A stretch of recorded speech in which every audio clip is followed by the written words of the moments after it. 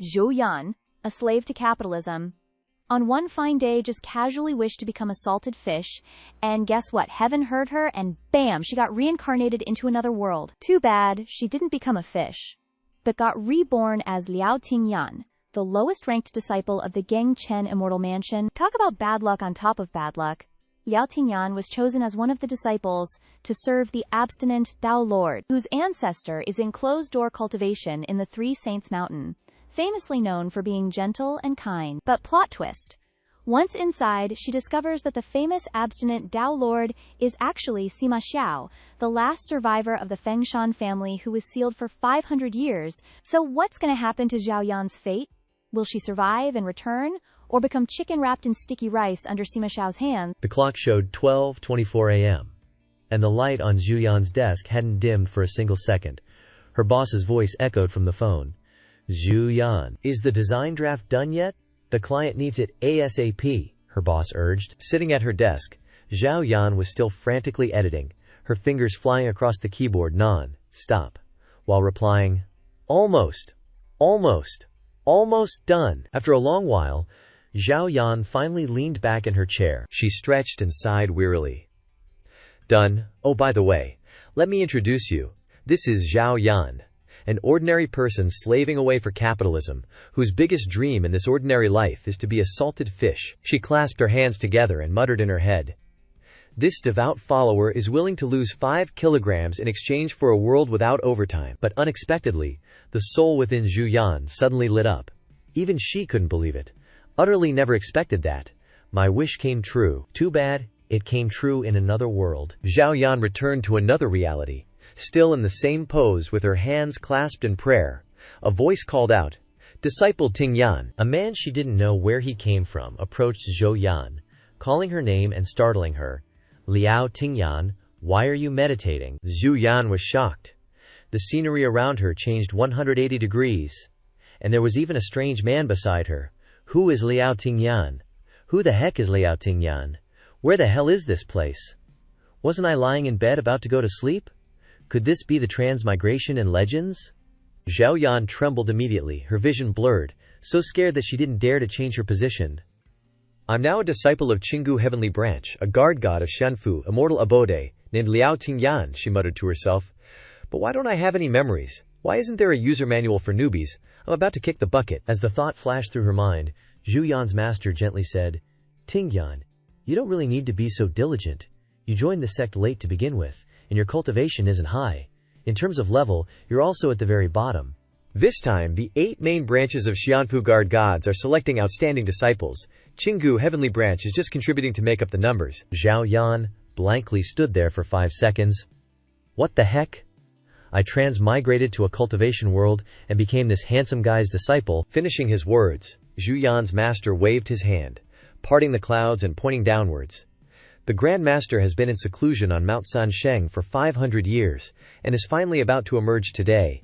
Our Xianfu guard gods is a major sect in the orthodox cultivation world. Encountering such a major event, not only the entire Xianfu guard gods, but everyone in the cultivation world feels honored. As he spoke, the master pointed Zhu Yan down below, to a place just 1 layer of clouds away from them. So many people, Zhao Yan marveled. She worriedly turned to her master and whispered, Master, is that Grand Master easy to get along with? The master smiled kindly, reassuring Zhao Yan, Disciple, don't worry. The Grand Master's Taoist title is Daojun Qizang, Benevolent Repository, with a high status, even higher than our sect leader, being the sect leader's Shibo Khan's senior martial uncle. Although I have never met the Grand Master, just hearing this Taoist title, I'm sure he's a generous and kind person. That's good then. Zhu Yan breathed a sigh of relief. Afterwards, Zhu Yan and her master went together to the meeting place that had been arranged. She also marveled at being able to ride the clouds and winds like a fairy for the first time. Arriving at the place, Zhao Yan almost dropped her jaw. Why are there only female cultivators? Is this Grand Master the Emperor selecting concubines, or a girl group audition show? One of the women inadvertently saw Zhao Yan and her master. She turned to ask them, which lineage does this junior sister belong to? The person who asked was the granddaughter of the Xianfu guard god's sect leader, Mu Huosheng. The master introduced. Greetings, senior sister. Ting Yan is my disciple. Zhao Yan also shyly bowed. Greetings, senior martial aunt. In her heart she couldn't help but marvel. OMG, pretty girls. However, Mu Huaosheng showed a meaningful smile. Oh, so it's not a junior sister but a grand, Bernice. The female cultivators behind her also made disparaging remarks about Zhao Yan. Haha, with such low cultivation she'll probably fall over with a gust of wind. That's right, that's right. Hearing this, the master turned to comfort Zhu Yan. Don't feel pressured. It doesn't matter whether you get chosen or not. Master won't blame you. Hearing this, Zhao Yan said, yes, master on the outside. But her heart was as cold as ice. Why should I feel pressured? I'm just here to go through the formalities. As the thought ended, a bell suddenly rang loudly. From inside the tower, an extremely magical aura suddenly emanated outwards, flashing brilliantly. Those beams of light gradually gathered into a shape in front of everyone. From within the magical beams of light, Shi Tianlu, the sect leader of Xianfu Guard Gods, appeared. Everyone was amazed and sighed. The sect leader came in person. A few years ago, when the great demon appeared to harm the world, only the 4 palace lords came. Today, only a few people are being selected, but everyone is showing up. It seems that the people above really value this selection. Shi Tianlu stepped forward and said loudly, today, we will select 100 people from among the disciples present here to serve the Grandmaster, Daojun Qizang. Finishing his words, Shi Tianlu and the 4 palace lords deployed a magical formation. Suddenly, a pillar of light surrounded the selected candidates, including Zhu Yan. Everyone was overjoyed, except for our sister Zhu, who was frozen solid. She muttered to herself, I was told to come here to go through the formalities, so why was I chosen? I thought I wouldn't be chosen, but I got chosen in an unexpected way. With a whoosh, the pillars of light gradually sent the chosen people away. Zhao Yan desperately grabbed out. No! The pillars of light teleported them to the 3 Saints Mountain Palace. But the atmosphere here was super gloomy. The palace in front of them even had a murderous vibe. Zhao Yan and the other chosen candidates landed and started looking around, checking everything out. She was like, whoa, it really is a cultivation world. Just a little teleport. And bam, here we are. Mu Huaosheng and her crew were also among the chosen ones. She looked ahead, worried. 3 Saints Mountain has been sealed for 500 years. I didn't expect it to look like this inside. Some female cultivators behind Mu Huaosheng were also nervous and scared. Does anyone else think this place is kinda creepy? Wait a sec, I can't use my spiritual energy freely. What's up with that? And what's with all those chains? Suddenly, a noise cut through their worries. Another female cultivator was sitting on the ground, trembling as she looked at the flowers in front of her. These flowers, they look like night. Blooming cereus. Why are there so many night blooming cereus here? In contrast, Zhu Yan was chill as heck. These flowers are pretty though. Why is she so scared? Once again, another noise interrupted the group. The sound came from the sky, making everyone look up. The figures of the sect leader and the palace lords appeared through the clouds in the sky. Zhu Yan marveled. This is so a cultivation world. They can even transmit sound through space. Shi Tianlu's voice echoed down below. Once Daojun Kongzang leaves seclusion, you must figure out how to get his attention. Whoever succeeds will have good fortune waiting for them. Daojun Kongzang is no ordinary person. You must serve him wholeheartedly and absolutely not anger him, or you'll be seeing your ancestors real soon. Remember, anything related to Daojun Kongzang must be reported back to me. Zhu Yan's face turned green. She worried to herself. Something about that sentence sounds off, doesn't it? Wait, didn't they say he was a kind, high-ranking ancestor? Why does it sound like my life's in danger at any moment now? She glanced at the other female cultivators, cautiously. If the ancestor's this dangerous, why not get Buddha or someone to suppress him? What good is bringing a bunch of bone spirits, snake demons, and peacock princesses here? Are they here to help the ancestor chill out and cool down? Just as that thought crossed her mind, the palace in front of Zhao Yan burst into flames, and the atmosphere became super tense. A large, icy wind blew past everyone there. It was so sharp that Zhu Yan got a few cuts on her skin. She was pissed. Damn it, I'm bleeding. Grandmaster, please calm down. Shi Tianlu suddenly knelt and kowtowed, begging for forgiveness. Grandmaster, please calm down. The group of female cultivators below also felt the pressure and knelt down. A voice boomed. When I get out, all of you will get to eat naked chicken. This made Zhu Yan's eyes widen. She wondered, are you guys sure the one about to come out is a proper, orthodox ancestor? Grandmaster, Shi Tianlu presented a letter. 500 years ago, not long after you went into seclusion, My master passed away from old age. Before he died, he left a letter, hoping it could be presented to you, Grandmaster. Come in, the voice finished. Daojun Kongzang then used magic to summon Shi Tianlu inside. Outside, Mu Huasheng's group wondered, are we going in or what? Of course, we have to go in and pay our respects to the Grand Ancestor. Only Zhao Yan was a scaredy maquette. She thought, you know what, I think I'll pass. After a long while, Shi Tianlu staggered out, holding his head. There were bruises on his face. Quote, definitely from getting punched, Shi Tianlu instructed. The Grand Ancestor has come out of seclusion and doesn't like to be disturbed. The female disciples who are here to serve the Grand Ancestor will stay. Everyone else, go home. As soon as he finished speaking, he and the palace lords disappeared. Zhao Yan's face froze. Girl, I want to bail too. Suddenly, a creature appeared before them, hissing and startling everyone. A snake. The female disciples screamed. A red snake stood before them. One of the female disciples stepped forward, bowing nervously. Senior, we disciples are here to pay our respects to our ancestor. The sect leader ordered us to come and attend to his daily needs. The snake turned inward and hissed a few times. Follow me! And with that, the snake led the group of female disciples into the palace. Along the way, Zhu Yan noticed bloodstains on the walls. She froze on the spot.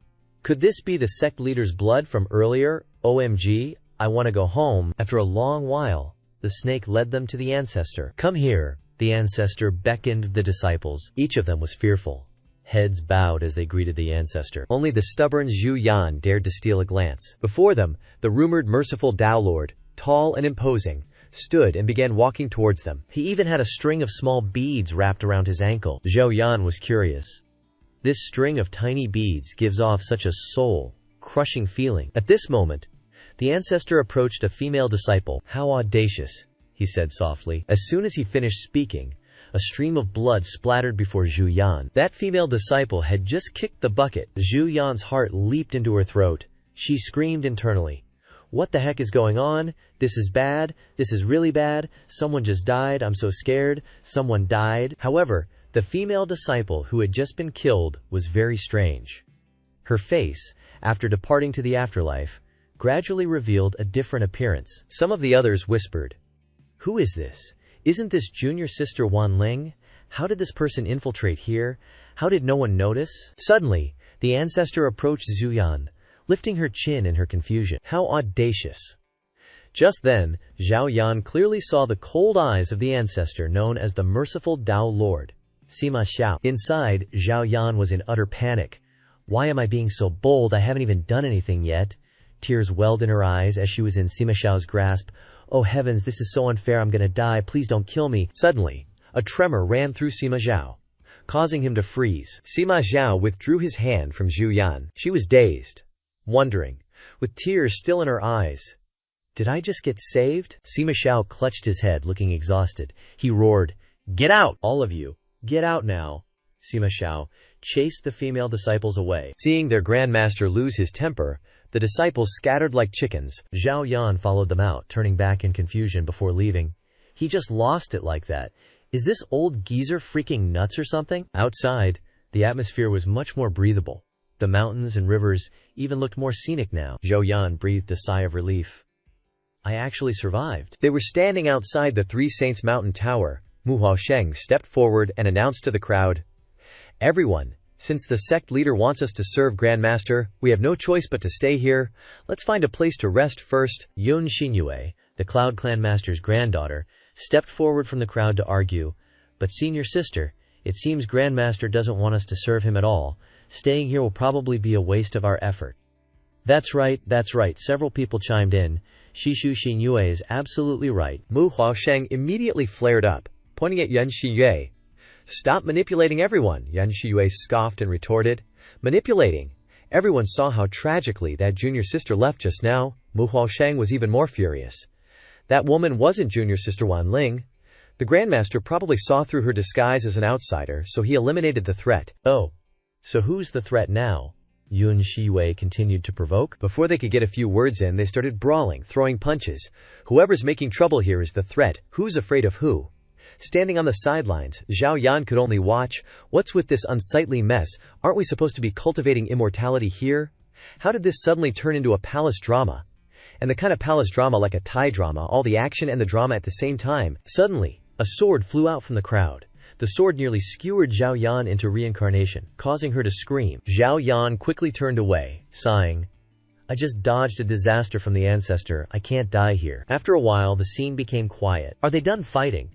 Zhao Yan cautiously peeked her head out to investigate, but there wasn't a single soul in sight. She was flustered.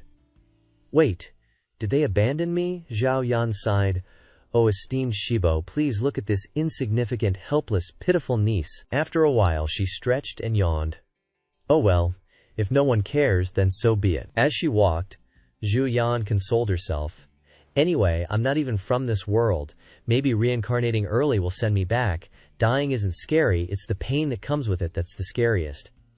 After muttering to herself for a while, Zhu Yan didn't care anymore. Forget it, time for bubble tea. Wait, where am I going to find bubble tea around here? Meanwhile, Sima Xiao, chilling under a peach tree with his spirit beast, was watching everything unfold. He was slowly feeling the spiritual energy in the air, closing his eyes to observe with his senses, like some kind of psychic. Sima Xiao overheard Yun Shui saying to everyone, "High risk, high reward, y'all. I'm sure you've heard the stories before coming here. We gotta win over the ancestor before anyone else. This is tied to a huge plan concerning the survival of the Khan, then immortal abode." Hearing that, Sima Xiao just chuckled. "Let's see just how big these guys' balls really are." "Let's go," he told his spirit beast. The spirit beast, hearing Sima Xiao's words, got all flustered. Suddenly the master's pulling a 180. So scary, wah. Suddenly, something caught Sima Xiao's eye. He glanced over to the side. Down below, there was a figure sprawled out on a little pavilion not too far away. He went in, lifting the sheer curtain that was fluttering in the breeze. Sima Xiao and his spirit beast, after shrinking down in size, slowly crept closer.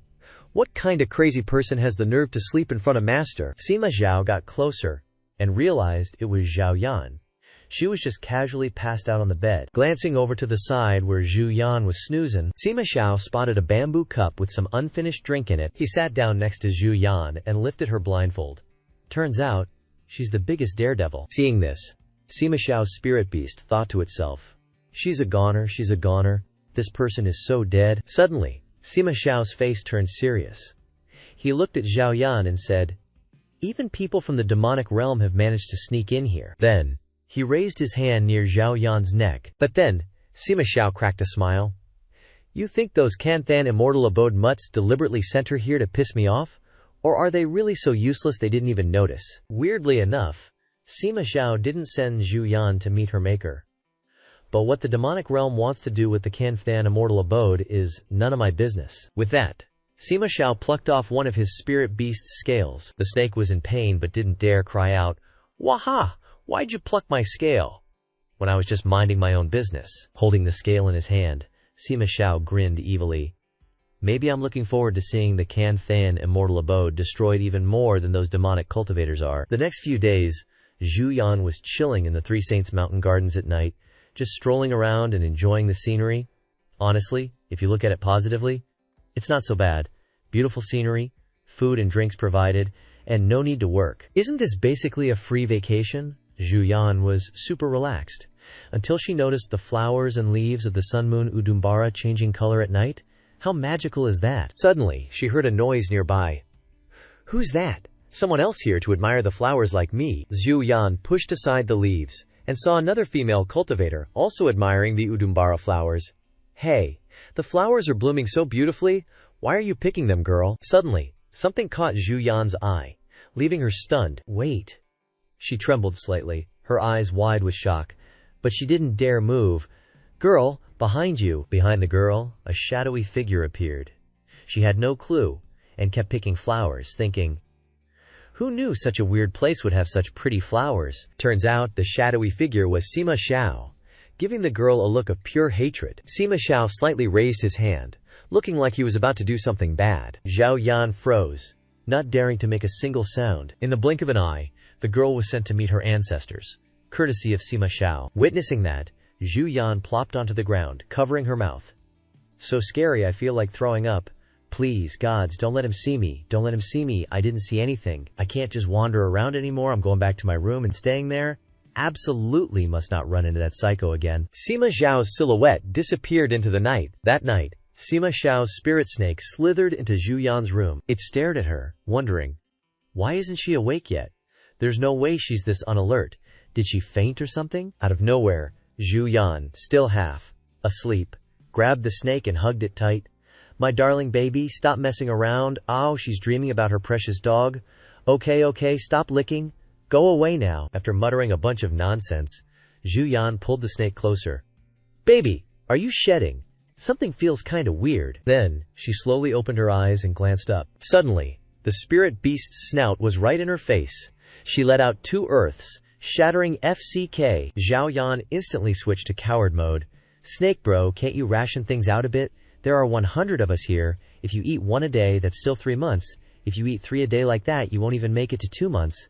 In her head, Zhao Yan was chanting, Buddha, Jesus, true Lord, Mom, save me, save me. Suddenly, the snake dropped Zhu Yan's cup in front of her. Zhao Yan understood. The bamboo cup, you want this? The snake nodded like crazy. I'll get you a bigger one. Guaranteed to be enough. Zhao Yan forced a smile. This is a drink I found in my Qiangkun bag. It's a magic bamboo cup that can provide an endless supply of water. The snake's eyes sparkled with anticipation. Zhao Yan quickly pulled another cup out of her Qiangkun bag for the snake. It immediately dove in, gulping it down. Zhao Yan sighed inwardly. Even the snake that Psycho raises is like a dog, huh? To raise a snake as big as a dog, that Psycho is really something else. Turns out that earlier in the forest, it had accidentally drank some water from the cup that Zhu Yan dropped. On the other side, Sima Xiao summoned Yun Xingyue and several other female cultivators to ask about something. Speak, Sima Xiao said. Yun Xingyue and her sisters knelt below, feigning fear. What are you doing here? Sima Xiao flashed a meaningful smile. Yun Xingyue stammered. This disciple is here to serve ancestors' daily needs. Hearing this, Sima Xiao commanded, Say it again. What are you here to do? Sima Xiao used a truth-telling spell to control Yun Xingyue and the others. Yun Xingyue, under the spell's influence, trembled as she blurted out, I came here to become ancestors' concubine. If I give birth to a child with the Sima family's bloodline, the Fengshan clan's lineage will be extended, thus killing ancestor and resolving the great calamity for the Kunthan Immortal Palace. Our Yun family can then become the masters of the Kunthan Immortal Palace. Oh, Sima Xiao chuckled ominously, as if he understood everything. He then turned to the remaining 2 women. And what about you? Sima Xiao continued using his spell. They too fell under the spell, blurting out, I pretended to submit to Yun Xingyue because I wanted to wait for a chance to replace her, to seize the opportunity to open another palace for the Moa family, surpassing the Yun family. What? Yun Xingyue suddenly turned around, shocked. Sima Xiao just sneered. After so many years, it's still the same old stale plan with absolutely no progress. The Sima family is down to just me. If I die, the Kunthan Immortal Palace will be lost too. Palace Lord, Lineage Masters, all of you in the entire Kunthan Immortal Palace, you'll all die with me. Elsewhere, the scene was much calmer than within the Three Saints Palace. This was the Kunthan Immortal Palace's lantern pavilion. On the lake's surface were lotus flowers, some shining, some extinguished. The extinguished ones represented the life of someone who had returned to their ancestors. The Yin family palace lord recognized this. That's Xinyue's soul lamp. Her soul has dissipated. The Yin family palace lord said to Xin Tianlu, Sima Xiao really has no scruples at all. We've lost more than half of the 100 female cultivators we sent. Shen Tianlu calmly replied, What does he have left to worry about now? If it weren't for the fact that he hasn't recovered enough to leave the Three Saints Mountain, I fear. Just wait and see. These demons and ghosts, only a few soul lamps on the lake shone brightly, not yet extinguished. On the other side, Sima Xiao's snake and Zhao Yan, having drunk their fill, were sprawled out, fast asleep. Suddenly, Zhu Yan sensed something and woke up with a jolt. A sharp stomach pain hit her, causing her to roll around, clutching her belly. Why does it hurt so much? Is it that time of the month? No, that's not it. I don't feel any blood flow. The body structure of a female immortal cultivator is so strange I only feel stomach pain, but nothing else. The snake, groggy with sleep, woke up and looked at Zhu Yan, puzzled. It was shocked to see Zhao Yan so exhausted that she couldn't even roll over. Is she a goner? A while later, at Sima Xiao's Three Saints Palace, the snake brought Zhao Yan before him, signaling, Master, quickly save her. Sima Xiao was curious. What did she do? Why do you want me to save her? Zhao Yan lay on the ground, moaning. so cold. Sima Zhao was startled and looked at Zhao Yan, confused. The Ma realm spies are really this audacious? Zhao Yan, unaware, clung to Sima Zhao, pleading, "Give me a blanket." The snake outside was scared for her. She's done for. This time, this female cultivator is really a goner. Unexpectedly, Sima Zhao's actions surprised the snake. Sima Zhao used his magic to examine Zhu Yan. After a moment, he realized. So it's the Ma realm's poison. Child's play. With that, he helped Zhu Yan up. The snake was shocked. What does Master want to do? Don't tell me he wants to use his own blood to save this female cultivator. That's exactly what he did. Sima Zhao put his finger in Zhu Yan's mouth, feeding her his blood. Suddenly, he realized something with a jolt. This woman, Zhao Yan, couldn't bite Sima Zhao's finger, so she couldn't drink his strawberry syrup. Putting Zhu Yan down, Sima Zhao scoffed. Useless human teeth can't even bite my finger. With that, Sima Zhao personally poured his blood into Zhao Yan's mouth, only he poured a lot. But Zhu Yan still showed no signs of waking up. Why isn't she awake yet? My blood can't cure such a tiny poison. Inside Zhao Yan, she felt very strange, so cold, so painful. She felt like her whole body was covered in strawberry syrup, walking on the ground. Her footsteps dragged across the ground. Finally, Zhu Yan collapsed onto the ground, unable to stand anymore. She looked around, wondering, leaving here, will I get to go home? But Sima Zhao's strawberry syrup, Fey blood, was working. His blood gradually congealed inside Zhu Yan's soul. Slowly, a warm sensation spread, soothing Zhu Yan. Why isn't it cold anymore? It doesn't even hurt, and it feels kinda good. Whatever. Outside, Zhu Yan nonchalantly pulled up the blanket and fell asleep. Finally, a good night's sleep. Both Sima Zhao and the snake froze when they saw Zhao Yan sleeping and snoring away. So, she just fell asleep, Sima Zhao mused. The demon realm went to all this trouble just to get this thing in here. No way. This woman is not simple. Sima Zhao suddenly smirked evilly. She didn't rush up to me looking for death like other idiots, and she secretly charmed that dumb snake. Maybe today's entire performance was deliberately set up by her. Not bad. Got some tricks. Layers upon layers of schemes, worthy of that beautiful face. Thinking this, Sima Zhao pinched Zhao Yan's face, making her uncomfortable. Zhao Yan woke up with a start. Oh my god. Before Zhu Yan, both the snake and Sima Zhao were staring at her. Awake. You're really ballsy. Being the ancestor of crazy chopping people, Zhao Yan once again went into beggar mode.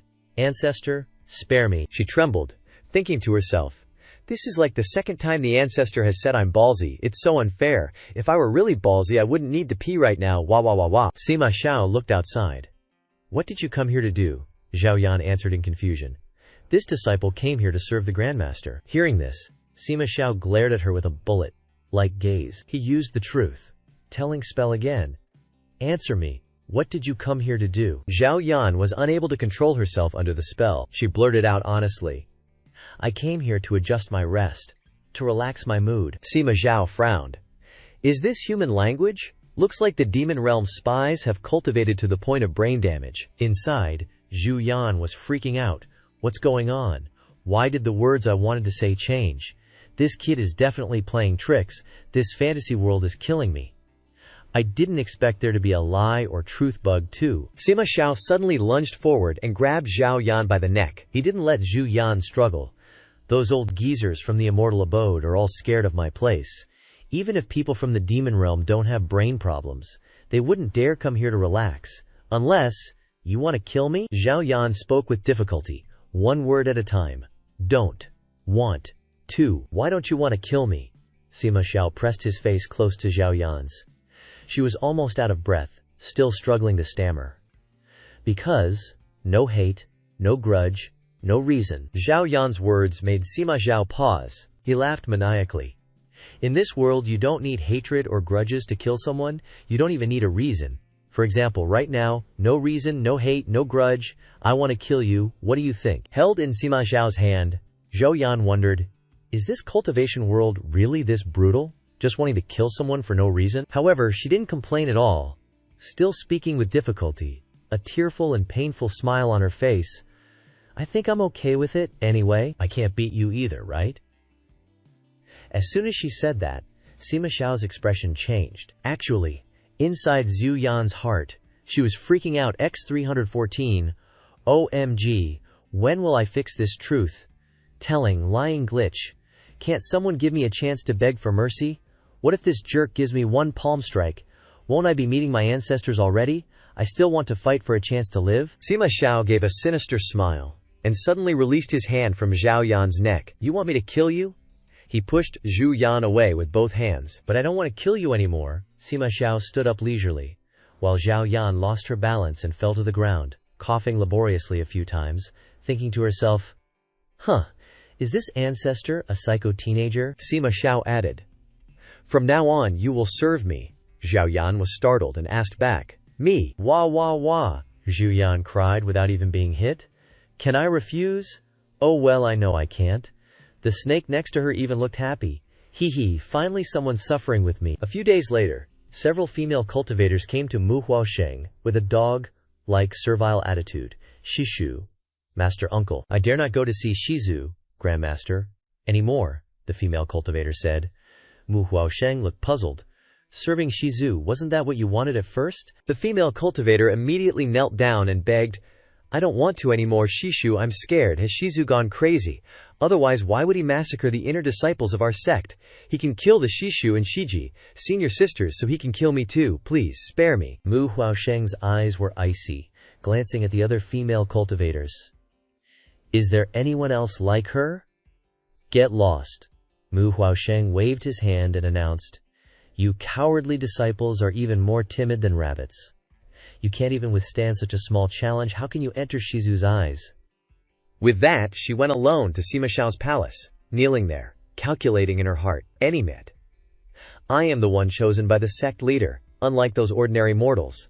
Only I know that Shizu is of the Phoenix Mountain bloodline, know the taboo of his birth, know the tragedy he initially encountered. I understand Shizu better than anyone else. Even Yun Shiwei is gone. Only I am still alive and well. It can be seen that Shizu has some regard for me. Thinking so, Mu Huaosheng said loudly, Disciple has come to serve Shizu. Please, accept me. Nearby, Zhu Yan saw this scene, admiring Mu Huaosheng in her heart. Wow, this female cultivator is so brave. I only wish to stay far, far away. But this sister is actively approaching that moody ancestor. What kind of mental fortitude is that? No wonder people are leaders. I'm still far from realizing that. Suddenly, Mu Huaosheng noticed Zhao Yan's appearance. She casually asked, You're still not dead. This sentence made Zhao Yan freeze. Hey, what a coincidence, huh? In front of Mu Huaosheng, Zhao Yan casually walked to the palace door, smugly. Dead? No way, I'm gonna live until the end of time. Mu Huaosheng sneered at this. What kind of place is Shizu's place? It's not like anyone can just knock and get the door opened. Zhao Yan's face went blank, standing there thinking. So what do? The ancestor told me to come in. The employee ID doesn't allow me. The door is forbidden. I can't get in. Isn't the only way to knock. As soon as she thought that, the door immediately opened. So smart, I haven't even knocked yet. Seeing this scene, Mu Huaosheng's eyes and mouth widened in shock. She angrily stood up, about to go in. I am the one favored by Shizu. What is she relying on? If she can get in, I also. Suddenly, a sound rang out, and in an instant, a spray of fresh blood splattered. Zhao Yan turned her head in shock, seeing that Mu Huaosheng had been killed. She was bewildered. She's dead. The palace door slammed shut accordingly. Zhao Yan lost her balance and almost fell backwards. Unexpectedly, she bumped into Sima Xiao, who was standing right there. He casually replied to her, Dead. Sima Xiao stroked Zhu Yan's cheek. He pulled her close, asking with a sinister smile on his face, Do you know why I killed her? Sima Xiao explained to Zhu Yan. Those people I killed before, most of them had stupid and greedy thoughts. They were so annoying, so I killed them. Especially Yun Yue. The things she said proved it. She wanted to become my grandmaster's concubine and give birth to a child with the Sima family bloodline. That way, the Fengshan lineage would continue, and we could kill the grandmaster and solve the big problem for the Kanthan immortal abode. The Yun family could also become the masters of the Kanthan immortal abode. Then he talked about Mu Huaosheng. But the previous one wasn't. She was a puppet, raised in a special way. She had nothing going on. Looking at Zhao Yan's bewildered eyes, Sima Xiao calmly affirmed, Compared to the obvious greed of the others, I hate those puppets who've lost their minds and souls even more. I'm not even interested in killing people like that. It's just that she was too noisy today and annoyed me, Sima Xiao said, turning and walking inside. Zhu Yan froze. She looked at her Grandmaster's back with a "what is even happening" look. Why is Grandmaster telling me this stuff, and personally bringing me upstairs, and talking so nicely? Hallucinations. It has to be hallucinations. After a long while, you could hear Zhao Yan's tired breathing. Her legs were shaking as she climbed each step. Up ahead, Sima Xiao continued to walk casually. Behind him, Zhu Yan was almost out of breath. "So tired, I climbed 22 flights of stairs. If I keep climbing, I'll die of exhaustion, before Grandmaster even kills me." Sima Xiao knew Zhu Yan was tired behind him, wondering if she was even fit to be called a cultivator. At the same time, Zhao Yan couldn't take it anymore. She knelt on the ground, complaining in her heart, "Grandmaster, please stop using your powers. I really can't go on." Suddenly, something in front of her made Zhu Yan's eyes widen. In front of her, a lotus flower was blazing with fire. It was burning so fiercely, but the lotus flower was still intact. Zhao Yan curiously moved closer. According to the usual rules of the Xuan world, this weird thing must be incredibly precious, she speculated. Unexpectedly, Sima Xiao got close to Zhao Yan. "Do you know what this is?" Zhao Yan was startled, stiffening as she replied awkwardly, A flower." "Look more closely." Sima Xiao grabbed Zhu Yan's neck, using magic with his other hand to pluck a petal. "A lotus flower?" Zhao Yan answered with difficulty, wondering if that flower had just screamed miserably a moment ago. Sima Xiao seemed surprised. "And they just let you in here without knowing anything?" "Yeah," Zhao Yan said, confused. "No one told me anything. The demonic realm is really declining." Sima Xiao sighed inwardly. Thinking about it, Sima Xiao crushed the petal in his hand. He turned and instructed Zhu Yan, "You have to come here every day and water this thing." "Wait, seriously?"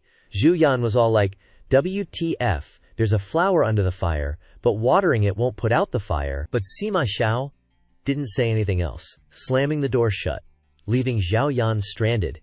He just left like that. Helpless, she turned to vent her anger on the lotus flower. "You son, Fatuf, BTCH boss, you have no conscience. You give a newbie a weird task on their first day and just leave all high and mighty." She grabbed a large jug made by Gake something company, a fire extinguishing product for farmers, and scooped water from a nearby pool. "Watering? Is watering like this okay?" Zhao Yan splashed water directly on the lotus flower in front of her. Unexpectedly, the fire suddenly blazed up in front of her. It spoke. "You're watering me. I'm going to burn you to ashes." Zhao Yan hadn't anticipated this. Holy crap, the fire can talk. Is it a living fire? "Don't panic, I can win," she thought. Then she fiercely watered the fire again, making it scream. Finally, the fire shrank into a fire spirit, begging, "Don't water me anymore, I'm so uncomfortable, Waha." The fire spirit asked Zhu Yan, "Himik, I've never seen you before. Who are you? Why did that person bring you here?" Zhu Yan poked the fire spirit. "I haven't been here long. I'm here to serve Grandmaster." The fire suddenly became cheerful. "So you're a disciple of the Kandhan Immortal Abode? I knew someone would come to rescue me from his hands.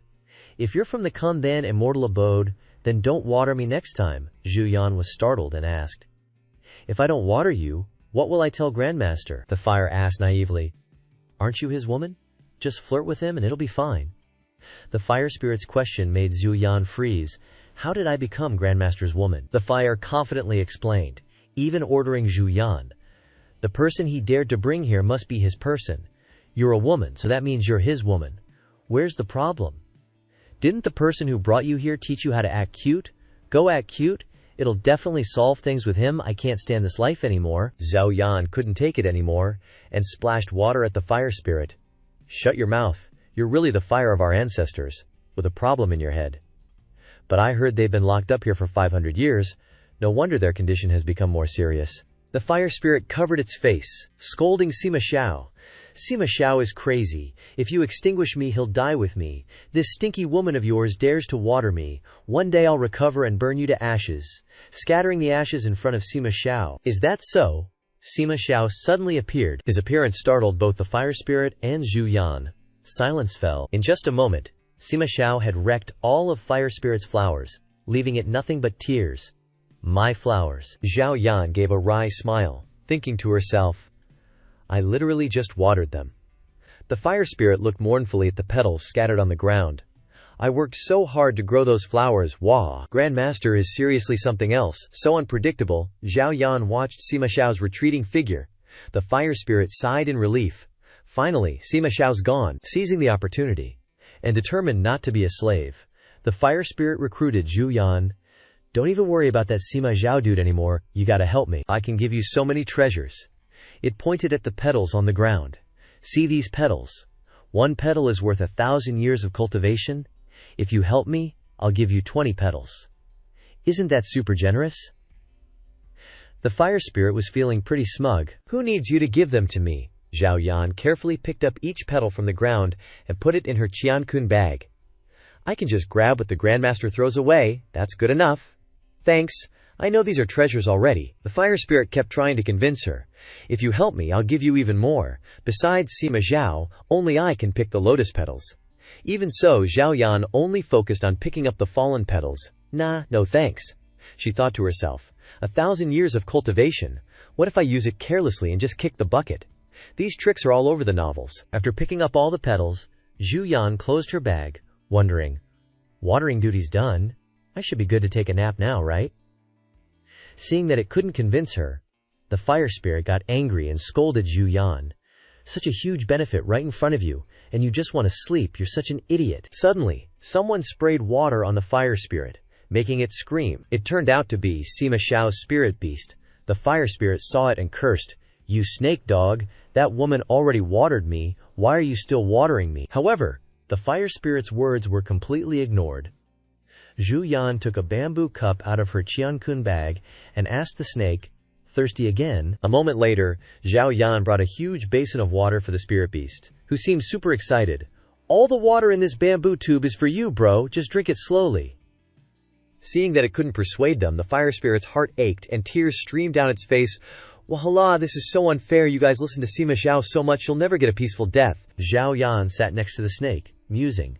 Feels just like raising a dog. She turned to the snake and asked, "Hey buddy, if you're also a flower waterer, do you know when we get off work?" The snake raised its head and pointed in one direction. Then, it led Zhu Yan away. "Following you," Zhu Yan was excited. Knew that a long-time employee is more trustworthy than a scumbag boss. Following a long-time employee can't go wrong. Zhao Yan was led by the snake to a room.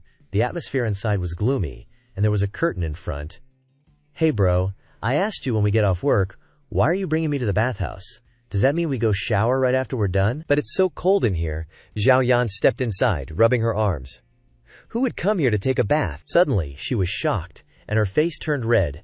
This is the Grandmaster's bathtub. In front of her, Sima Xiao was soaking in the water, and through the curtain and a few sprigs of white flowers, his exquisite body was revealed. Zhao Yan shyly covered her face. "Oh no, I saw the 2 nips on Grandmaster's chest. Am I gonna get silenced?" She hurriedly pulled on Snake Bro, wanting to run away. "Let's go, quick!" Getting caught peeping at Grandmaster taking a bath is punishable by death. This scheming snake, is he trying to screw over a colleague? "You're too heavy." Suddenly, Sima Xiao called out, "Come here!" Zhao Yan felt like she'd been struck by lightning. "My life ends here." She hurriedly begged Sima Xiao, "Grandmaster, please forgive me. I didn't know this was your bathtub. I already watered the flowers, maybe." She hesitated, looking at Sima Xiao, who was facing her silently, and hadn't replied. In fear, Zhu Yan asked softly, "Can I get off work yet?" "Get off work?" These 2 words made Sima Xiao feel a little confused. Seeing that Sima Xiao didn't answer, Zhao Yan's whole body trembled. Why is Grandmaster being so silent? Does that mean he still wants to take my life? Suddenly, Sima Xiao nodded. "Leave." Waiting for those words, Zhu Yan ran off like a bat out of hell. In the bathtub, Sima Xiao watched Zhao Yan leave, a certain something hidden in his eyes. In just a few short days, Zhao Yan had gotten used to this new job. The colleagues were friendly and approachable. She cheerfully clinked glasses with Sima Xiao's snake, downing every last drop. Sima Xiao often didn't show up, which secretly pleased Zhu Yan. Sweet. The Grandmaster wasn't around, so she could laze about in peace. Zhao Yan's work target was the fire spirit, who, despite its love of cursing and spewing flames, was easily dealt with by throwing water on it. Peeved. Amateur. She even conveniently solved the commuting problem by moving straight into the 3 Saints Tower. Bursting with pride, she showed off her accomplishment. "Brothers, check it out. I've brought my folding bed and blankets. No more tiring climbs every day. I'm such a genius." Zhou Yan sprawled on her bed like a total chill queen. This isn't so bad, actually. Suddenly, she felt like something was off. Her face was dotted with sweat. Something's not right. Outside, a gloomy and oppressive atmosphere surrounded Zhao Yan's sleeping spot. Opening the window just blasted her with hot air. How am I supposed to sleep like this? Wah, my complexion. The fire spirit beside her openly laughed in Zhu Yan's face, leaving her fuming but helpless. What are you laughing at? The fire spirit cackled with glee. Today's the new moon. It's been 500 years since Mount Three Saints saw a new moon. So what if it's the new moon? Zhao Yan wondered. This Xuan world is so weird. A new moon only appears once every 500 years. Suddenly, she heard footsteps approaching. The heat around Zhu Yan suddenly shifted, and she shivered, hugging herself. Why is it suddenly so cold? From within, Sima Xiao emerged, surrounded by a dark aura. Zhenu Yan noticed. It's the Grand Master. Looking at Sima Xiao, Zhao Yan wondered. What kind of artsy-fartsy stuff is he up to now? Sima Xiao approached the blood blossom and reached out, absorbing its fiery energy. Instantly, Sima Xiao was enveloped in a rich aura of blood energy. Watching this, Zhao Yan was wary. I really don't want to see any more of Grandmaster's secret techniques. Immediately, Zhao Yan pulled the blanket over herself and pretended to sleep. Time for the great fake death technique. I'm dead. Okay, I see nothing. I see nothing at all. Unexpectedly, Sima Xiao raised the blood blossom in his hand. Even more unexpectedly, he brought the blood blossom closer to Zhu Yan. She was keeping her eyes shut, so she could only feel it. I see nothing at all. Why has it suddenly got this light, pleasant scent? It's so fragrant, makes you instantly awake and full of energy. Zhao Yan cautiously cracked open her eyes, feeling like she'd just chugged 3 cans of Red Bull. Standing before Zhao Yan, Sima Xiao suddenly smiled kindly. Do you know what this is? That's a red lotus, Zhu Yan said, her eyes warily fixed on Sima Xiao. Crap, I've been hit with his truth charm again. Didn't he ask me this before? Why is he asking again? Sima Xiao held up the blood blossom and explained. Wrong. This is a Phoenix Mountain blood coagulation flower. Do you know what it does? Zhu Yan chirped.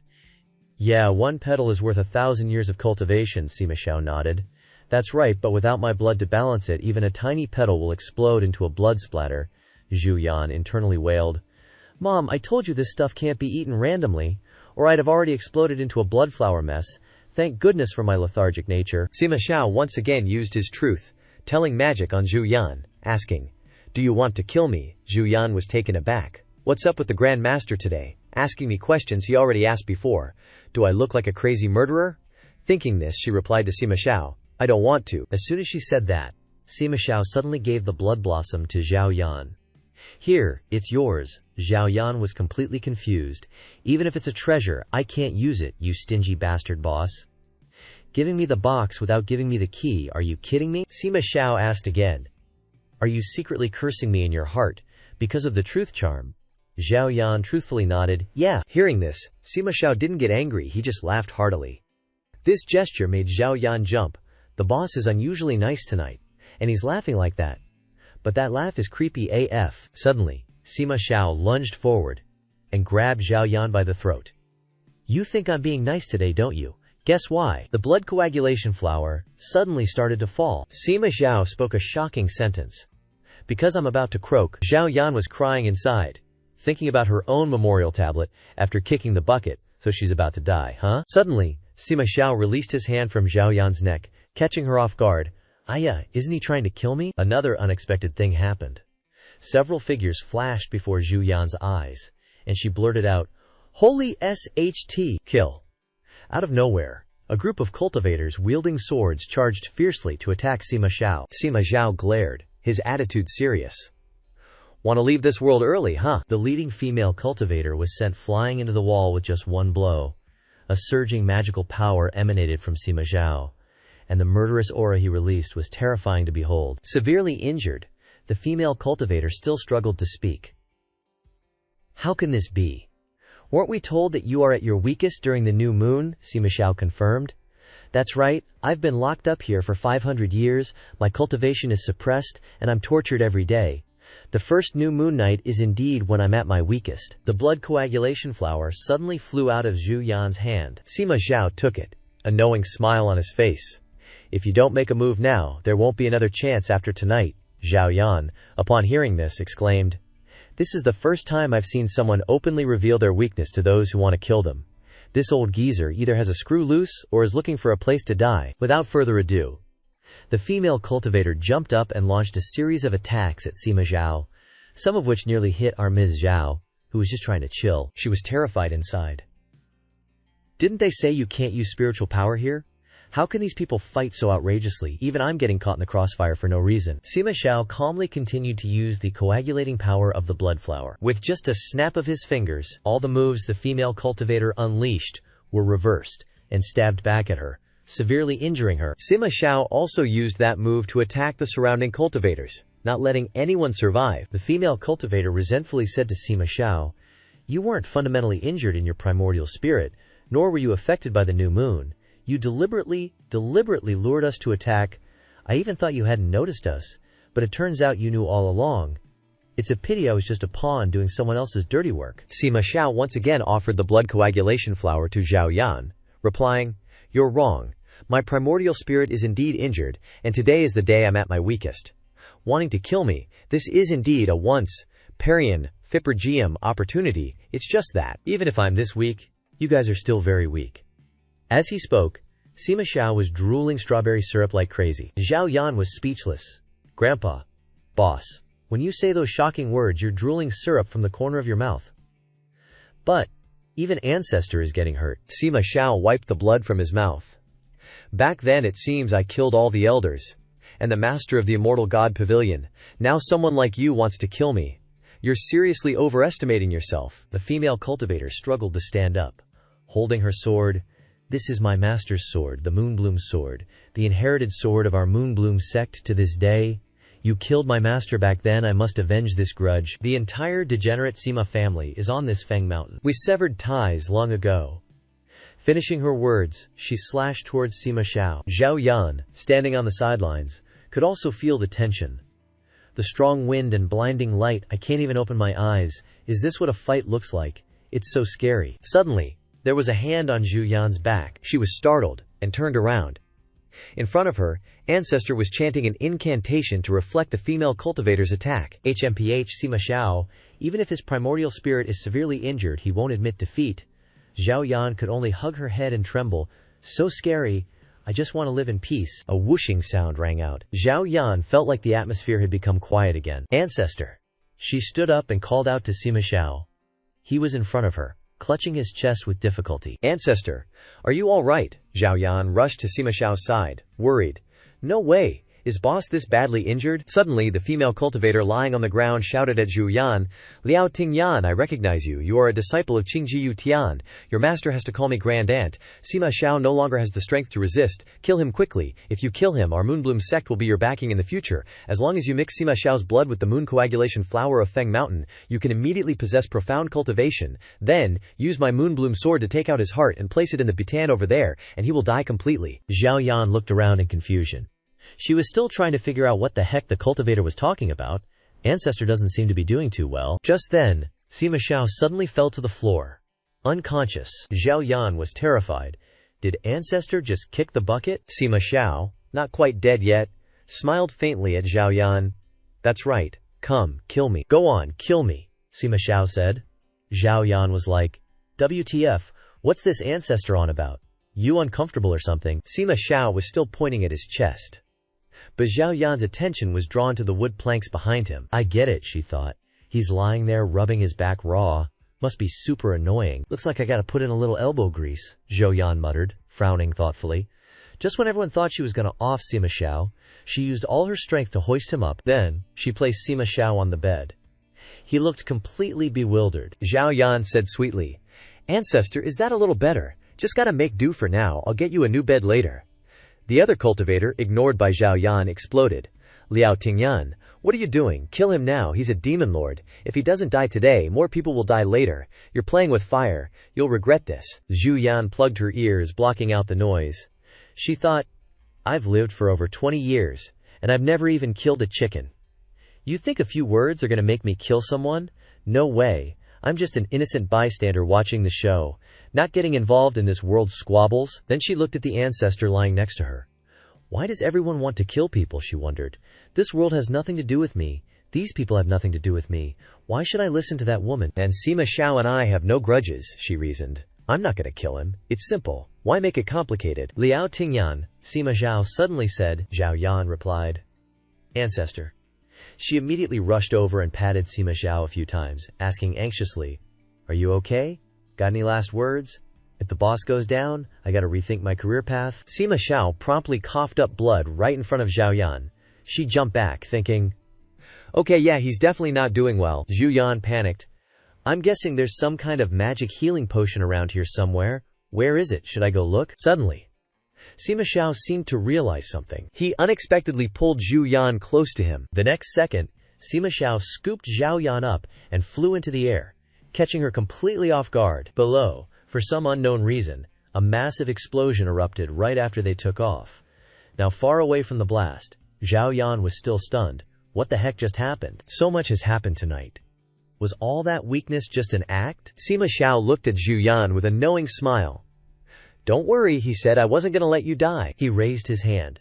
In his palm, a roaring flame blazed. So you can't kick the bucket, Sima Xiao said, flicking his wrist. The flame spread across Mount Sansheng, merging with the chains. The others, on Mount Sansheng, blocked off, shouted anxiously. This fire's blocking the way. We can't get out. Why can Sima Xiao still move around? Are we trapped? One guy named Tian Jiang was there. He hastily pleaded with Sima Xiao, Tao Lord from Tibet. This is all a misunderstanding. We of the Celestial Branch have no intention of disrespecting you. Seeing that Sima Xiao's anger hadn't subsided, Tian Jiang pointed at an old man nearby. It was him. He was the one who played tricks. The old man didn't bother denying it. So what? Don't let him fool you. He's clearly on his last breath. If we join forces tonight, we can definitely take him down. Sima Xiao said casually. Which palace's trash are you? After locking me up for 500 years, I've forgotten everything. Beside him, Zhao Yan sighed. Even at a time like this, he's still making enemies. Truly an ancestor, I am impressed. Sima Xiao sneered at the people before him. Didn't I tell you? Even if I'm this weak, you're all still too pathetic. Sima Xiao simply reached out his hand. A stream of fire shot out. In an instant, countless people were burned alive in agony. Sima Xiao, you won't die peacefully. Tian Jiang was stunned. We thought after being suppressed for 500 years, Sima Xiao was so weak he was just waiting to die. I didn't expect him to still be this terrifying. The bald old man also started to panic. The Fengshan clan is truly that powerful. Such layers of formations and restrictions, and they still couldn't do anything to him. Tian Qiyang, scared witless, hastily bowed and apologized. Tao Lord, these people were disrespectful to you. They deserve to be punished. After we return, we'll definitely deal with the branch they belong to. Sima Xiao didn't care. He turned to Zhao Yan and asked, Look at these people. Each one of them inspires fear in others. Yet their current state is so ridiculous. What are your thoughts on this? Zhao Yan froze. Today's information overload is too much. My brain's fried, I just feel. Zhao Yan suddenly blurted out, looking at Sima Xiao with wide, innocent eyes. I just feel your waist is really slender. She forgot she was under Sima Xiao's spell and panicked inwardly. Is this bastard using a truth spell to kill me again? Zhao Yan's chubby cheeks were being pinched by Sima Xiao, making it impossible for her to say a word. His voice was ice cold as he said, So, my waist is very slender. Faced with this question, Zhao Yan could only force a laugh and say, That's right, I think it's probably because you've been locked up for too long, and you're so hungry that you've gotten that way. In her heart she couldn't help but think, There's nothing to eat on Mount Sansheng. What else could it be but hunger? Remembering Sima Xiao's appearance when he was locked in the dungeon, his furious attitude as he constantly cursed, Release me, I want to eat, otherwise I'll kill you all. Zhao Yan felt that her thinking was absolutely right. This grandpa was in prison with no one to bring him food. He suffered from hunger and thirst. No wonder he got more and more twisted. But she only dared to think it in her head. She didn't have the guts to say it. Sima Xiao said dangerously. You're right. The suffering I've encountered. His hand reached out and touched Zhu Yan's hair, causing her to blankly think. What did I say? He pulled her small body into his embrace, and his sinister tone continued. I should demand it all back, one by one. Zhao Yan panicked after hearing this. I didn't say that, damn it. Power from his hands began to spread in all directions, causing the crowd to run away in fear. Screams rang out everywhere. Get out of the way! Zhao Yan stared dumbfounded at Sima Xiao's actions. What does he want to do now? His eyes were filled with murderous intent as he coldly asked the crowd, Did I let you leave? A bald man recognized Sima Xiao's actions. This is bad. He's trying to break the formation. Inside the formation, ghostly spirits gradually approached. Enveloping the two of them at the center, Zhu Yan asked worriedly, "What are these?" Sima Xiao explained to her. The 8 great palaces set up this grand formation back in the day, and the later generations of the sect master maintain it. Zhao Yan finally understood. So the group of women that Ancestor killed before weren't killed randomly. The man beside her began to emit thick, murderous aura. "I've tolerated these eyesore seals for too long." Streams of demonic power, like dark, sharp points, were constantly approaching them. Sima Xiao held Zhao Yan tightly in his arms. The sturdy iron chains also began to crack, making clanging sounds. Then, each link broke apart. The crowd outside couldn't believe what they were seeing. He can actually rely on his own strength to break the formation. The bald man was extremely worried. "We're dead. We're really dead. The seal has been broken. In that case, all the spiritual energy will." Spiritual energy gradually escaped from the dark and endless space. Sima Xiao lifted Zhu Yan up high to observe the situation. Streams of brilliant spiritual energy surrounded them. In contrast to his calmness, she was a little panicked, clinging to him tightly and screaming. After stabilizing, Zhu Yan thought blankly, "Am I sitting on a cloud? This is the first time I've seen Ancestor smile so happily. Not the, 'you're about to die' kind of smile, but just happy." She gently inhaled the extremely comfortable air and asked curiously, "What is this?" As if sensing a change in her body, her eyes lit up. "It's spiritual energy. Just one breath and I feel like even a cultivation noob like me is leveling up like crazy." At the beginning, we put a lot of efforts into setting up a grand formation to cut off spiritual energy on Mount Sansheng, and also taking the opportunity to swap the dragon for the phoenix. As a result, the spiritual energy was diverted to all parts of the Carinus Majora star territory. That's how we got a prosperous Carinus Majora star territory for 500 years. Now, Sima Xiao has destroyed everything, they thought in fear. Sima Xiao has escaped from confinement for more than 500 years. He will definitely not spare us. What should we do? At this moment, Xin Ganyan quickly stepped forward and saluted Sima Xiao. "This humble one is Xin Ganyan, paying respect to Tao Lord Zizang. Now that you see Mount Sansheng has been destroyed like this, how about temporarily moving to White Deer Domain to stay for a while and waiting until Mount Sansheng is completely repaired? Then we will invite you back here." Shi Gayan's flattering attitude made Zhu Yan curse in her heart. "This bastard! He's sucking up to Ancestor faster than I am. Shameless." Shi Gayan is afraid that Ancestor will get angry and kill a few more people, so he separated himself first, huh? As expected of the sect master, he's full of schemes. Sima Xiao heard him introduce himself and suddenly asked, "Your surname is Shi. Is Shi Tianlu related to you?" Shek Gayan replied respectfully, "Sect Master Shi Tianlu is this humble one's uncle. Is this beside Tao Lord your wife? She must be frightened too. How about coming to White Deer Domain together to recuperate?" Zhao Yan saw that he had misunderstood her identity, and quickly waved her hand to explain. "No, she thought in confusion. "Wife? How did I become his wife?" Sima Xiao touched her shoulder, causing her to startle and say, "Whoa." Sweat poured down like rain on Zhu Yan's pretty face. She kept thinking, "Boss, what are you doing again? He's calling things randomly. It's not like I want that." While Sima Xiao was pinching Zhu Yan's cheeks with interest, she became even more frightened. "If you want to chop me or kill me, just say so, boss. Just repeating this action, are you petting a cat?" Shigeyan saw how intimate the two of them were and guessed, this woman is really not simple. She can make the tyrant Ancestor bring her along the way, and even show affection in front of everyone. Others were also very puzzled. This female disciple looks very ordinary and has nothing special. Why does Sima Xiao like her? Sima Xiao doesn't care about women. The sun must be rising in the west. The cultivation world is about to have an alliance with the demon realm. Absolutely impossible. Faced with the curious gazes of the crowd below, Sima Xiao began to take action. He flicked his fingers lightly. A powerful force seemed to engulf the space, and screams of pain rang out everywhere. Sima Xiao coldly ordered them, "Go back." In the silent night, under the clear moon and gentle breeze, a group of people started gossiping as they looked at the scene reflected through the lotus flower. "Zhu Yan, which sect is she even from? How's she still alive?" Another disciple replied, "Heard she's a disciple of Dongyang Zhenren, and his tricks are pretty good. I wonder what he taught his female disciple to seduce men, making Sima Xiao so obsessed he's lost his mind." Someone couldn't help but chime in, "If that woman can stay by the Grand Ancestor's side forever, maybe Qinggu Tian will have a chance to rise up and become the main branch." Seeing them gossiping like that, Yuan Chang, from the first branch of Wanyu Plum Garden, son of the Yuan family head, thought with contempt, "What a bunch of idiots. Still thinking Zhao Yan is a disciple of Dongyang Zhenren. Can't you figure out that I arranged it all? Don't even think about it. Jinggu Tian is too small. Time to participate in something as big as serving Sima Zhao. What I hold in my hand right now is an advantage that nobody else has. A woman who makes Sima Zhao look at her differently. As long as the GU poison on Zhao Yan's body isn't cured, she can only follow my arrangements. Even Sima Zhao can't save her." Xin Tianlu stood high above, calmly telling the others, "All right, this isn't a small matter. We need to investigate it thoroughly." He transmitted his voice to Shi Genyan. "Genyan, there's a female disciple named Zhu Yan whose soul lamp hasn't gone out from beginning to end.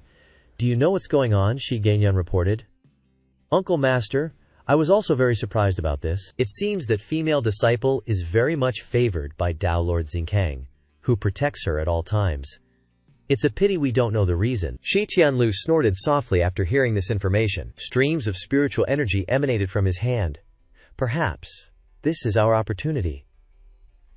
The spiritual energy seeped through the lotus flowers in the lake, gently reflecting the image of Sima Zhao. Zhao Yan, sitting on a makeshift hammock in the cave, asked softly, "Hey buddy, what is the boss doing?" She thought to herself, "It's not some special ritual after killing someone, is it?" The phenomenon before her made her deeply suspicious of life. The weird ritual is getting bigger again. Strange streams of qi are emanating from the lotus flower, as if brightening the entire lake surface. Looking at the blooming lotus flower emitting mystical streams of energy, Zhao Yan excitedly asked, "Is the ritual over? Did a new one grow? So this precious lotus flower grows like this? Thinking about it, isn't our own ancestor the biggest treasure?" But she wasn't excited for long. She sighed, her expression weary. "No can do. All night it's been assassinations and breaking formations. Can't even get a good night's sleep. Once I close my eyes, my whole body will..." Her body started to give way. Sima Zhao, seeing that Zhu Yan's mental state wasn't good, softly called out, "Zhu Yan," but there was no response from her. This situation left Sima Zhao helpless. She fell asleep again. Zhou Yan had fallen into a peaceful sleep. Seeing her sleeping so soundly, Sima Zhao couldn't help but reach out and gently touch her smooth face. His eyes were full of tenderness. Zhu Yan was in Sima Zhao's arms, and they both fell into a rare, peaceful sleep. But at this moment, she kept talking in her sleep. "Such a slim waist. Want to eat meat." The lotus flower in the lake emitted a bright light. The light was so dazzling that Zhu Yan woke up groggily. Seeing Sima Zhao sleeping in her arms surprised her greatly. In her heart she panicked and thought, "What is this? What is going on here?" Her whole body became stiff, and her hands were still maintaining the action of holding Sima Zhao in her arms. Contrary to the peacefulness outside, Zhou Yan's heart was in chaos. "No way, I'm about to suffocate. I just took a nap, and I've been brought to bed by someone. The homicidal grand ancestor is lying next to me. What am I supposed to do? I'm waiting, also, very anxious." Suddenly, his face stuck close to hers, making her very embarrassed. Finally, Zhu Yan decided not to think too much, and hugged the man in her arms, gently patting him. "Whatever. There's nothing I can't face. If there is, I'll sleep on it and talk about it later." Zhao Yan peacefully went back to sleep, and would figure things out later. The lotus flower under the lake continued to emit abundant spiritual energy until the sky turned a fiery red at sunset. Zhao Yan finally woke up from her peaceful nap, looked at the empty space beside her and wondered, "Did Shizu leave already? He said a nap would solve everything, didn't he? All done, huh?" she thought, stepping out of the cave barefoot. Feeling the freshness at the cave entrance made her feel amazing. The spiritual energy here ain't bad either, huh? Not only does it let people sleep naturally until they wake up, but it also makes me feel ridiculously pretty. Zhao Yan was feeling herself like a salted fish in water, all puffed up. Seeing Zhao Yan like that, the fire spirit couldn't help but manifest and scold. "Useless trash, all of you are useless. Those grandsons of the immortal abode guards, such a good opportunity yesterday, and they still couldn't take care of Sima Zhao." The fire spirit's attitude made her even more hesitant. What the heck is this fire dude's stance anyway? One minute it's saying if it's in trouble, Sima Zhao won't be okay either since they have a symbiotic relationship, and the next it wants someone to kill Sima Zhao ASAP. Looking down at Sima Zhao's back, Shizu is down there, huh? As if sensing Zhao Yan's gaze, Sima Zhao turned around to look at her. He raised his hand, gently waved, and commanded, "Come here." Seeing that Sima Zhao had noticed her so quickly, Zhao Yan panicked and pressed herself against the edge of the cave. Is Shizu really that scary? He can sense me just like that. When she got down there, she said with a dark face, I'm here, but I don't see Shizu anymore. Suddenly, Sima Xiao's cold voice sounded right behind her, startling her. Why are you so late? Because of the suddenness, Zhao Yan staggered and almost fell. As she was about to faceplant, all she could think was, crap. Those flowers are the ancestors' treasures. I can't crush them. Those girls who died from picking flowers before are a prime example. Even if my face smashes into the ground, I can't touch those flowers. But before she hit the deck, Sima Xiao caught her. With just one simple move, Zhu Yan was once again nestled in that familiar, sturdy embrace. She thought frantically, crap. This move, does it look a little too much like jumping into someone's arms on purpose? I probably won't be misunderstood, right? Looking up at Sima Xiao, Zhao Yan gave a forced smile and greeted, Greetings, Shizu. In her mind, she was giving herself a pep talk. Whatever. As long as the ancestor activates the system error and asks, Woman, do you want to jump into my arms?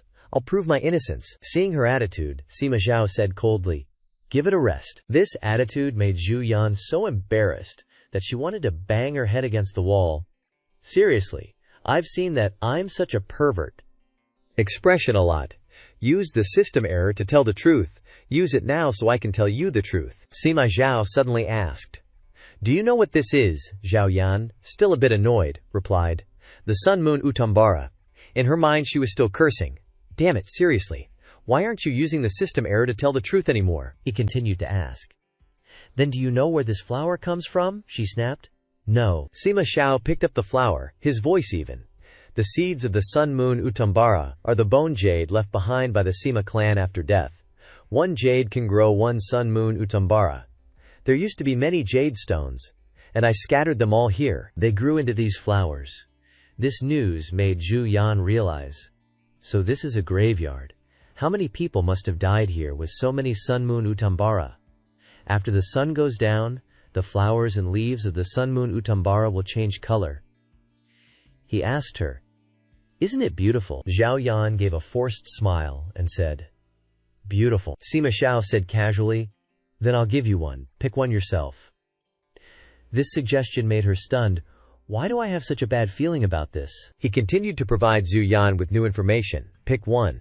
It's said that after members of the Sima clan die, the bone jade of an evil person that grows from the Sun Moon Utambara will become a potent poison, and the seeds of the bone jade of a good person will be a spiritual medicine that can cure all kinds of poison, she thought in agony. They all look exactly the same to me. I can't tell the difference at all. Finally, Zhu Yan reached out and randomly picked one. Seeing that she was still standing there safe and sound, Sima Xiao had to praise her. Seeing that you're still standing here, the flower you picked must be a spiritual medicine. How lucky, Zhao Yan replied a little distractedly. Really? Seemed like she wasn't doing too well, and her voice was getting weak. Well, that's good. The Utambara flower fell from Zhao Yan's hand. She closed her eyes wearily and collapsed into Sima Xiao's arms. Seeing that she wasn't moving, he quickly called out, Zhu Yan. Zhao Yan, after being poisoned, kept muttering, It hurts. It hurts so much. Little did she know whose memory this was. This pain was a gazillion times worse than her own. The girl in the memory desperately screamed, No! Let me go! She was dragged away by someone, begging him non-stop. He's my brother! I can't! But the guy coldly lectured her. Sima, you and him have the responsibility to bear children and continue the bloodline of Mount Feng? What about my brother? The Sima family's bloodline must remain pure. You and your brother are the last two of the Sima family, so don't be stubborn. As Sima collapsed to the ground, someone approached. She looked up at him, her eyes filled with fear. Not my brother, but her brother still did that thing to his younger sister. The girl could only grit her teeth and bear it. Afterwards, they had a baby boy. That boy was Sima Xiao. The newly awakened boy immediately called for his mom. A rattle drum jingled in his ears, soothing the little one. Sima gently asked, Zhao Har, are you awake? Another memory flashed, quote, The two of them were hugging in a sea of fire. Screams echoed in her ears.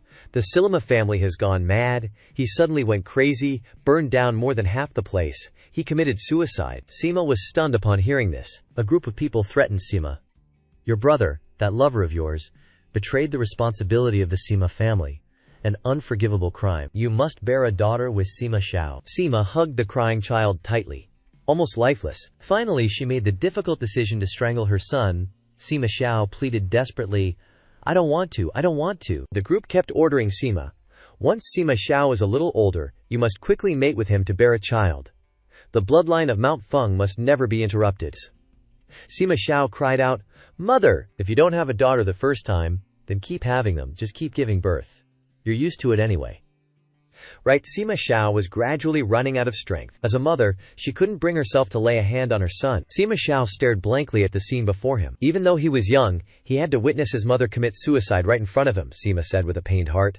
My son, let everything end here. He sensed the imminent departure. Mother? His call was unanswered, and only his heartbreaking scream echoed through space. Sima. No. The lotus flower was ablaze. Zhao Yan suddenly woke up from the dream. She found it too dark around her. Where the heck am I? Her hand touched the lid. It's so heavy. Is this a coffin? Am I buried alive? As the lid was pushed open, the figure of Sima Xiao gradually appeared. She was very surprised. Sima Xiao. Sima Xiao coldly urged her. Now that you're awake, come out. Zhu Yan was annoyed. You actually stuffed me in a coffin. What exactly do you want? But he just asked blandly. What are you talking about? She dejectedly replied.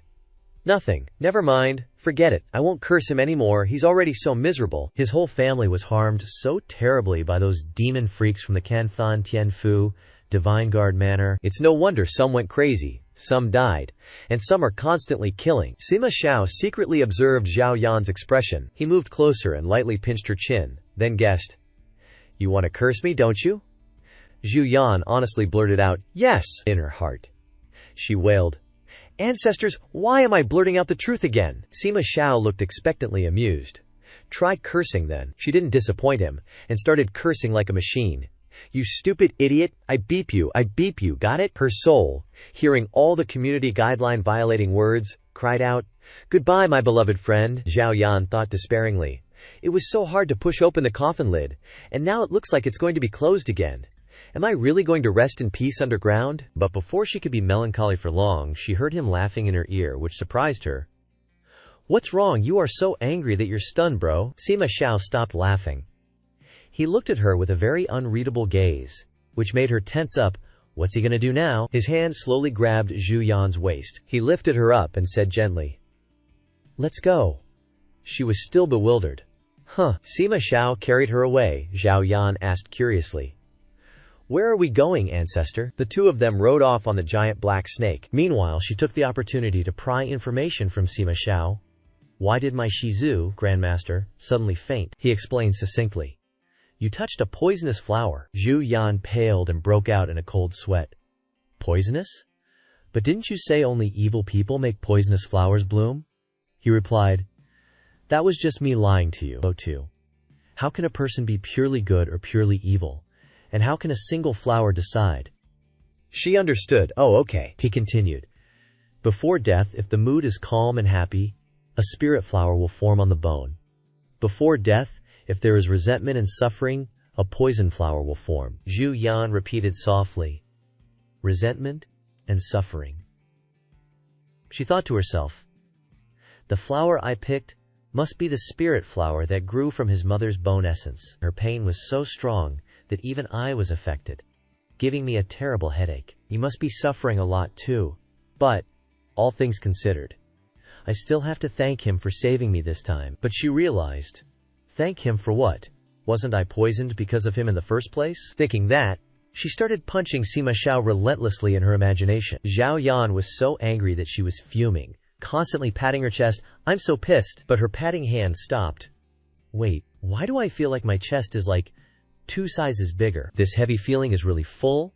It feels really good. No wonder when I lay down, I felt so oppressed in my chest. Sima Xiao noticed her silence and asked curiously, What's wrong? What are you thinking about? Zhao Yan blurted out. I think my chest suddenly got bigger. She also thought, not just my chest. My legs are longer too, I think. And the skin on my hands seems fairer and shinier. I really am beautiful enough to shine. Seeing Zhao Yan cupping her breasts with both hands, Sima Xiao was stunned. Breasts, huh? He reached out and squeezed her breast, making her blush with embarrassment. It's just 2 pieces of meat. What good is being so big? Zhu Yan ordered the owner of the hand that was kneading her breast. Take your hand down before you say that. But he refused, so she calculated. If that's the case, I can't take a loss. An eye for an eye, a touch for a touch. She also reached out and touched Sima Xiao's butt. His expression immediately darkened, causing Zhao Yan to retract her hand. Mom, his eyes are so scary, save me. Her hand was suddenly grabbed. Zhao Yan stuttered in fear, pleading, Ancestor, it hurts. In her heart she panicked. Damn, he's 9 out of 10 going to break my wrist. Emergency situation, I have to save myself immediately. The way she saved herself was to grab his hand and place it on her breast. Please calm down, here, please. If you like it, feel free to touch it as you please. Zhao Yan even added, why don't you give it a try? It feels exceptionally good, you know. In her heart she smugly thought, a girl with a full and soft bosom, who wouldn't like that? It's just dealing with a berserker. It's totally not a problem. Even Sima Zhao couldn't understand it. Strange, everyone else dies the moment I have the slightest intention to kill, so why is she able to soothe my anger and bloodlust time and time again? Zhao Yan sighed in relief as she observed him. That expression, great. He's probably calmed down now. Suddenly, he grabbed her hand tightly, his other arm wrapped around her waist, forcefully pulling Zhao Yan into his embrace. Zhao Yan felt a sudden jolt. Her heart pounded Stop, huh? Wait, what's going on here? She was surprised. Huh? Wait, what's going on here? Just then, a group of people entered and greeted them. Greetings, Grandmaster. Shi Tianlu reported to them. Grandmaster in this. Madam, please feel free to stay at White Deer Cliff. Everything has been prepared meticulously. In everyone's eyes, Zhao Yan was the woman who had captivated the Grandmaster. Zhu Yan felt indignant in her heart. I told you, I'm not any madam. Xin Tianlu became even more certain. Seeing the Grandmaster holding her so tightly, he must have taken a liking to this female disciple. He added, if you have any other requests, please let us know. We will definitely do our best. The disciple beside him chimed in. The sect leader is absolutely right. Sima Xiao coldly ordered them to leave. Get out. They responded, yes. When she returned to the room, a servant had already brought new clothes for Zhu Yan. Madam, these are the clothes prepared for you. Zhu Yan's eyes lit up when she saw the quality of the clothes. These clothes are so beautiful. I gotta dress up and doll myself up to really look like a woman. She enjoyed the fun time of changing clothes. Oh my gosh, suddenly having the beautiful body of a great beauty, I feel like I can live another 100 years. It feels so good to be a great beauty. While she was changing, Sima Xiao burst through the door, causing her to scream. Zhu Yan awkwardly covered herself. Wait, why am I covering myself? This damned ancestor. Does he not have a ding-dong? Or does he have a problem with his taste? Henshin. He touched my chest and didn't feel anything? He completely ignored my gorgeous curves? Sima Xiao didn't care at all, and dragged her straight out of the room. Follow me! She was also very curious. Where do you want to go? Who's calmly.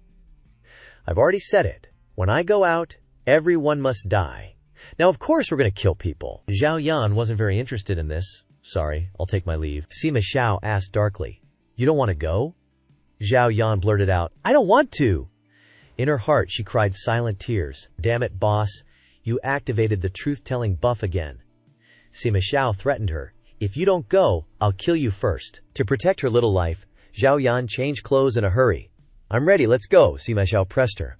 Why don't you want to go? She answered very straightforwardly. Because I'm afraid of seeing dead people.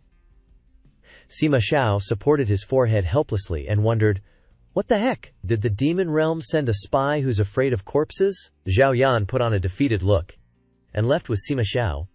She prayed in her heart, I hope the scene ahead won't make me want to puke. Suddenly, a fragrance wafted into her nose. Is that the smell of meat? Oh man, it's been so long since I've had meat. There was faint music from the forest. And someone shouted, Senior brother, bottoms up, she guessed. Bottoms up. Wait, could it be a banquet? A low-level disciple who had never met Sima Zhao stopped them. Halt! Which hall are you disciples from? How dare you barge into Heavenly Senior Brother's flower banquet? Get lost. Sima Xiao released his murderous aura again. Zhao Yan sighed inwardly. Crap. She covered her face in fear. The ancestor came to kill people in the first place. This blind little brat ran over to provoke him. Is he tired of living? She heard a miserable cry for mercy in her ear. I knew it, the scream is so tragic. But she realized something was wrong, and opened her eyes to see what was happening. Wait, can the dead still beg for mercy? She saw Sima Xiao dunking the guy upside down into the water next to them, while the other disciples kept trying to persuade him. Slow down, Hidden Blade Lord. Zhao Yan was completely confused. What's going on? Sima Xiao said coldly. Keep shouting. Why aren't you shouting anymore? His hand pressed the guy's face into the water again. Keep struggling. The guy kept begging for mercy. Zhao Yan couldn't help but laugh when she thought, this action looks like a big turtle. Sima Xiao heard her laugh and stopped. He called her. Come here, eat whatever you want. Her eyes lit up as she looked at the table in front of her. This feast is pretty lavish. After stuffing their faces, they hit the road again. Zhao Yan thought to herself, I barely digested that free meal, and now the Grandmaster is dragging me to this so-called Spirit Cliff Mountain platform. Wonder what kind of shenanigans he's planning this time. The Spirit Cliff Mountain platform loomed into view. Shi Tianlu bowed respectfully. Grandmaster, what brings you here today? Sima Xiao cut right to the chase. All of you, get up on that platform and fight to the death. Within the time it takes an incense stick to burn, determine the winner. If it's a tie, then you all die. Hearing this, he immediately wanted to refuse. Grandmaster, if you just want to watch some martial arts sparring, there's no need for a death match. How about? Sima Xiao dropped a tantalizing offer. The disciples of the immortal abode used to temper themselves with life and death battles, but now they've degenerated to this point. Today, if anyone can kill 100 people, they'll be rewarded with a petal of the Phoenix Mountain blood condensation flower. Everyone was instantly hyped. What? That's the Phoenix Mountain blood condensation flower?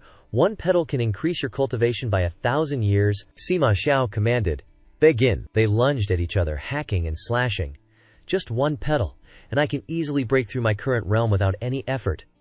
For this flower, 100 deaths are worth it. The blood condensation flower is mine. Sima Xiao uncomfortably covered his mouth. The greed of these people disgusts me, Zhao Yan asked with concern. Grandmaster, are you all right? He turned to look at her. Only she doesn't have that disgusting stuff on her. Suddenly being hugged by Sima Xiao, Zhao Yan was surprised. What's wrong? She voiced her inner doubts. Grandmaster, it seems like they all want that flower, but doesn't that flower require the blood of someone to be used? Sima Xiao explained with a cold laugh. Not my blood, but the blood of the Phoenix Mountain clan. The flesh and blood of the Silma clan are all spirit medicine. Even though I'm the only one left, with so many years of accumulation, they definitely still have some usable flesh and blood on hand. Zhao Yan finally realized. So, isn't that? Sima Xiao confirmed her thoughts. Just eating people. In this world, where isn't there people eating people? The crowd continued their relentless slaughter. The blood condensation flower is mine. Anyone who gets in my way must die. Zhu Yan also felt nauseous. Yuan Cheng, seeing them hugging in the chaos, plotted secretly. I didn't expect the From Depths Dao Lord to actually be infatuated with a woman. Looks like I need to quickly win him over, in case anything happens later. He smirked. It's time we met. After the deathmatch ended, the two of them returned to their private courtyard. Night had fallen. Zhu Yan rushed to her beloved bed. Every day is more tiring than fighting. My precious bed, only you can save me from this misery. Suddenly, she saw something placed in the middle. Huh, what's this? It's so pretty. Like a love letter. The letter read, Tonight, at Zai hour, beneath the white deer cliff, beside the azure indigo flower, don't come and don't leave. Zhu Yan was confused. This is too vague. Could it be that the original owner's secret lover set up a secret date? She burned the letter immediately after. Not going. I'm not the original owner. It would be weird to go. The letter was burned to ashes. The content within gradually burned away, but she couldn't fall asleep because of the encroaching coldness. It's so cold. Why is it so cold? When she clearly saw the person lying next to her, she understood. Damn it, no wonder it's so cold. It turned out to be Sima Xiao, the mobile air conditioner. There are so many rooms and beds at White Deer Cliff. Why does he have to crawl into my bed? Could it be that he wants to sleep with me? No way. But he's as cold as a dead person. Zhu Yan reached out to touch Sima Xiao. Isn't he really dead? Phew. Luckily, even though he's cold, he still has a heartbeat. He's not dead. And his chest muscles are still soft. Henboffed. If that's the case, I can rest easy and sleep. However, Sima Xiao woke up. Do you plan to just sleep like that? He startled her. Grandmaster, you're awake? He repeated the question. I'm here. How can you still sleep? She invited him. How about you share the blanket too? Sima Xiao frowned. Is that the point? Zhao Yan was blank. Unbeknownst to her, blood flowed from the corner of her mouth.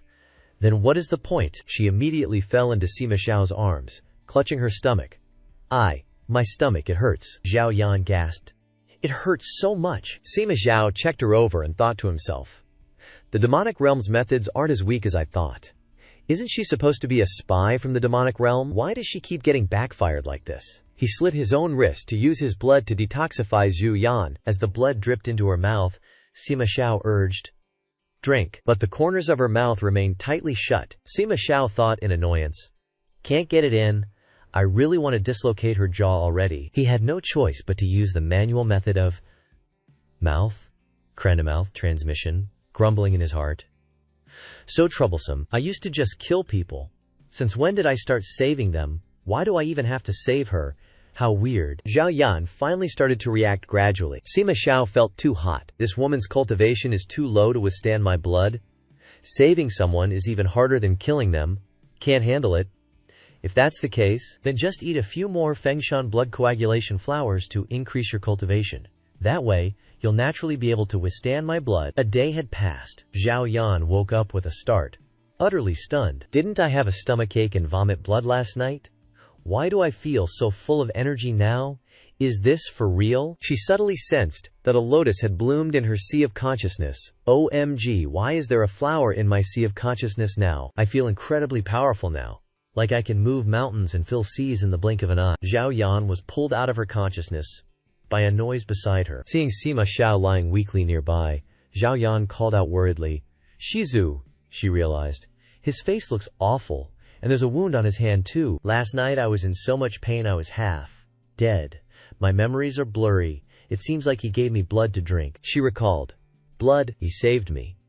The strange feeling in my body is also because of him. Zhao Yan clearly remembered being kissed by Sima Zhao. My first kiss is gone. She gently touched his hand. Why isn't this wound showing any signs of healing? You're clearly a crazed killer, so why do you keep saving me? I came to this world for no reason, and I'm just taking things as they come. This isn't my home. I just need to survive, and sooner or later I'll return to my own world. I was just jokingly calling you boss. Actually, I was just living life passively. But you've saved me time and time again. How can I continue to ignore it? She remembered that the original owner had a leaf from Qinggu Heavenly Vine, which was very useful for treating injuries. The leaf fell onto Sima Zhao's wound. Sensing the change, Zhao Yan exclaimed joyfully, It worked! The first thing Sima Zhao said to her after waking up was, My constitution is special. Wounds don't heal easily. She asked happily, Shizu, you're awake? He asked coldly, How much of my blood did you drink? Do you even know? Zhao Yan only noticed it now. She hadn't paid attention before, but now that he said it, she realized. Seeing her covering her mouth like that, Sima Zhao threatened her. If you dare throw up, I'll kill you. Outside, a maidservant's voice rang out. Dao Jun, Madame, breakfast is ready. Zhao Yan hurriedly opened the door and asked, What's for breakfast today? She thought to herself. Let's quickly eat something tasty, otherwise I'll keep feeling like my mouth is full of blood. A snack was served. Along with a letter, Zhao Yan cursed inwardly. Damn it, this thing again? The letter read, At the hour of Zai, under the White Deer Cliff. If you don't arrive on time, your identity will be exposed, and you won't live past 3 days. Zhou Yan, after reading, questioned. This is bad. Do I have another identity? I'm done for. If Shizu finds out, will he chop me on the spot? Just then, Sima Zhao snatched the letter away. He ordered her, go meet them. So this dude sees Zhu Yan finally show up at their meeting spot, and goes all cold. You made me wait forever. I asked you out like 1,000,000 times, and you dodged me. Now that you've hooked up with Sima Zhao, you gonna cut me off completely? Zhu Yan's just scratching her head like, what's with this ex-boyfriend speech? This guy has to be the original owner's old flame. She takes the initiative. We're over, okay? Don't come looking for me anymore. Yuan Chang gets all worked up. What nonsense are you spouting? Don't forget, your life is still in my hands. Just one squeeze of this bell, and the bone-corroding poison inside you, a blur of motion. And the little bell's snatched right out of his hand. Zhu Yan's all curious. Holding it up and checking it out, I thought it was something super important, but it's just this. She crushes it without a second thought, leaving Yuan Chang speechless. How are you still okay? You're even faster than before. Wait, you're not in the qi refining stage anymore. Yuan Chang's freaking out. I can't even see your current level. Sima Xiao not only cured you, he also boosted your cultivation. After checking, he realizes her cultivation has skyrocketed. Qi refining, foundation establishment, golden core, nascent soul, spirit transformation, void refinement, body integration, great ascension, tribulation transcendence. She powered through it all. He immediately jumps into action. Based on what? You deserve to die. Zhao Yan throws her hands up to block. Why is he attacking already, she thinks. Even though Shizu boosted me to the spirit transformation stage in an instant, my skills aren't polished yet, she decides. Whatever, I'll just wing it. But little does she know, her winging it has Sima Xiao guiding her from behind the scenes. Until everything goes silent, Zhu Yan finally dares to open her eyes and peek. Did I do it? She's overjoyed, staring at her hands. Am I really that strong? Sima Xiao walks up and immediately starts criticizing. You're such a fake spirit transformation cultivator. You couldn't even beat a nascent soul. Zhu Yan's shocked to see him. Shizu. So he really was watching me. Yuan Chang can't believe what he's seeing. Zhu Yan, you betrayed me because you love Sima Xiao. You're a spy from the demon realm, and you actually love Sima Xiao. How ridiculous. He's so cold he'll kill you sooner or later. Sima Xiao starts gathering energy in his hand. Seeing the killing intent rolling off of him, Yuan Chang knows he's done for. Sima Xiao says coldly. How amusing. A blast of power shoots straight at Yuan Chang. Zhao Yan's panicking. I'm dead. Shizu knows everything. Wait, am I next? His gloomy voice echoed. You're a demon realm spy. Tell me, should I kill you or not? She muttered. If you kill me now, wouldn't saving me yesterday be pointless? He coldly retorted. What did you say? Speak up. She replied. I said, you shouldn't kill me, Sima Xiao exclaimed with interest. Why? Zhu Yan quickly made up an excuse. Because I've abandoned the darkness and followed the light. I'm on Master's side now. He thought he misheard. I'm the light. She hurriedly corrected. Ah no, I mean abandoned the light and followed the darkness. My bad, he asked her. So, you don't want to leave me? She firmly replied. I don't want to. Zhao Yan thought to herself. Wait a minute, why did I say, I don't want to? Could it be that my depraved life has eroded me to this extent? Sima Xiao complained. You were useless just now, you couldn't even handle a Yuan Ying stage cultivator, Zhao Yan embarrassedly admitted. Yeah, I thought so too, I'm definitely not as good as Master. In her heart she was unwilling, PSH. I only became a Huashan stage cultivator a day ago, who can immediately be proficient in fighting. Sima Xiao pulled her closer. It's alright, you'll get used to it after killing a few more people. Zhu Yan quickly objected. I don't want to kill people, he coldly asked. What if I force you to kill? Zhao Yan stammered. Then you kill me. Sima Xiao stared at her. You think I really wouldn't dare to kill you? He waved his hand towards a distant courtyard. Zhu Yan didn't understand what he was planning. Sima Xiao led her into that courtyard. She was still curious. What is this place? He replied. Flying pavilion. Everyone inside was also surprised. What was that just now? It felt like the flying pavilion was shaking. The sky gradually darkened. Sima Xiao led Zhao Yan upstairs. Everyone who saw them gasped. Look, it's the Daogju. A second later, everyone in the flying pavilion was blown away. Sima Xiao reminded her. Stay here and reflect on yourself. You're not allowed to come out until you've finished reflecting. Zhu Yan was locked inside the room, dazed. Master just threw everyone out. Reflect. Just me. So that means the boss is gone. I get a day off. Zhao Yan looked up at the night sky and sighed. Wow, the moonlight is seriously gorgeous. She wished every day could be this awesome, just chilling alone in bed. Like ultimate bliss. Sunlight streamed through the window, rudely waking Zhu Yan up. Oog, already morning, she wondered. Then a voice popped up. All you do is sleep. Zhao Yan jumped, realizing her Shifu, Sima Xiao, was lying next to her. What are you even doing? She asked. As she reached out to touch his hand, she freaked out, realizing she'd been turned into something. What the heck are these claws? Turns out it was Sima Xiao's doing. Zhao Yan grilled him. Is this your great deed? Why did you turn me into this? Change me back, pronto. Sima Xiao picked her up, chuckling. It's not like I wanted to turn you into this. You wanted it yourself. I gave you a few illusion pills. They turn you into the image that leaves the deepest impression on your heart. Zhu Yan was bummed about being a river otter. She scolded Sima Xiao. Are you nuts? Why'd you randomly feed me that stuff? Sima Xiao laughed. Yep, a river otter indeed. Zhu Yan begged him to change her back. Sima Xiao was like, chill out, let's get out of here first. With that, Sima Xiao whisked her away from the pavilion. Zhu Yan was bewildered. Where are we going now? He just smirked. We're gonna find someone. A while later, Sima Xiao brought Zhu Yan to a place called the Yan Manor, inside a city. Guards stood watch outside the manor. From inside, a voice boomed. You unfilial son. You finally decided to come back. The Yan family head scolded Sima Xiao for wasting time in trashy places. You'd be better off staying home and popping out a few kids. Sima Xiao didn't give a hoot about the Yan family head's nagging. He just calmly asked about a little girl's whereabouts. The Yan family head freaked, realizing the guy in front of him wasn't his son. Who the heck are you? He demanded. Sima Xiao replied coolly. I'm your ancestor, Zhao Yan. Thought he might be telling the truth, since they'd already hit up a brothel looking for Yan Gongzi before coming to the manor. Zhao Yan was getting scared. Sima Xiao was seriously pissed, and she didn't dare ask why. The old man didn't seem keen to answer, so Sima Xiao used his power to make him spill the beans. Where's the girl? Where did you send her? The old man blurted. We sent her to Mount Baifeng. Messengers are coming to pick her up in 2 days. We can't get close, we can only stay outside. Sima Xiao was pleased with the answer. I'll go with you then, he said. From Sima Xiao's actions, Zhao Yan realized he was looking for probably not just Yan Gongzi or the Yan family, but even more people related to his bloodline. They were all at this Mount Baifeng place. 2 days later, while they were sleeping, Sima Xiao had a nightmare about things that happened in the past. He dreamed of his mother, Sima Yi, smiling at him even though she was badly injured, saying, "The spirit mountain flame is yours now." Back in the day, the Fengshan Sima clan was the closest to the gods, but no one knew that after the gods vanished, the Sima clan grew weaker and weaker. The Shi clan and other families who used to serve them became stronger. Eventually, the Silma clan went from being masters to birds in a cage, carefully maintained in a golden cage. Sima Xiao's mother, Sima Yi, used her own flesh and blood to purify the spirit mountain flame and implanted the purified flame into Sima Xiao's body. From then on, he and the flame became one, sharing life and death. Thanks to the spirit flame, Sima Xiao's cultivation level increased rapidly.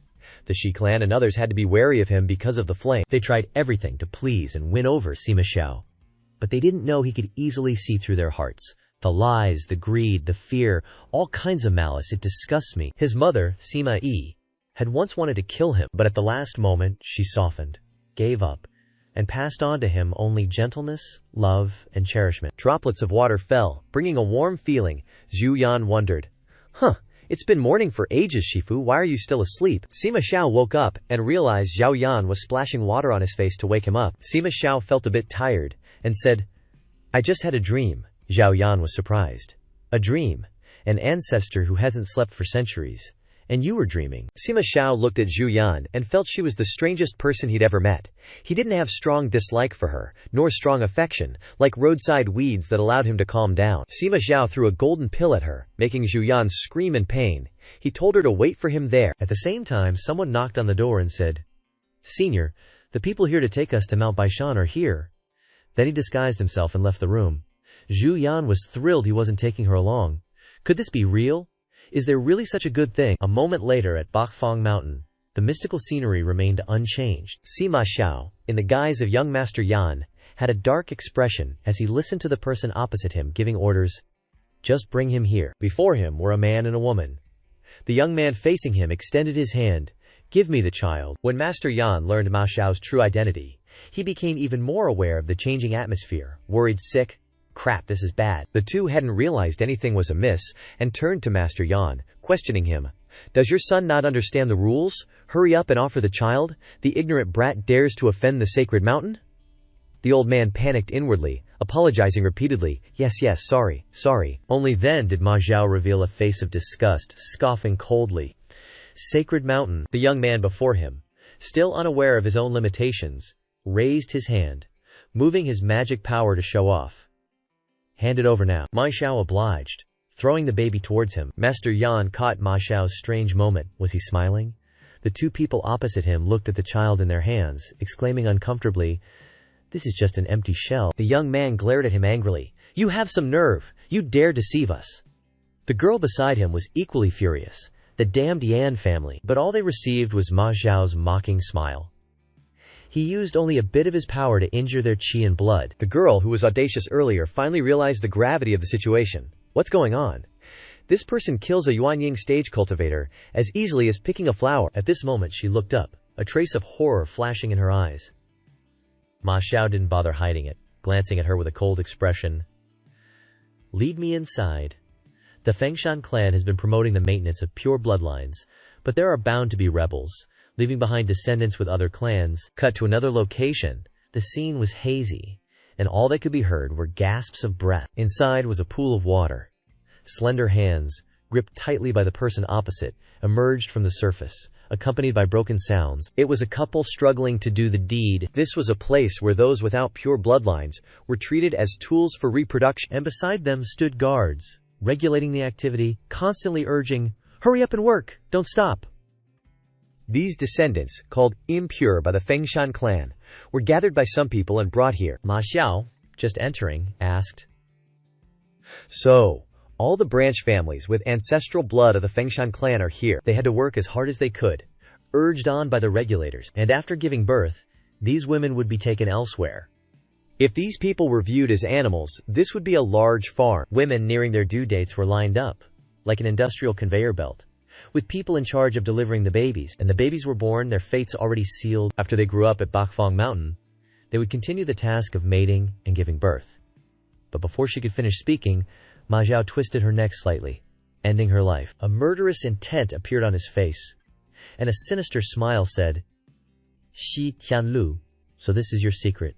You raise the branch descendants of the Fengshan clan like livestock in this place." With that, Ma Xiao couldn't help but laugh loudly. His power erupted, causing everything around him to change, and the people in the pool below screamed and panicked. It was said that this Xizang Daojun was raised by Qingyu Daojun, but he couldn't become as kind and upright as Qingyu Daojun. His temper was extremely bad, and Ma Xiao was full of hatred that was hard to suppress. It was known that a high monk from the Buddhist kingdom, hidden in the Shangyun Buddhist temple, was invited to calm his inner demons. The two characters, Si Zhang of Xizang Daojun, were given by that high monk. Cut to another scene, where the storyteller slammed his gavel on the table. Ting Yan looked at the people below cheering and sighed, "Wow, truly a hidden master among the common folk. Even many disciples in the Kanya, then Immortal Palace, don't know about their ancestors' affairs, but he speaks as if he's chopping vegetables." In the evening, Ting Yan returned to her inn, happily pushing open the door. Today was truly an eye-opening experience, but suddenly she jumped back, screaming, "Grand, grand ancestor!" because his gloomy voice rang out, "I'm about to die." He was opposite her, covered in blood, in a dark mood. "Since I was born, countless people have wanted to take my life, but I don't want to die. Whoever wants to take my life, I will take theirs." Then suddenly, Ma Xiao looked at Ting Yan, his pale lips slightly curving up. But if now you want my life, I can give it to you. Do you want it?" Zhu Yan's face darkened upon hearing that. She plopped down on the ground, looking so small and pathetic. Internally, she was screaming, "Why can't I keep up with this big shot's thinking? Every time, I feel like I've missed 10 episodes. Ma Xiao didn't let her off the hook and suddenly picked her up. "What are you spacing out for? Didn't you say you wanted my life?" Zhu Yan, scared out of her wits, cried out desperately. "Chirp, chirp, chirp," he said coldly without any expression. "Speak human." Zhu Yan felt a little helpless and cursed inwardly. "Damn it, I'm an otter now. Isn't this how I'm supposed to sound?" Thinking this, she honestly replied, "No, chirp." Sima Zhao sat down on the chair in annoyance and questioned, "Why don't you have any ambition? Isn't this your mission? If I die at your hands, it would still be beneficial to you, right?" Zhao Yan, who was released onto the table next to him, retorted, "My mission isn't important. I don't want to kill people. And I don't want your life." Zhu Yan didn't forget to silently argue in her heart, "So what if I don't have ambition? I just want to lie down and live an ordinary life." But she still looked worriedly at Sima Xiao. "Speaking of which, how about finding a doctor to examine you? Or eating some spiritual pills? Don't give up on treatment." Sima Xiao probed. "You really don't want it?" She answered firmly. "I don't want it." Sima Xiao grabbed her again. "I'm giving you one last chance," Zhu Yan shouted reflexively. "Chirp, chirp, chirp." "But what the heck?" The young man looked at the girl with a weird smile and suggested, "If that's the case, then you die with me." The young maiden considered, her eyes open to a whole new world, her little mind freezing up. Why did he come to this conclusion? Sima Xiao seemed thoughtful after seeing her standing still there. He hugged her and stroked her soft fur. "I already want you to die, so why aren't you running away? Just die like this." Those people's expressions will definitely be interesting. Zhu Yan thought in a mess. What should I do? He says he's about to die, but he's not even looking for a doctor.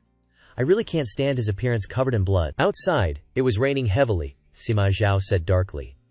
The Fengshan clan has been completely annihilated, and the foundation of the Kanshen Immortal Palace is about to be severed. These flourishing flowers, nourished by flesh and blood, will quickly wither. The #1 Immortal Palace will only last for 100 years. Outside, the Taoist cultivators of the Tao sect were flying in on clouds. But when they heard his laughter, they were all apprehensive. Shi Tianlu, with a lofty and superior demeanor, shouted loudly, "Sima Xiao, you are unworthy of being revered as the Grandmaster, yet you turned around and destroyed the 1,000-year foundation of the Immortal Palace." Amidst the sound of collisions through the window, he warned, "We can't spare you today." Inside, Sima Xiao laughed mockingly. 1,000-year foundation of the Immortal Palace? Isn't it the foundation of the Shi family?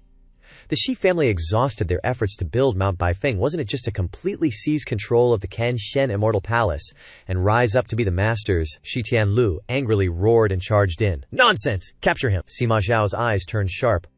"On what basis do you want to capture me?" Saying this, he stood up, and his whole body exuded a great force as he continued. Wishful thinking, Zhu Yan clung tightly to him to avoid being swept away by the force. With just a bit of inner power, he had already beaten the Taoist cultivators outside into a bloody mess, screaming in pain. One of the Taoist cultivators frowned uncomfortably, looking in Sima Xiao's direction, thinking to himself, "Damn Sima Xiao, he's like a madman. He doesn't need his life, but I still have to live and go back." At this moment, a fierce hand reached through the frame of fire. Sima Xiao appeared and disappeared from behind, grabbing his shoulder. "Where are you running to?" he screamed in terror. "Ah, no!" The people in his team looked at each other hesitantly. Where did he appear from? I can't see clearly at all. The Taoist cultivator had already had his spiritual energy sucked dry, and only a dried-up husk remained. Shi Tianlu warned in shock, "Don't let him get close. He'll suck away your spiritual energy and cultivation." Sima Zhao smiled meaningfully. "It's useless." But the one who knew him best was still Zhao Yan. "That's not right. Grandmaster looks like he has the upper hand, but he's actually already exhausted." She worriedly clung to Sima Xiao, looking at his body that was about to collapse. He looked at Zhu Yan at this moment. "Are you scared? What's there to be afraid of? Maybe what you're really afraid of is facing that bunch of dogs." She shook her head upon hearing this. He had been forcing himself until now, and it hadn't been easy. "I'm afraid he can't take it anymore." Thinking this, she gently snuggled into Sima Xiao. "If you're really in pain, then let it be. You're going to die soon anyway, so there's no need to prolong your suffering for them." But the aura on her body suddenly stunned Sima Xiao. He involuntarily hugged her. "What is she saying? It seems like I can't hear anymore." He closed his eyes to enjoy the feeling at the moment. But there's no malice on her like those other people, only a strange, soft, and bittersweet emotion. It's like the time I hugged her to rest. The whole world suddenly became quiet. At that moment, Zhu Yan felt like she was falling into a huge river, a flame starting to flicker in her chest. Because of the spirit fire within her, she had to soak herself in a cold spring year-round just to coexist with it. But right now, the discomfort was at its peak. Her body felt constantly cold, a bone-chilling cold. Even though her blood felt like it was boiling and her whole body was burning, she still felt freezing. On the other side, Sima Xiao's gaze turned dark as he looked at Zhao Yan. Even Sima Xiao couldn't quite figure out what he was feeling right now. He only felt comfortable when he was around Zhu Yan. But she was different. She was obviously weak and had clearly been through so much, and yet she was always gentle, warm, soft, and light. Noticing his unusual behavior, Zhu Yan spotted something strange and looked at him. "Master Ancestor." At this moment, Sima Xiao blurted out, "Whatever, forget it, I suddenly..." Hearing that, Zhu Yan was even more confused. Whatever what? He then muttered to himself, "Suddenly, I don't want her to die with me anymore." Thinking of that, he waved his hand, casting a spell to create a path of fire. The surrounding scenery was enveloped by Sima Xiao's power. Seeing this, Shi Tianlu urgently shouted, "Not good, he's planning to leave, stop him." The disciples in the sect tried their best, but they couldn't withstand the power Sima Xiao unleashed.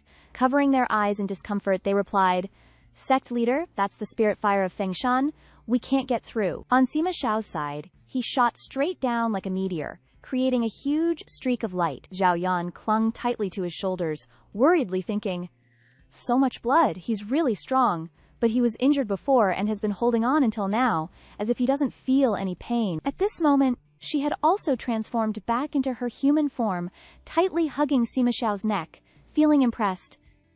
"If it were me, I definitely couldn't do it." Finally, that huge streak of light crashed heavily into a forest. After the two landed, Zhu Yan was enveloped in a cloud of dust, coughing uncomfortably. The first thing she cared about was Sima Xiao, her eyes looking at him in fear.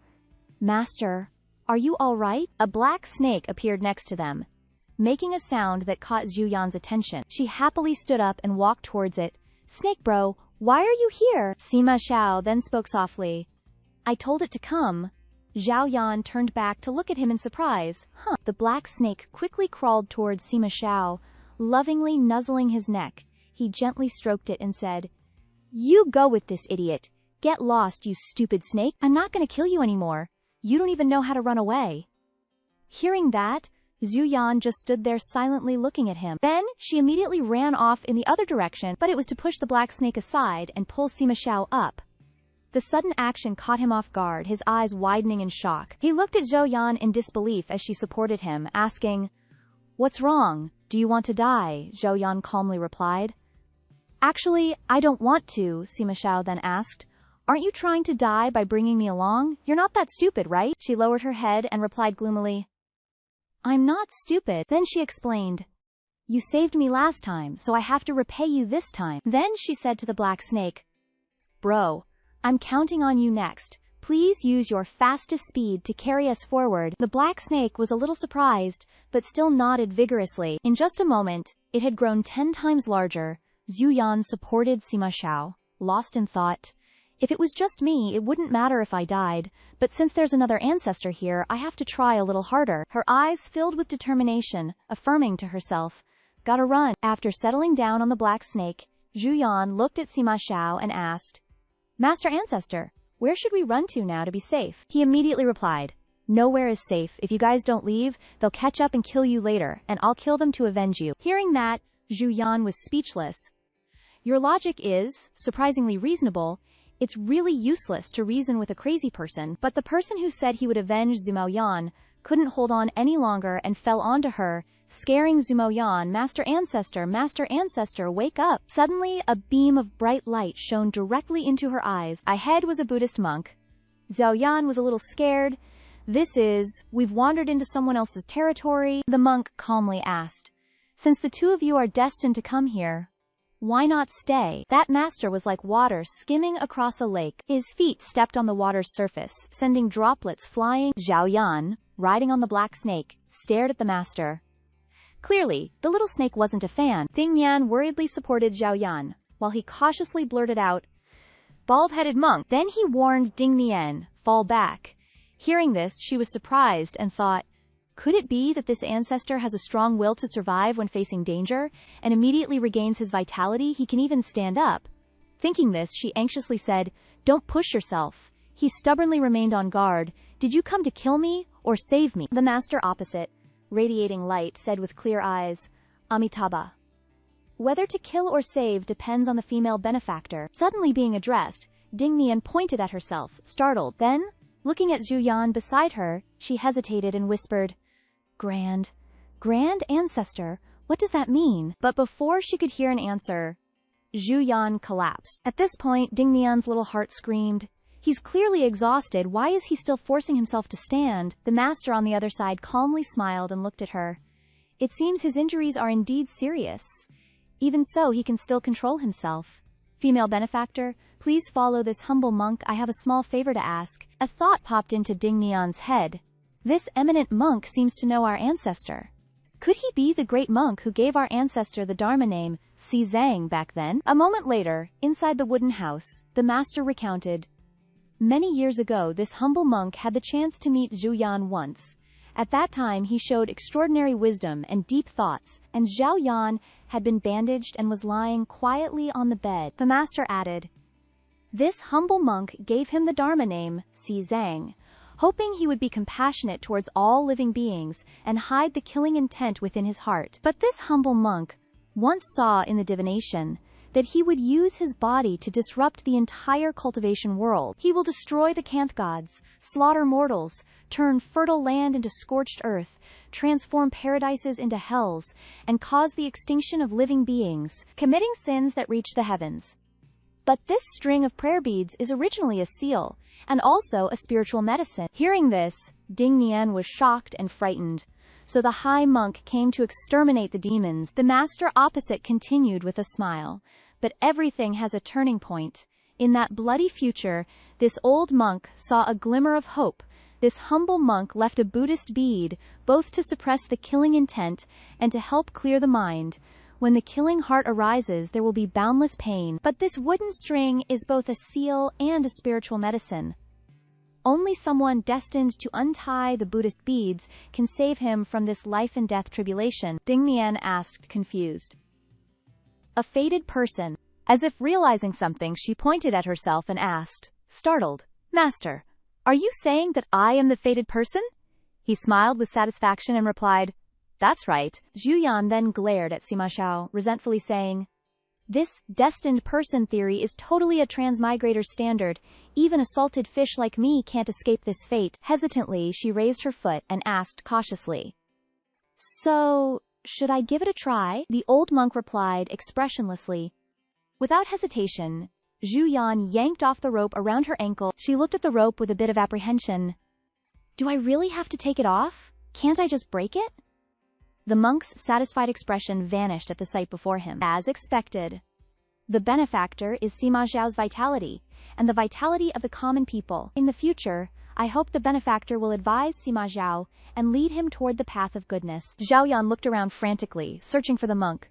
Master, don't rush off. Are you just afraid of getting into trouble? Then, she hesitantly held the life-saving elixir in her hand. A life-saving elixir, tied to the foot. Can it really be used? Whatever, it's not like I'm the one using it. Might as well risk it since we're all gonna die anyway. Thinking so, Zhu Yan quickly shoved the pill into Sima Zhao's mouth. Here, you take it. As soon as the pill entered his mouth, Sima Zhao's entire body was enveloped by a surge of energy. Zhu Yan felt like she had broadened her horizons. Wow, the wound is healing. The elixir is truly miraculous. Then, she cast a spell cheerfully. I'll lend a hand too. Sima Xiao's entire body was enveloped in a layer of water. Seeing the results before her, Zhu Yan was excited, her eyes sparkling. I'm truly a genius. With this liquid cocoon, our Grandmaster will be lively and kicking tomorrow, continuing to cause trouble, and I can continue to be a salted fish, right? Perfect. The little fire spirit appeared, grumbling. What are you standing there for? This guy is about to die. Zhu Yan asked, confused. What nonsense are you talking about? Grandmaster already took the elixir. It explained impatiently. What do you understand? This medicine only treats external injuries. Sima Xiao wanted to perish together, and even his divine soul was almost burnt clean. Now his spiritual palace is in chaos, and his divine consciousness is dissipating. Saying that, it shouted loudly. He's dying. Hearing that, Zhu Yan asked worriedly. Then what should I do? It replied calmly. You enter his spiritual palace and piece his soul back together. Zhu Yan exclaimed, startled. Don't joke around. I may be a noob, but I know that the spiritual palace is a cultivator's most private place. Grandmaster's cultivation is much higher than mine. How can I just enter it? The picky little fire spirit pointed and said, Just try it. Doesn't he like you a lot?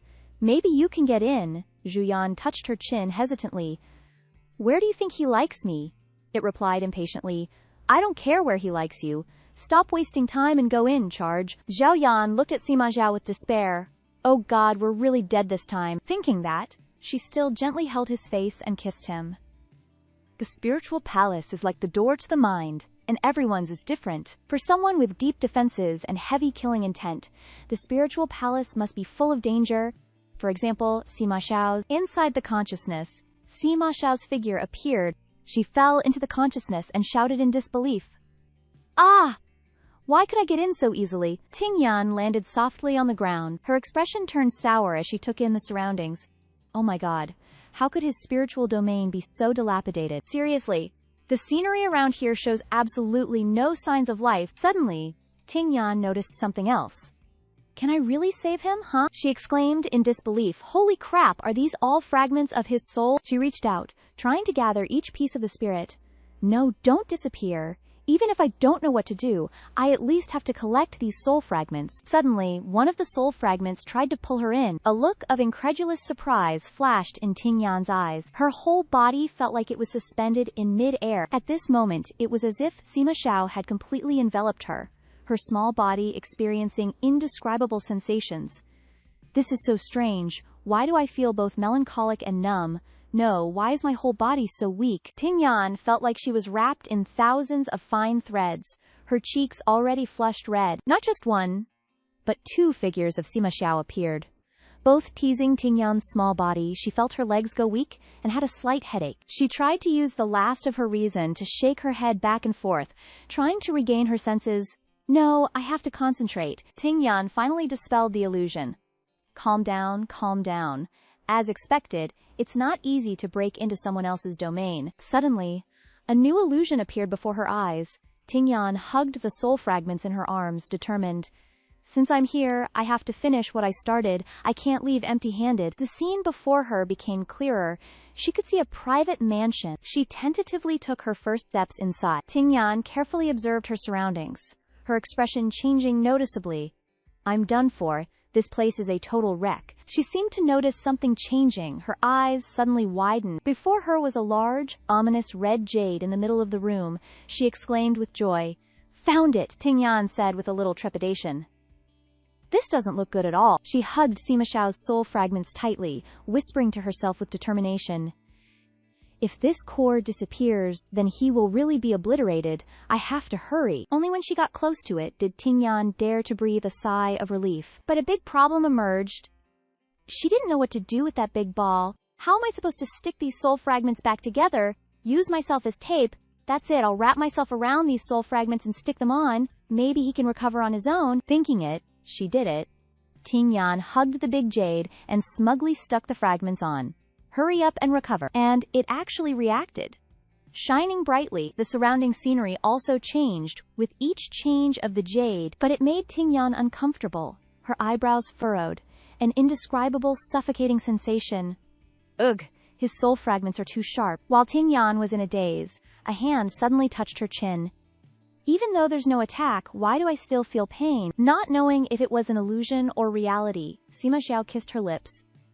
This sensation made Tingyan feel more comfortable. Why, besides pain, does it also feel more pleasant and cool too? Suddenly her eyes widened. No way, could this be what cultivators call soul union, which is also what legends call. In the scene before her, she could only hear ambiguous sounds and heavy breathing. At this moment she screamed in her heart in dismay. Dual cultivation, ah! After a long time of breathing heavily with Sima Xiao, Tingyan felt a little unclear and gasped, Damn it, I really? Returning to reality, she woke up with a start, sitting up. What was that? Suddenly her cheeks flushed red and she touched her face, screaming in her heart, I actually brought myself to the door and slept with Sima Xiao.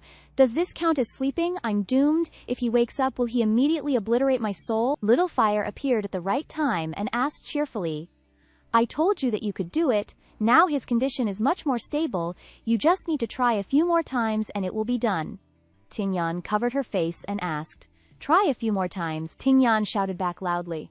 This one time was like being half dead, and you want me to try a few more times? Little Fire just pointed at Zhu Yan and said, His condition is like that of back then. He needs at least 3 more rounds of spirit communication to wake up. Besides, looking at your current state, isn't dual cultivation beneficial to you too? What are you hesitating for? She glanced at Ying Wu, who was lying still on the bed. Tingyan covered her face, annoyed. Dual cultivation? What nonsense. Then she used a spell to silence. Little Fire, shut up, you little brat. Tingyan sat by the bed and sighed. This is so annoying. When he wakes up later, is it time for me to die? But earlier, at that time, Tingyan started to overthink. He seems to like me quite a bit. Maybe he won't kill me. But when she looked at Zhu Yan lying quietly on the bed, Tingyan blushed and shook her head to pull herself together. No, what am I doing? Am I being too presumptuous?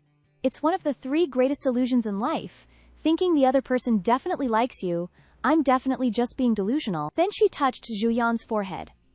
But our souls are so intertwined, so intimate, it's like we've become one. I can feel his pain too. Looking at him like this, he's actually quite handsome.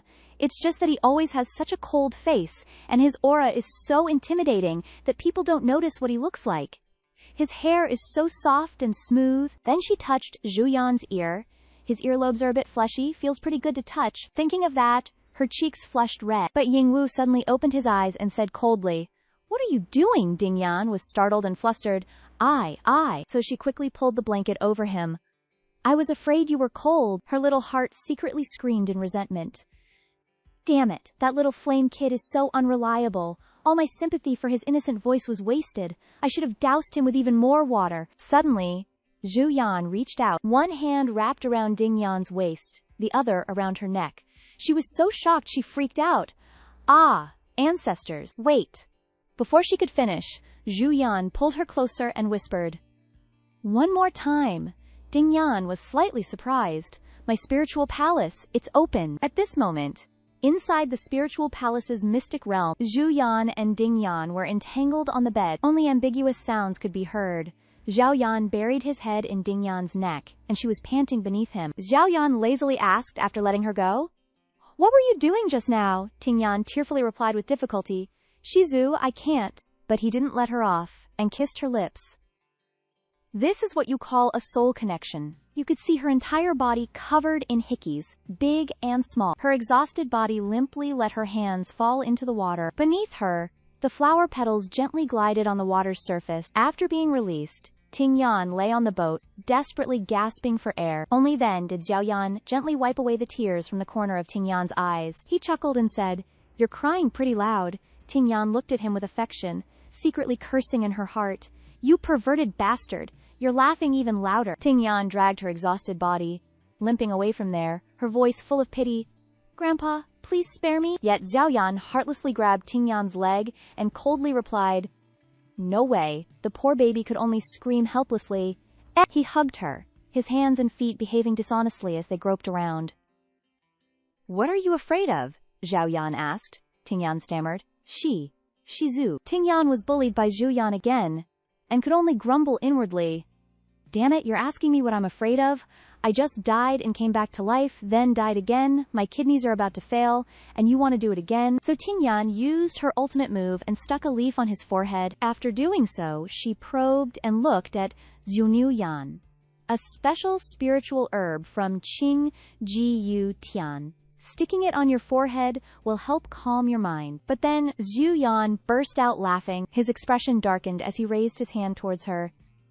"You don't think that just sticking it on the forehead will do the trick, right?" Zhu Yan held her face and cleared his throat. Ting Yan collapsed helplessly.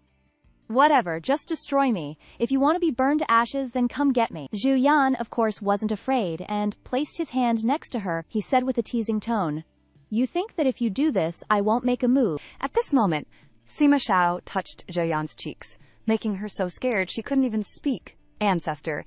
Ancestor!" Zhao Yan's tiny heart was beating uncontrollably as she fearfully scrambled away. "Help! Help!" Before leaving, she didn't forget to point back and mutter a curse, "You pig trotter!" Once outside, Zhao Yan asked the little snake, "At this rate, I'd rather just finish the deed in one go. At least I'd get a break halfway. Damn, what kind of transaction is this?" With absolutely no room to think or rest, the little snake shook its head vigorously. Seeing this, she asked helplessly, "Not done yet?" Zhou Yan then noticed the scenery across from them, her face full of bewilderment. Is this place about to disappear? The colors around are fading. This lake and wooden house, is this a miniature world created by that high monk? Sima Shao, appearing out of nowhere, said, "That's right, there's only one more day before this place vanishes." Zhou Yan jumped, startled, turning back, "Ancestor." Then he looked at the little snake and said, "Let's go." It gradually grew larger. Zhou Yan warily looked at Sima Shao and asked, "Where are we going this time?" But before she could finish, Sima Shao picked her up again.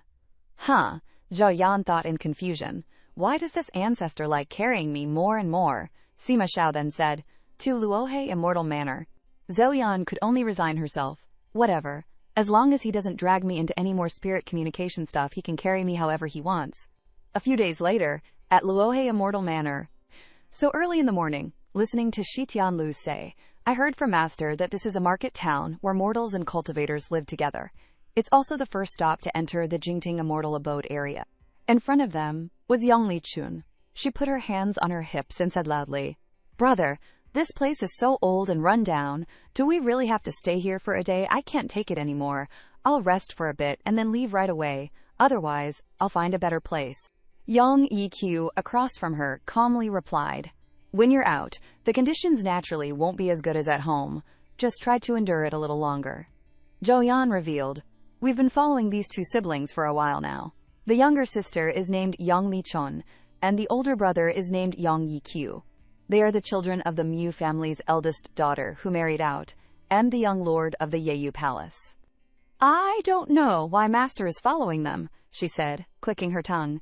Such a luxurious house, and she calls it run down. Truly a spoiled second-generation immortal. Li Chan then grabbed Yiqiu's hand and added, Brother, what do you think the academy in the Jingting Immortal Abode will be like? Is it better than the Chengju Academy we went to before? Yiqiu calmly replied, How can they compare? Mother already said, if we become disciples of the Jingting Immortal Abode, we'll be highly regarded wherever we go. Maybe even the Yeyu Palace will have to rely on us. You know I'm definitely better than those illegitimate children. At that time, the Yeyu Palace will be ours. Zhou Yan was stunned watching this. Your cultivation world really has palace intrigue everywhere, huh? Sima Xiao stroked his chin and said, How does it look to use their identities? Sima Xiao then waved his hand forward, and the two of them turned into two little quails. Suddenly, two little quails appeared. Zhou Yan jumped in shock, not understanding why she had turned into Li Chun. What the heck is going on? Sima Xiao picked up the two little quails and laughed. Little sister, here, have these to play with. Zhou Yan, seeing this, was speechless as she looked at him. Ancestor, what weird game are you playing again? The next day, outside the hall, only later did I understand that we were pretending to be the young master and young lady of the Yeyu Palace, and he brought us to the Chen Academy in the Jingting Immortal Abode. Thanks to that identity, we avoided the Shi family's pursuit and quietly infiltrated the Jingting Immortal Abode. Ting Yan and Ma Xiao were dozing off. Heads leaned against each other in the carriage, totally oblivious to the little snakes sneaking over to their lovey-dovey pigeons, lol. Ting Yan then drifted right into dreamland. In her dream, she saw Ma Xiao walking down the stairs, which made her wonder, wait a sec, is this Grandpa's memories? Ma Xiao's image became clearer and clearer, right? I've been in his spiritual domain before, touched his soul. That's why I'm catching glimpses of these faded memories and feeling his feels, OMG. In that dream, Ma Xiao just seemed so alone. It was a loneliness that was kind of suffocating, you know. Suddenly, Ting Yan felt like she was plummeting into the deep sea, super uncomfortable. That jolted her awake, and she stared at Ma Xiao. Seeing Ting Yan startled, Ma Xiao asked softly, What's wrong? She replied, a little breathless, and nothing. She glanced at him thoughtfully. This whole soul-sharing thing, it makes me see our ancestor as kinda pathetic. TBH. Plus, my cultivation's been leveling up like crazy since then.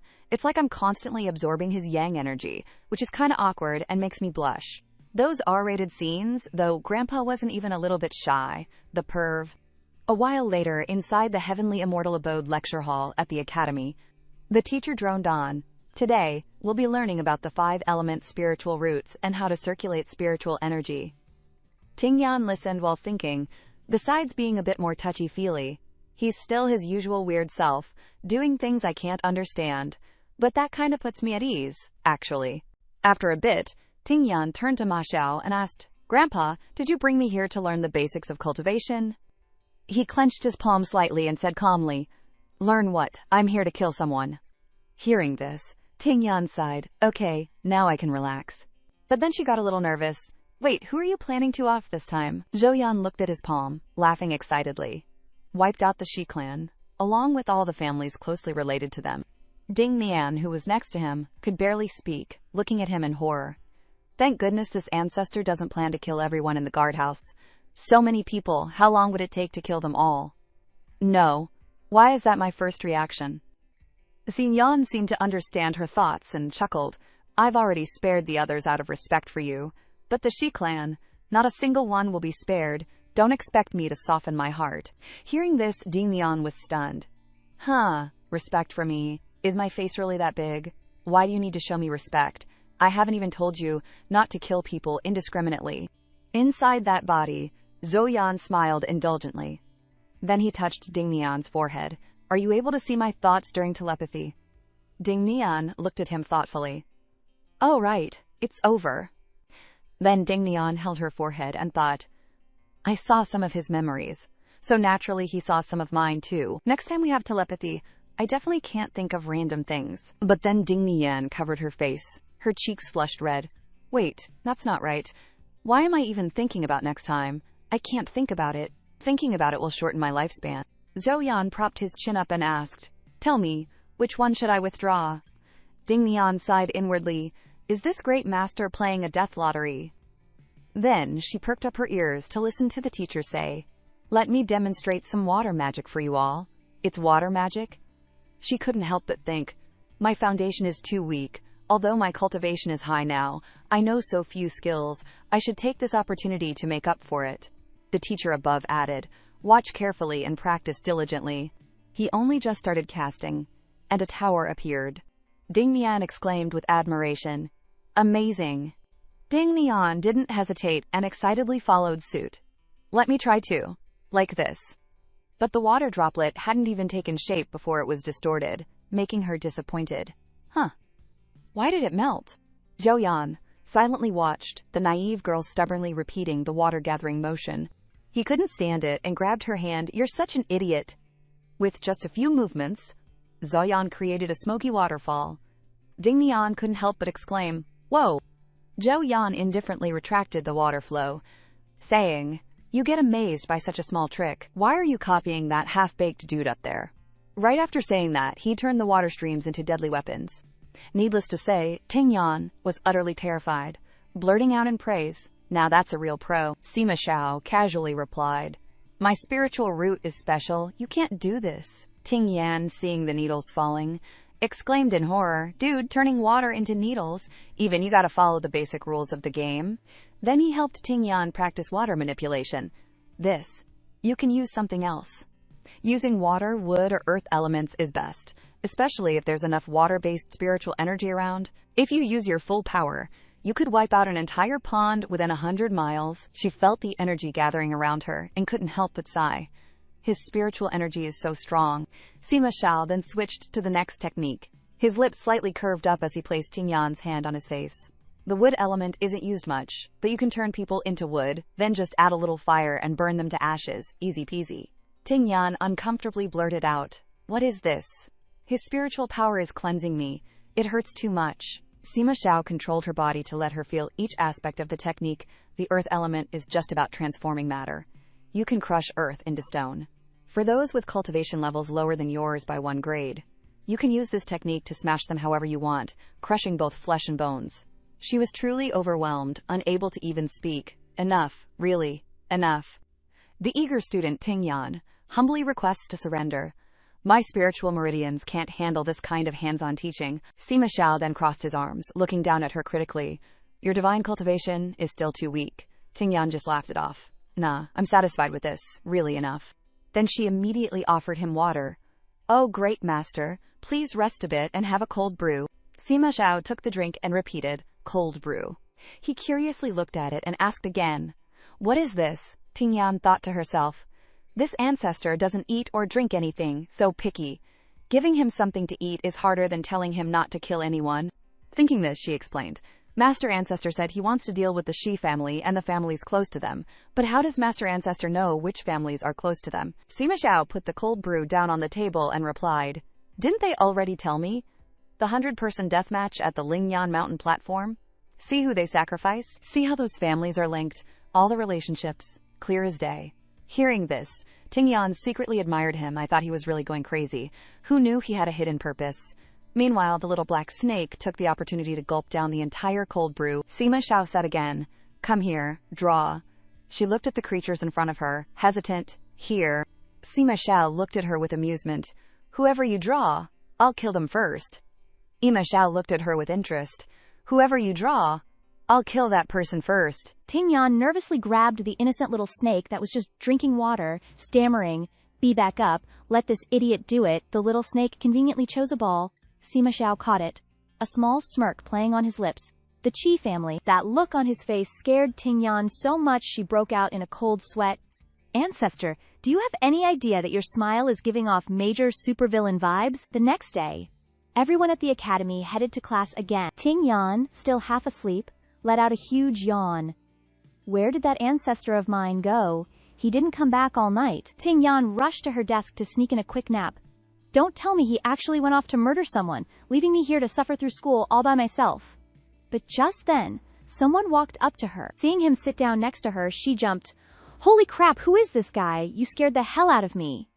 He looked over and introduced himself. my name is Qilu Ocean. You must be the Yongling Chun of the Yeyu Palace, right? Where's your big brother? Hearing this, Ting Yan sighed as she recalled. Chi. Yesterday, little Blackie picked a small ball, and I'm pretty sure it had the character Chi on it. At that thought, her eyes filled with pity. It's over. He's probably a dead man. Oh, the humanity. Seeing her stare at him, Luotian grew smug. She's staring at me so intently. Looks like I've got a shot. The young man, Luotian, grew even bolder, grabbing her hand. Our Chi family and the Moose family have always been on great terms. Just call me Big Brother Chi and I'll take good care of you. Ting Yan shivered at his words. So damn cringy. But for some reason, Luotian suddenly leaped up, screaming in pain, while Ting Yan innocently whistled and looked the other way. Turns out, her mischievous little hand hadn't been behaving itself. He momentarily panicked, recalling the sensation. What was that? My butt? It's both painful and cold. Chi Luotian, standing in the middle of class, clutching his butt and screaming his head off, finally angered the teacher. Chi Luotian, what do you think you're doing? Such insolence! Get outside now! The rest of the class erupted in laughter. Oh my god, did Chi Luotian just pee his pants? Haha. Ting Yan sat there, thinking smugly. That safety pin trick I learned from Sima Zhao yesterday really works like a charm. The teacher's voice turned stern. All of you, quiet down. Today we will discuss divine souls and spirit abodes. A person's spirit abode is their most secret place. Even for dual cultivation partners, it's not easy to enter one another's. You are all young. Do not do such things with others for a moment's pleasure. Hearing that, Ting Yan suddenly felt a pang of guilt and covered her face. Wait a minute, if that's the case, then aren't Sima Xiao and I basically bad kids who've already tasted the forbidden fruit? The more she thought about it, the guiltier she felt, shaking her head frantically. Ah, the shame! This is so humiliating. Cut to a different scene at the Jinghua Pavilion, where everyone was having a meal. Ting Yan was no exception, looking utterly bored as she sighed. Becoming Yongling Chun means I have to socialize too. At least the food here is pretty good. But before she could even take a single bite, Yuan Rongshu, Chi Luotian's cousin, stood before her and aggressively demanded, You're the one who humiliated my cousin, aren't you? Ting Yan instantly activated her salted fish skill. Level 1. What? I don't know what you're talking about. It wasn't me. I didn't do anything. Who's your cousin, anyway? Rongshu's friend stepped forward to continue the tirade. Still trying to deny it. Your spiritual root is crap anyway. You can't even cultivate properly here. You might as well find a Dalio partner to leech off of. Zhu Yan activated her salted fish skill level 2. That's right, you're absolutely right. You're so eloquent, so logical. She even clapped to show her appreciation. Rong Shui's other friend chimed in. I think you came here today to find a Dao partner, right? Too bad everyone here's background is way above yours. You better know your place. Zhou Yan immediately flashed a smile and activated salted fish skill level 3. Whatever. Up to you, I'm fine with anything. Yes, I think so too. You make a good point. The three of them were speechless, feeling increasingly frustrated.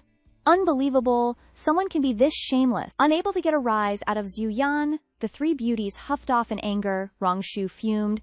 Wasn't Ling Chun supposed to be impulsive and easily angered? Why is she like a statue now, not reacting to anything? What the heck?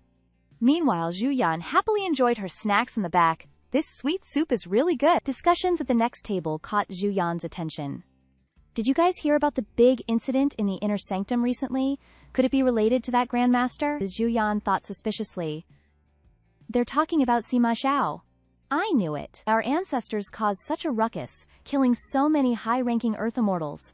Yet everything in the Jingxiao Gengchen region acted like nothing happened. Finally, someone's bringing it up. The table next door added, rumor has it, the Grandmaster flew into a rage and killed a lot of people, all because his favorite female disciple whispered sweet nothings in his ear. The sect leader even had to cover it up.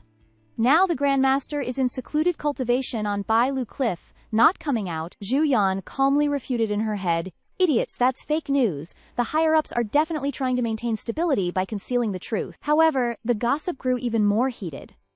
Before, we thought the Jingxiao Gengchen region would become even stronger when the Grandmaster came out of seclusion. But now it seems like having him around might not be a good thing. The other person retorted.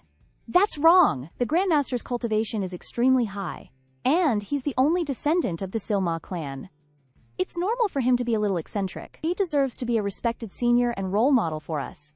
If I had the chance, I'd give my life for the Grandmaster. Zhao Yan chewed on her sweet soup while listening to the juicy gossip. Want to follow Sima Xiao that much, huh? Too bad this ancestor doesn't have his eyes on anyone, though it kinda seems like he thinks you guys and the entire Jingxiao Gangchen region are trash. As she was pondering, a familiar figure stood behind her. Sima Zhao put his hand on her shoulder and asked, Finished eating? Let's go home if you're done. Zhu Yan startled and turned around. Brother, you're back. Then she added, I'm done eating, let's go. But someone recognized her at this moment. Oh my, isn't this Yang Shiqiu from the Yayu Palace? You're here with Xin Dao Yu to get to know each other at this banquet. Why don't you let your younger sister stay too? Sima Zhao turned back to glance at him and asked, Banquet? Then he turned to Zhu Yan and added, I thought you guys were just chatting away. Zhu Yan looked at him, thinking, Am I seeing things? Why does this ancestor have a, my daughter has been mistreated and lost weight kind of look on his face? And so, Sima Zhao led her away. On the way, he asked with concern, Do you like this place? She replied. It's okay, the food is better than in the academy, he added. With your current cultivation, you don't really need to eat these things, she replied naively. Oh, I eat these things purely because I'm craving them. Then Zhu Yan handed the bowl to Sima Xiao. Actually, you should also try different kinds of delicious food. It's very helpful to keep you in a good mood. Saying this, she secretly assessed, This ancestor's life is too pitiful and boring. If a person can't even sleep and eat well, then life has no meaning anymore. Thinking of this, she took a big bite and mumbled, Try it, it's really good. It was a little difficult to hear because of the food in her mouth. She urged again, Have a taste. Sima Xiao's eyes remained fixed on her, and then he directly kissed her lips. One could say it was eating indirectly. The sudden action made Zhu Yan's little heart jump wildly. Even her eating utensils fell to the ground. The scene of the two of them kissing just had to be seen by Luo Tian. He was so pissed, he immediately ducked behind a pillar. This Yun Shi Yue, I haven't even had a chance to woo her, and someone's already snatched her up. Who is that guy next to her? Over there, Sima Xiao finally pulled away from her lips after a long while, complaining in a low voice. What's so good about this flavor anyway? Yun Shi Yue angrily pushed him away. And you still ate it. Sima Xiao leaned back and lightly licked his thin lips. At the same time, Luo Tian walked over and asked, Shi Yue, my dear Muimei. He pretended to be natural, asking, What are you doing here? Weren't you at the flower banquet with someone else? Then he looked at Sima Xiao and added, And who's this? Yun Shi Yue calmly replied, This is my Gege, Wei Yu Thu. Hearing that, he was completely stunned, his heart screaming, Incest! These depraved lovebirds are committing incest! Sima Xiao just scoffed coldly at that confession. Then he directly grabbed Yun Shi Yue's hand and left. If you have nothing to do, scram. Yun Shi Yue was confused, recalling Luo Tian's expression from just now. Why did he look like he's constipated? As the two left, he watched their figures, muttering with a cold expression, Disgusting. That night, inside Sima Xiao's room, Yun Shi Yue asked, Master, what is this? He sat not far from her and replied, Just went to take care of something, saw this book, and brought it back. Yun Shi Yue looked at the book with a doubtful expression. What book is so important that Master had to specifically bring it back? But as soon as she opened the book, her eyes widened in amazement. Whoa! But then she looked at him in shock. Heaven and earth, black and yellow, 4 stages of techniques. And there are 5 elements, and 12 kinds of special mutated spiritual roots. Saying that, she fearfully closed the book. A total of 10,000, 5,000 articles. The entire cultivation world, every magic that can be named is recorded here. This terrifying spiritual book, and you just casually brought it back. What the heck did you go and do? Thinking that, her face turned pale, imagining Sima Xiao being taken away in shackles. Wait, does that mean tomorrow there will be a curfew everywhere, hunting down thieves, and then they'll find us? At this time, Sima Xiao spoke up. Haven't I killed enough people? You're not afraid being by my side, but you're afraid of holding a book. Hearing that, Yun Shi Yue nodded in agreement. True, that makes sense. Then she resolutely clenched her fist and added, I love studying. From now on, I'll learn 50 new words every day. Ah, no. Learn 15 magic techniques. Zhu Yan, on the side, held his teacup, propping his chin, and looked at her. No, you do want it. You're clearly screaming no in your head. Ting Yan raised an eyebrow in surprise. If you knew, why did you give me that huge stack of homework? But then she curiously approached him and asked, Ancestor, how do you know what I'm thinking? Can you read minds? Sima Xiao calmly replied, I can't read minds. He then touched her cheek and said softly, But when you're emotional, I sometimes hear what you're thinking. I can only hear yours. Ting Yan grimaced, her face pinched. Why only me? Her tiny heart clutched her head, screaming in protest. Is this also a consequence of soul sharing? Ugh, I knew it. You can't just sleep with a big shot all willy-nilly. There's a price to pay. Sima Xiao then leaned close to her ear. I can hear everything in your head. If you keep being noisy, there will be soul sharing. Hearing this, Ting Yan stuttered, repeating, soul sharing. In Liu Tingyan's imagination, she was being ravaged by this ancestor until she was breathless and covered in red marks. Imagining that scene, Tingyan immediately put her hands together in front of her chest and chanted loudly, Amitabha, no sharing, no sharing. All is emptiness. Sima Xiao couldn't help but burst out laughing at her words. The scene was like a little chick being chased by a big snake that just wanted to devour her. The next morning, in class, Ting Yan leaned close to Sima Xiao, puzzled, and asked, Ancestor, it's so weird. Why is everyone avoiding us? They're looking at us really strangely too. Sima Xiao used a barrier spell around them and replied, You don't have to whisper. They can't hear you. Ting Yan pouted, confused, and looked around. Judging by their expressions, I thought I came out in my pajamas instead of a dress. Sima Xiao chuckled softly. Wanna know? Just take a look. She quickly gave him a thumbs up and praised. Big shot, you're the best. Luo Tian, over there, looked at them with disdain and speculated, I saw it with my own eyes. It can't be fake. That day, those two siblings were being so shameless, right there in the brocade painting garden. At that, his little sister on the other side glanced at the two of them and said, Doing that kind of thing.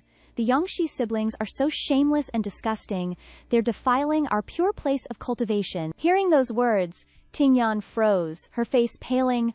Oh God, I almost forgot we're supposed to be siblings. Seeing Sima Xiao laughing so happily, Ting Yan asked uncomfortably, Ancestor, how can you still laugh? His voice turned cold, his eyes filled with murderous intent as he replied, I heard my parents were siblings too. Back then, those immortal palace guardian gods wanted the pure bloodline of the Silma family, so they brainwashed them day and night, pressuring them to have children. I thought they didn't care about this kind of thing, but it turns out they do have a sense of shame, knowing what should and shouldn't be done. Zhao Yan's at it again, with his choosing game. Look at them. They were just happily roasting each other a minute ago, he said, clenching his fist with a light laugh. Then let's just target their families. Hearing that, Ding Yan turned pale. Welp, looks like the ancestors are going to be out causing mayhem again tonight. Time just kept ticking by that night. Sima Xiao caressed her cheek soothingly. I have to leave tonight. Ding Yan looked at him and repeated, Leave. Oh, safe travels, be careful. But then she felt something was off, her heart was fighting it. Wait, hold on, why am I acting like a wife sending her husband off on a trip, telling him to be careful, SOS, this is too much. Sima Xiao gently stroked her hair, smiling sweetly, and asked, Want anything? I'll bring it back for you? Hearing that, Ding Yan froze, mentally screaming, Sounds like a husband promising to buy his wife a gift after a business trip, for crying out loud. So she waved her hands frantically.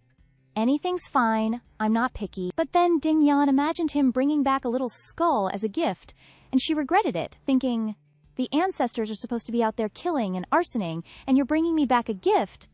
Uh-oh, is he planning on bringing back enemy heads as presents? Sima Xiao then bent down, kissed her forehead, and whispered, comforting her, Wait for me, okay? This action made Ding Yan blush furiously. Ancestors, what's wrong with you, ancestors? My ancestors would never be this gentle. Sima Xiao, after finishing up the formalities, grabbed his suitcase and left for his business trip, leaving his wife Ding Yan at home, tossing and turning, unable to sleep. Ancestor Sima Xiao's gone again. The next morning, as usual, Ding Yan had to go to school. She flipped through her books, bored, not even bothering to pay attention to her surroundings. He's gone. Going to school's even more boring now. Fine, then I'll try learning some new tricks from the books, she thought, pointing at the page. Let's try this one. And just like that, on her first try, Ding Yan succeeded. She happily looked at her accomplishment, praising herself in her heart. This magic trick's easy. so now I can sleep in class. But just as school ended, some other young ladies gathered around, gossiping about her. How can that young Chun still show her face at school? Yeah. With that flirtatious look and that affected walk, it's obvious she's no good. Need you even ask? Ding Yan, on the side, secretly cast a spell on them, her face full of amusement. After school, I'll practice on these blabbermouths. The beauties over there started to bicker. One stepped on the other's foot. Why'd you step on my foot? I should be asking you that. Why'd you step on my foot? Just like that, they started pulling hair, tearing clothes, and fighting. What do you mean? What do you mean? Stop arguing, stop arguing. Ding Yan, having achieved her goal, hummed a little tune.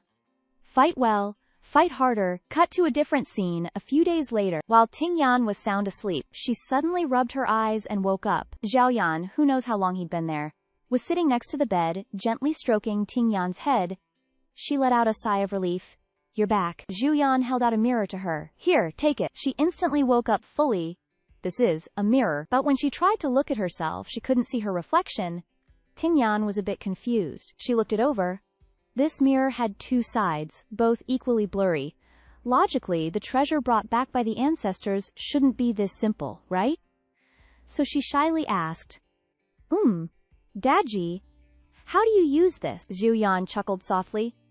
You don't even know this? As long as you have spiritual energy, even if the two mirrors are separated by 10,000 miles, you can see what's happening on the other side. Ting Yan asked in disbelief.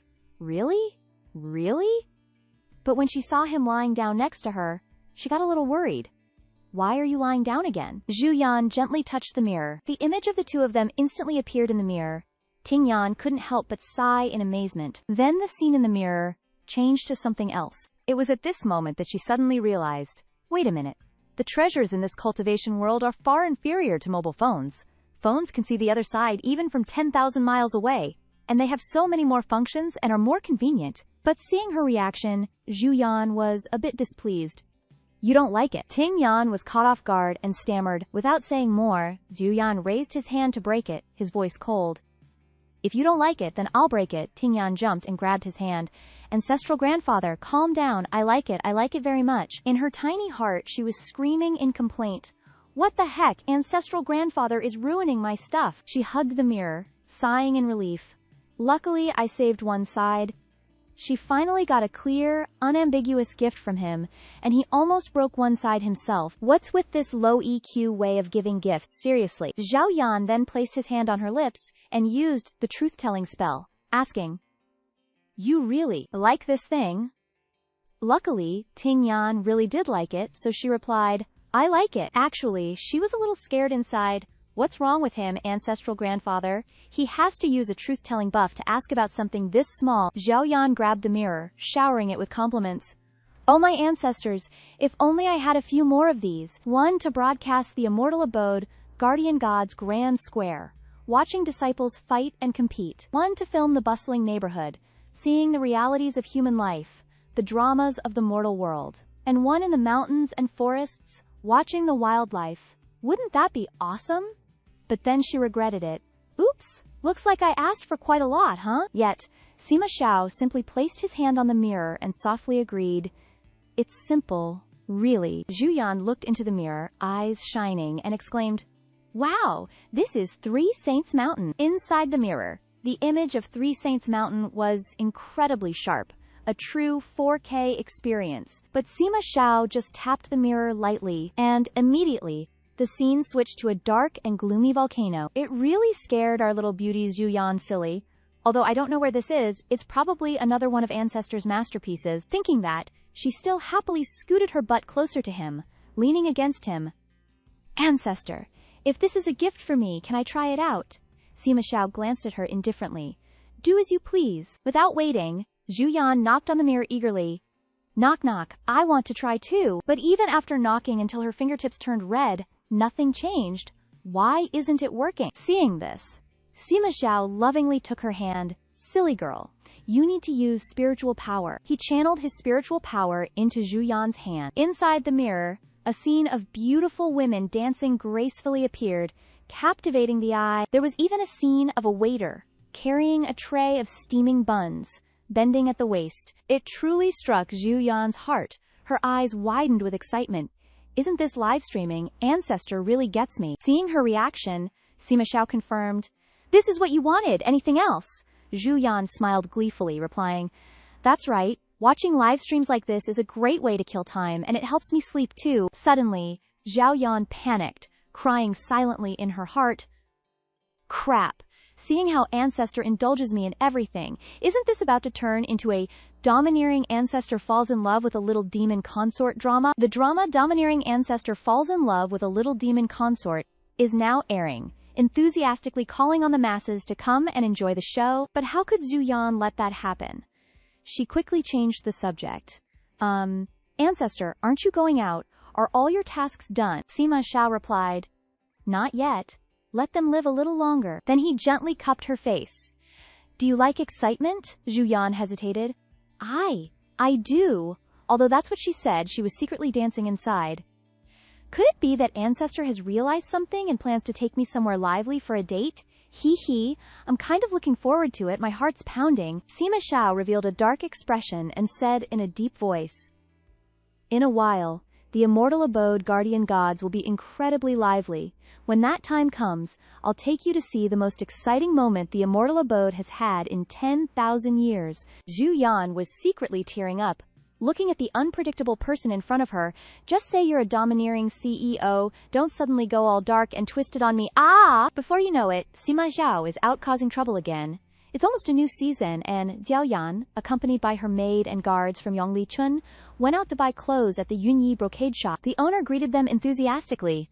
"These are the newly arrived flower brocades this month. The patterns on this type of brocade are no ordinary stuff, you know.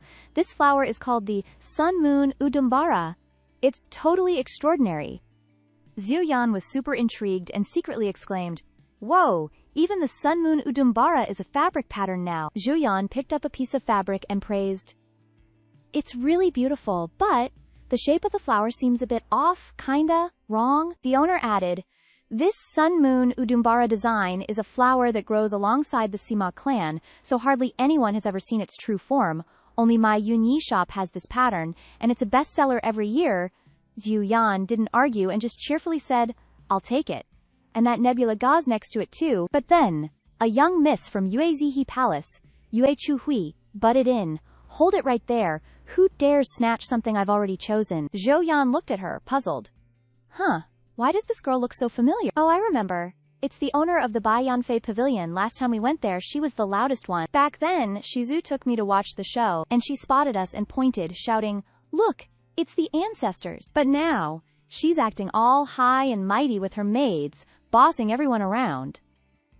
"I hear you're people from the Yayu Palace? HMPH, such a small Yayu Palace. Even if your palace master or old ancestor came here, they'd have to be polite to this young miss.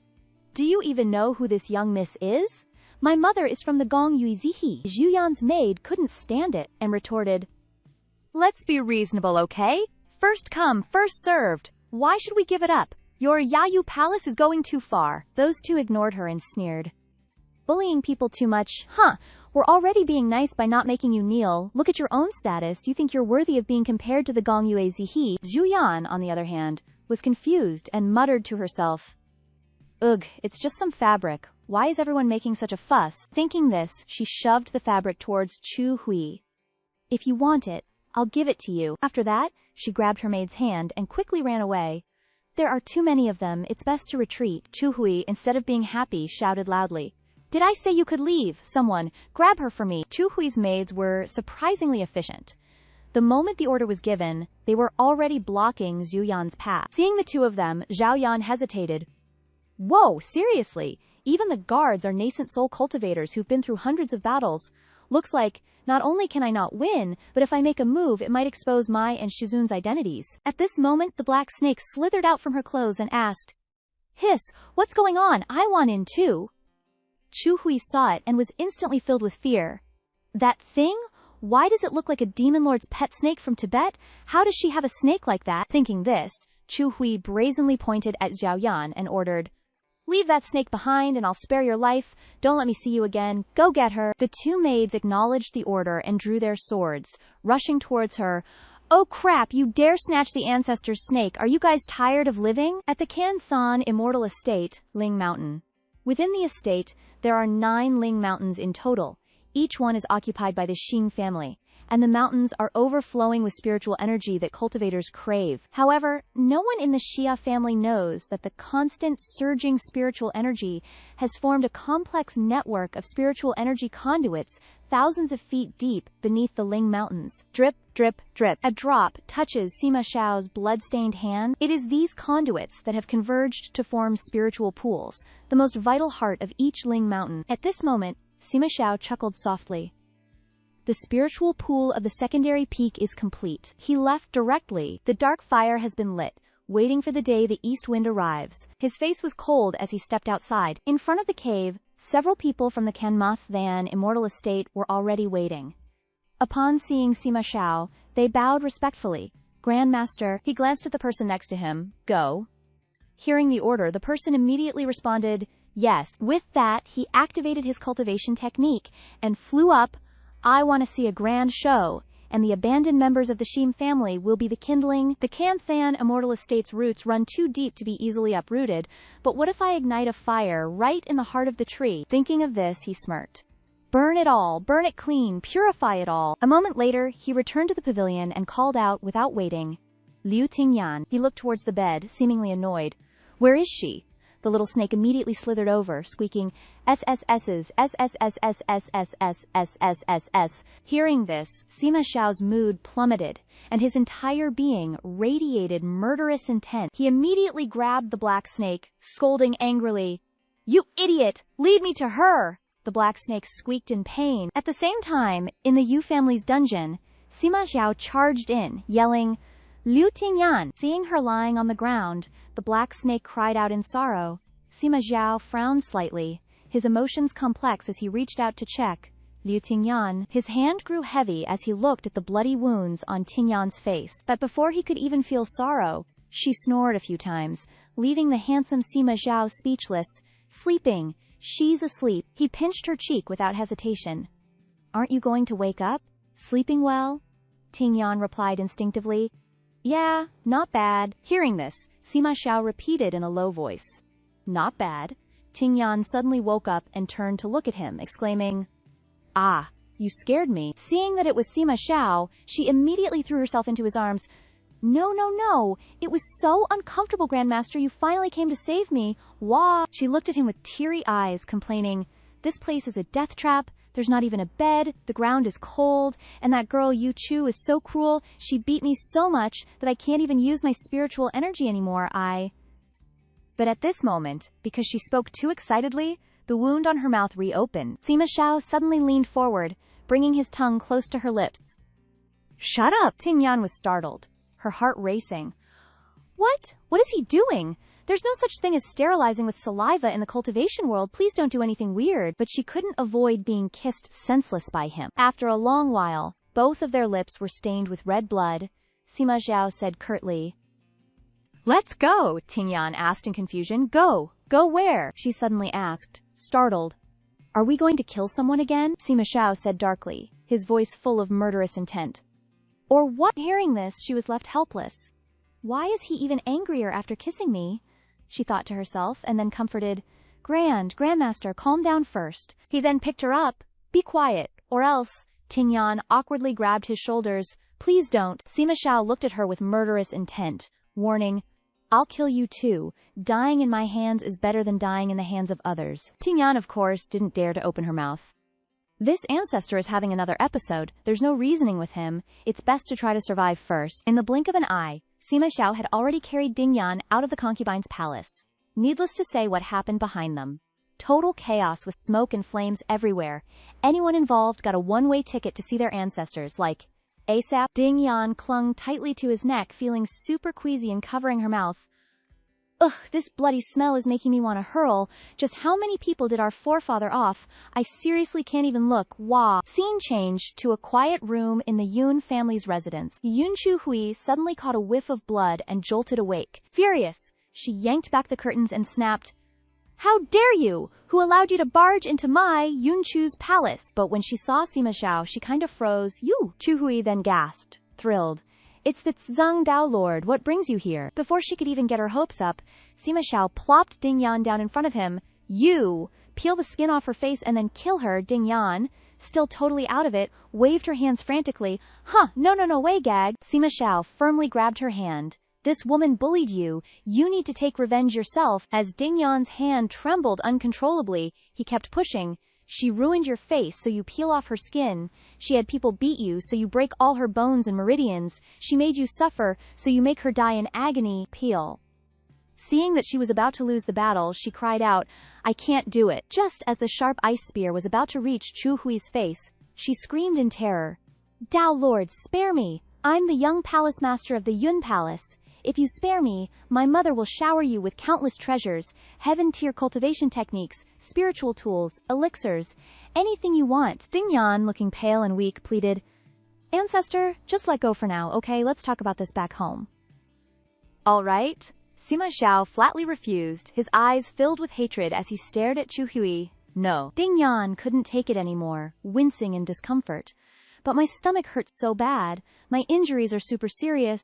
I really don't want to kill anyone myself. As she finished speaking, she involuntarily stumbled backward, coughing up fresh blood. Her breathing was getting erratic and out of control, but coaxing her CEO was still totally doable. She gave him a pitiful look. Babe, if you don't save me, I'm seriously gonna die. Seeing that Sima Xiao wasn't budging, Ding Yan planted 3 quick kisses on his cheek. I'm sorry, I just really hate pain. Can we go home and heal first, pretty? Please, I'm begging you, ancestor. Seems like that worked. Sima Xiao immediately scooped her up and scolded. Shut up! I'm taking you home, she replied, satisfied, with rosy cheeks. Okay. Inside, she secretly sighed in relief. Phew. Finally got the ancestor to drop the whole make her do it herself thing. I might kill to protect myself if pushed to the wall, but I'm definitely not going to do it when someone's holding my hand and forcing me to kill. Chu Hui watched them leave and breathed a sigh of relief. Yes, saved. Who the hell is that little bitch? Why is she messing around with the Zhang Dao Lord? At this moment, Ding Yan curled up in his arms, lost in thought.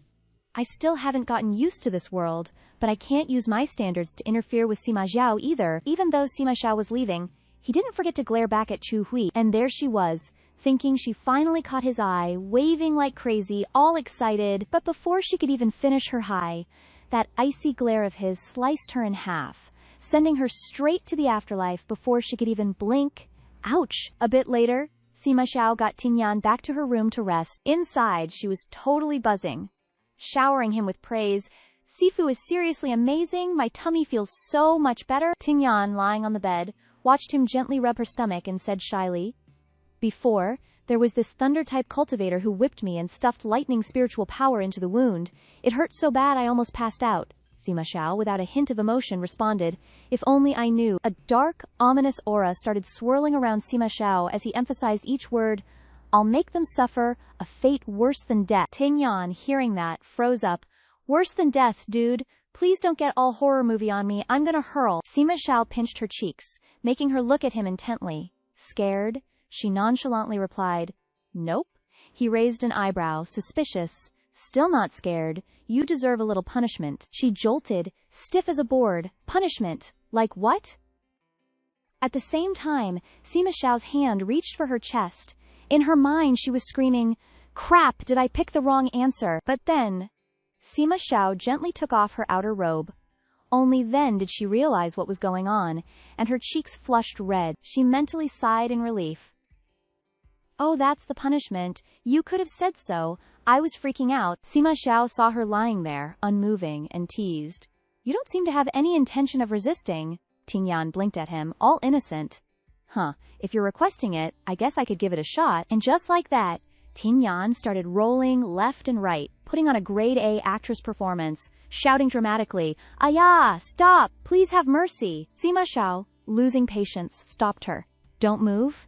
Then, out of nowhere, he kissed her, and Ding Yan gripped the blanket tightly. Her breathing got heavier, and she felt a strange sensation. What is this? With Sima Xiao's every move, she felt more and more uncomfortable, like her body was on fire. Shaking all over, Ding Yan choked out, You! Do all you Sima clan guys make women suffer like this? I'm gonna burn to death. Wah! The Sima clan has Phoenix Mountain spirit blood, which carries the aura of spirit fire. causing immense pain to outsiders. If Liu Tingyan hadn't drunk his blood before, she definitely wouldn't be able to withstand the burning sensation of the spirit fire today. Sima Xiao softly kissed her forehead, comforting her. Don't be scared. I'm here. No one will hurt you. He lovingly stroked her chin. Cry for me. Don't hold it in. You can't make me hurt like that again. But before they could get all lovey-dovey for even 3 seconds, Sima Xiao's face turned cold, and he warned, if there's a next time, I'll kill you. At this moment, Shi Tianlu spoke up. Palace Master Yuezhi, please don't create any more bloodshed. You've caused quite a stir recently. Palace Master Yuezhi furrowed her brows and retorted sternly, Shi Tianlu, the one who died wasn't your daughter, so how could you understand the pain in my heart? Tianlu immediately thought of Sima Xiao. He then sat closer to the fire and said calmly, listen to me.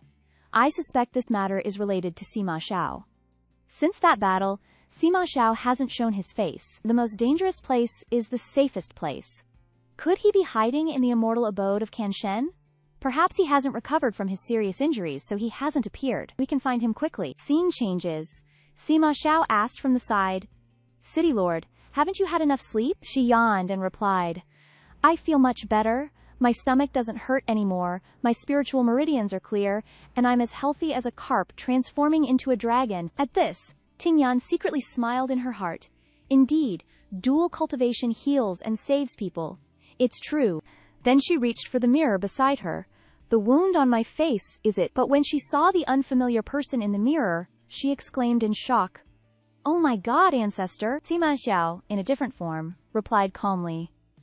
Now you are the city lord of Fenghua City, Shi Yuxiang. Tingyan panicked and asked, Who are you? Sima Xiao feigned weakness, covered his face shyly.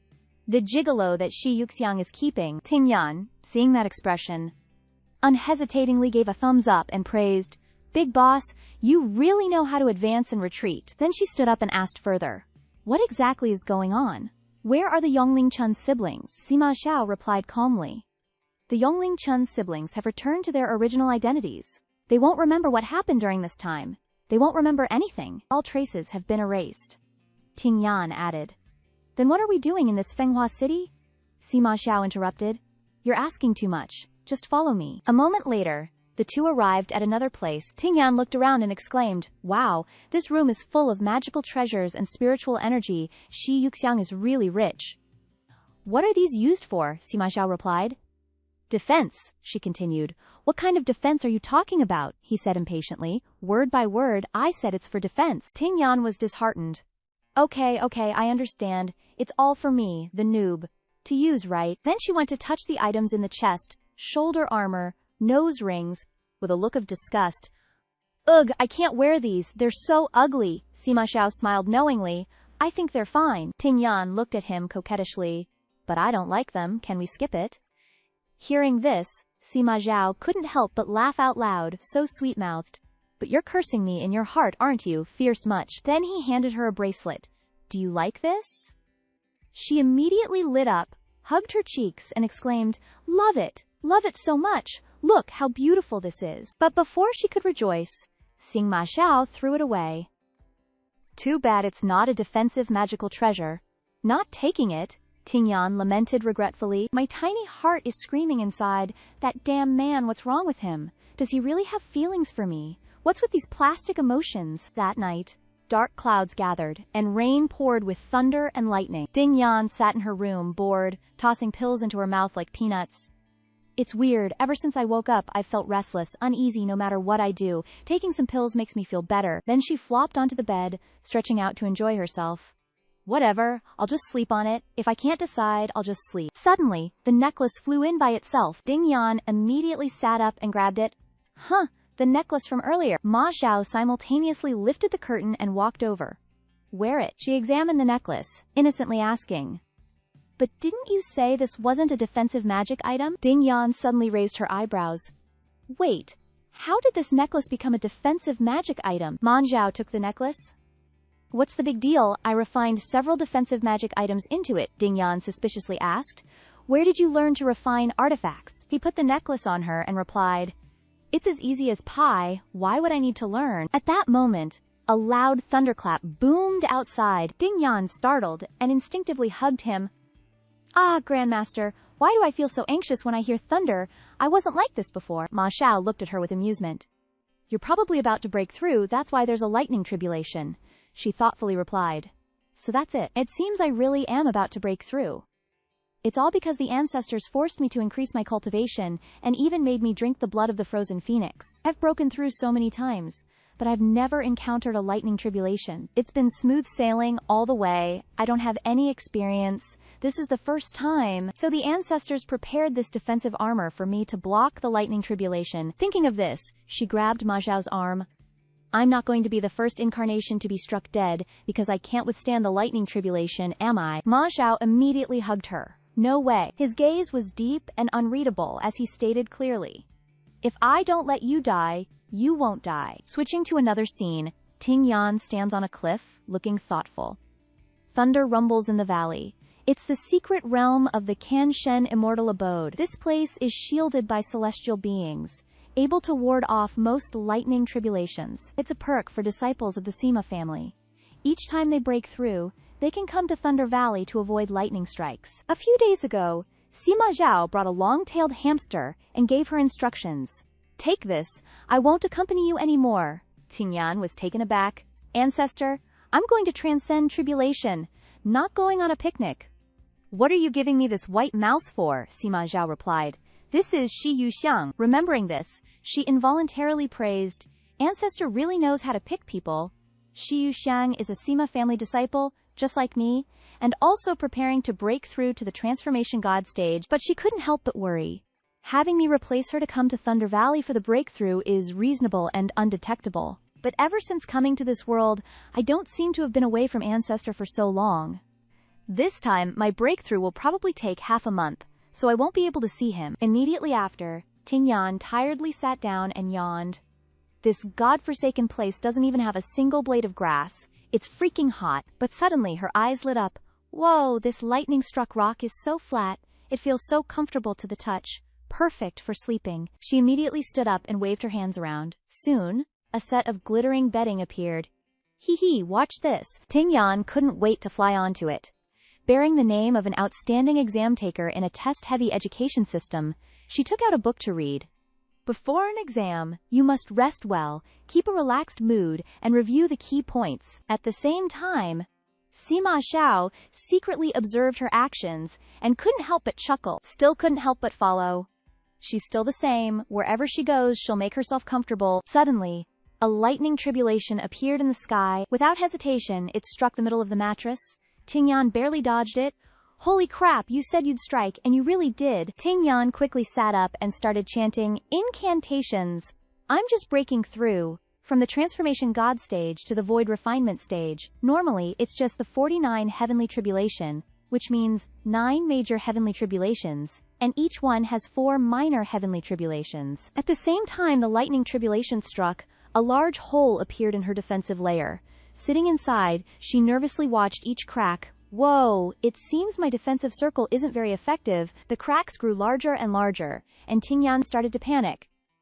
This isn't the 49-day tribulation, is it? It's the 99-day tribulation. Tingyan really couldn't resist anymore. She covered her nose and coughed. I'm done for, I'm screwed. But after waiting for a long time, there was no strange reaction. She tentatively opened her eyes. Why doesn't my body hurt at all? That's right, how could it hurt when there's the big boss Sima Zhao backing her up? He stood in front of her, valiantly grabbing the lightning bolt. With a cold and merciless expression, he snapped the lightning bolt in half. Tingyan, who was free and bored behind him, used all her strength to praise. Tearing lightning with bare hands? Ancestor, you truly are my ancestor. Sima Xiao was amused by the sweet words and tilted his head, saying, Sit still. Nothing will happen to you, I said so. Tingyan was stunned for a moment, her emotions like Hanoi Spring, staring intently at him. What about you then? She watched the waves of lightning tribulations descending endlessly, and a sense of security rose in her heart. Clearly the heavenly tribulation is so scary, but with him standing in front of me, I feel even more at ease. Then Tingyan noticed Sima Xiao's hand. There were clearly streaks of blood. She startled and sat up, shouting, Ancestor, you're bleeding! But after that sentence, Sima Xiao was surrounded by red lotuses. Seeing this, Tingyan was extremely surprised, her heart pounding uncontrollably. The blood turned into red lotuses. So awesome. After a while, the lightning tribulation cooled down, and she put her hands on her hips, wondering, is this the end? Sima Xiao turned around, looked at her, and waved his hand dismissively. That's all there is to it. Ting Yan went over and grabbed his arm. His wound isn't good, it needs to be treated quickly. Thinking this, she stared intently at the wound on his hand. Ancestor, let me bandage your hand. Suddenly, Sima Xiao reached out and touched her cheek. He lifted her face and observed it for a long time, then asked, are you okay? She cheerfully shook her head. Yes. Sima Xiao gently kissed her forehead. Good that you are okay. The wound on Sima Xiao's hand was carefully bandaged by Ding Yan. Seemingly noticing something, Sima Xiao asked suspiciously, Jade spirit paste. He looked at Ding Yan and added, you never carried this kind of healing elixir before. Seems like you prepared it especially for me. She didn't hide it and admitted, that's right. Sima Xiao didn't expect Ding Yan to admit it so easily, so he was a little stunned. An indescribable feeling welled up in his heart. He quickly turned away, avoiding her gaze. I don't want to bandage anymore. It's such a hassle. Ding Yan, who was halfway through bandaging, looked worriedly at the wound on his hand. Hey, master. Getting annoyed, he tugged at the bandage and complained, this thing is so cumbersome. Seeing this, she couldn't help but giggle. He looked just like a kitten in a cat cafe being forced to wear something. The reluctant look was exactly the same. Sima Xiao caught that smile. Annoyed, he lifted her chin. What are you laughing at? Without hesitation, she threw him a flirtatious line. I'm laughing because you're so cute. Sima Xiao suddenly turned and left without a word. Ding Yan looked at the bandage still untied on his hand. Master, your hand. Don't use too much force, or the wound will split open, Sima Xiao replied with mixed emotions. I told you I don't want a bandage. Hearing this, Ding Yan sighed helplessly. This old ancestor, even after hundreds of years, is still as stubborn as a child. Maybe it's because no one taught him anything since he was little, and all he's had by his side all these years is a pet snake. Thinking as she acted, she grabbed his hand without hesitation. You just applied the medicine. If you don't bandage it, the wound will easily split open. Just 3 days, okay. She hugged Sima Xiao's arm, constantly cajoling him by his ear. Just bandage it, please. It looks so painful. We'll take it off after the wound heals a little. But the young man Sima Xiao remained unyielding and unusually gloomy. Ding Yan kept nuzzling his arm like a kitten, melting even the cold CEO. Please, I'm so worried. You know I prepared this especially for you. Wouldn't it be a waste if you didn't use it? I'm even wearing the necklace you made for me. Sima Xiao turned his face away and hesitated. Only 3 days. Got it. Hearing this, she happily looked up at him. Immediately after, she stepped back and hugged his slim-toned waist. Hee hee, I knew you'd agree. He tilted his head and retorted, you think I can't see you're deliberately acting cute? Ding Yan didn't care, feeling smug in her heart. So what? What should be compromised still has to be compromised. Pillow talk really works. She looked at him again. You deliberately chose this place for me to undergo my lightning tribulation, and you even crafted such powerful defensive magic items and personally followed me. You knew all along that my lightning tribulation this time wouldn't be simple, right? Sima Xiao gently stroked Ding Yan's head. Because you merged your soul with mine, you were tainted with my aura, which led to the lightning tribulation. The Sima clan is nearly extinct today, which is related to the fate of the heavenly Tao. It wants to destroy the Sima clan. It wants to kill me, she asked back in a bit of panic. But I remember it's recorded in the ancient annals that many years ago, many great immortal experts of the Sima clan ascended to become gods. So how can you say they're extinct? Sima Xiao frowned slightly, sneering in his heart. Ascended to become gods, HMPH, that's just the biggest joke in the heavens and earth. In the past, every time an immortal ascended, the spiritual energy of the heavens and earth would become richer. Do you know why? It's because those immortals actually couldn't ascend to the god realm at all, but dissolved into the heavens and earth, their souls and bodies turning into pure spiritual energy to nourish this world. Suddenly, Ding Yan felt a chill down her spine. Wait, isn't this a shocking secret? He just said it like that. The thunder is getting louder. At this moment, Sima Zhao's hatred rose. This was confirmed by the last person of the Sima clan. Otherwise, why has no one dared to ascend for so many years? The Shina clan dares to blatantly scheme against the remaining members of the Sima clan, even imprisoning them, and seizing their territory step by step. It's all because the Shina clan knows very well that those people of the Sima clan who once ascended to become gods can never return. Zhu Yan was so scared that her face turned pale, and she quickly covered his mouth.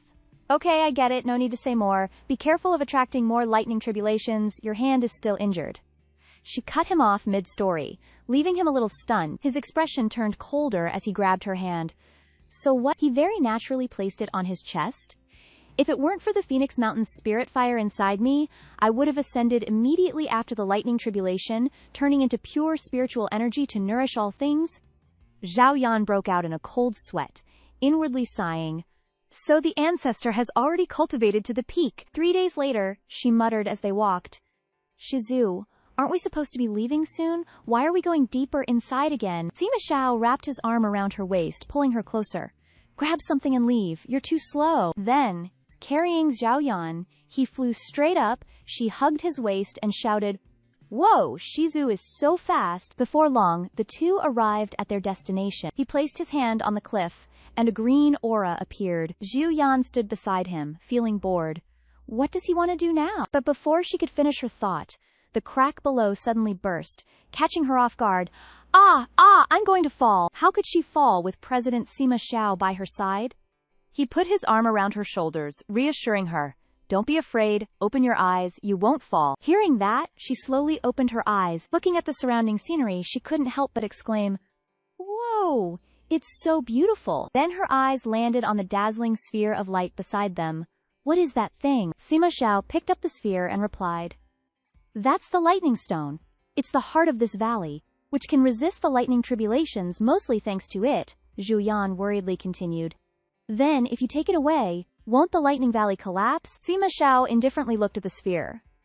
The lightning valley was originally created by the Sima family, and the lightning stone is also a Sima family object, so what if I take it? She incredulously asked. Although this used to be your land, the Xia clan has occupied it for so long. Haven't they set up any restrictions to prevent the Sima family from entering and exiting freely? He tilted his head, looking at her with a faint smile.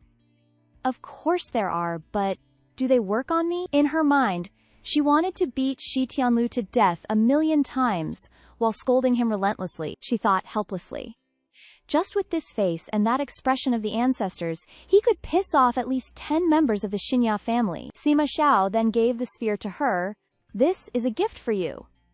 Saying it was a gift, Zhu Yan looked at him in disbelief. Scene change. To the city lord's mansion in Fenghua City. Morning. Tingyan sits on a chair. A sweet feeling welling up inside her. She looks at the sparkling necklace around her neck. A little moved, Tingyan's eyes couldn't help but joyfully examine every small detail on it. After embedding the lightning stone, it looks even more beautiful. At the same time, Ma Xiao raised the necklace on her, nodding in agreement.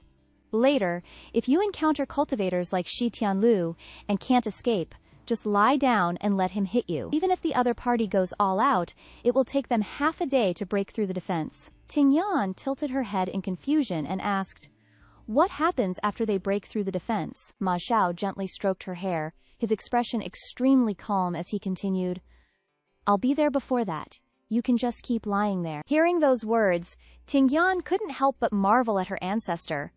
No wonder he's my ancestor, he's so damn cocky. But he actually has the right to be arrogant. If it's that terrifyingly insightful and ridiculously powerful, Zhang Daojun from the tunnel. He's one of a kind in heaven and earth, worthy of being the #1 person. It was several days later in the garden of the Fenghua City Lord's mansion. The atmosphere was very quiet, sunlight streaming through the leaves. Tingyan, in her persona as Shi Yuxiang, a renowned beauty obsessed with pretty boys, keeps many male companions. She's lying down, peacefully enjoying the morning sun. By the side of the lake, a man's footsteps gradually approach. These pretty boys recommend themselves as bed partners every few days, and the one chosen today is young Master Mu, Shi Yuxiang's secret lover. He hides behind a tree and softly calls out, Xiangxiang. As usual, young Master Mu approaches, sees Tingyan sleeping, gently strokes her cheek, and utters lewd words. Xiangxiang, I heard you haven't been looking for anyone lately. What's wrong? Have they all satisfied you? As he says this, young Master Muse's hand caresses Tingyan's neck, uttering each word without hesitation, "Your slutty body." She then wakes up and sees the large hand daring to touch her mountain range, and her eyebrows furrow slightly. What? Tingyan reflexively throws the pretty boy away. Who's touching me inappropriately? Get lost, get lost. Young Master Mu finally understands what it's like to fly. He chokes out her name one last time. Xiang Xiang. Young Master Moody flies to the edge of the lake, his whole body in pain, but it seems his tribulation has only just begun. Young Master Mu looks at Tingyan with a gloomy expression, full of disgust, and yells, "You slut, what are you doing?" She doesn't know if those words angered her, but Ma Xiao looks like he wants to devour young Master Mu whole. Before anyone could even notice him, Ma Xiao grabbed him and lifted him off the ground. Young Master Mukena didn't understand what was happening and screamed in panic. Tingyan, on the other side, trembled with fear and quickly covered her face, worried that she would see an unsightly scene if she was even a little late. Will the ancestor crush his head? No, it's too bloody. But contrary to what she thought, Ma Xiao threw young Master Mukeni towards her. He angrily turned to look at the person who dared to touch him. Ouch! Who dares to throw this old man? You guys, are you crazy? I am. But before he could finish his sentence, Sima Xiao embraced Ding Yan from behind, whispering into her ear, "Do it! Kill him!" Ding Yan was terrified, breaking out in a cold sweat, passively letting him control her. "No, don't." Sima Xiao didn't hesitate, guiding her hand forward. "Kill him?" After those words, the surrounding scene was dyed a deep crimson. Ding Yan's eyes widened in horror, repeatedly muttering internally, I killed someone. I killed someone." Looking at the dismembered body of young Master Mu before her, Ding Yan felt a wave of nausea. Sima Xiao was born into an environment where it was kill or be killed. I won't comment on his bloodlust. But in my world, killing is wrong. The more she thought, the more she regretted it. I hate killing. I hate killing. Sima Xiao placed his hand on Ding Yan's shoulder. Seeing tears streaming down her face, he spoke soothingly. "It's just killing one person. He offended you, so I wanted you to do it yourself. Why such a big reaction?" Ding Yan felt uncomfortable with Sima Xiao's touch and nonchalant words. She angrily pushed his hand away. "Don't touch me. I don't want to talk to you right now." She felt stifled. Clearly, she didn't know how to face him. If Sima Xiao was just that bloodthirsty grandmaster, I wouldn't dare be angry about this. But now he's the person I'm closest to in this world. I can't help but be angry. Thinking this, Ding Yan spoke in a cold voice.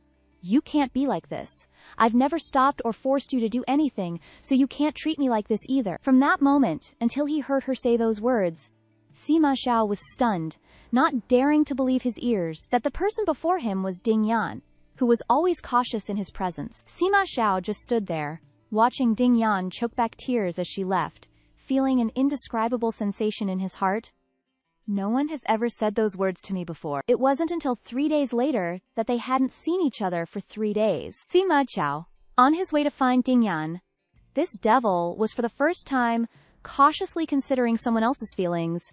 It's been 3 days. She's probably not angry anymore, right? Actually, he had also just finished venting his anger and came back, looking around with his eyes. I've been lenient enough with her. She better know what's good for her. But right at the usual chair, Ding Yan wasn't there. Sima Xiao murmured in disappointment. Liao Ding Yan. Sima Xiao instinctively called her name, his eyes scanning every corner of the courtyard. Liao Ding Yan. From the bedroom to the living room, everywhere she could possibly be, she was nowhere to be found. Could it be that Ding Yan really left? It was at this moment that Sima Xiao truly panicked, a feeling of overwhelming loss rushing over him. He frantically looked around. Gone. Because of fear. Because of such a small matter. You left me.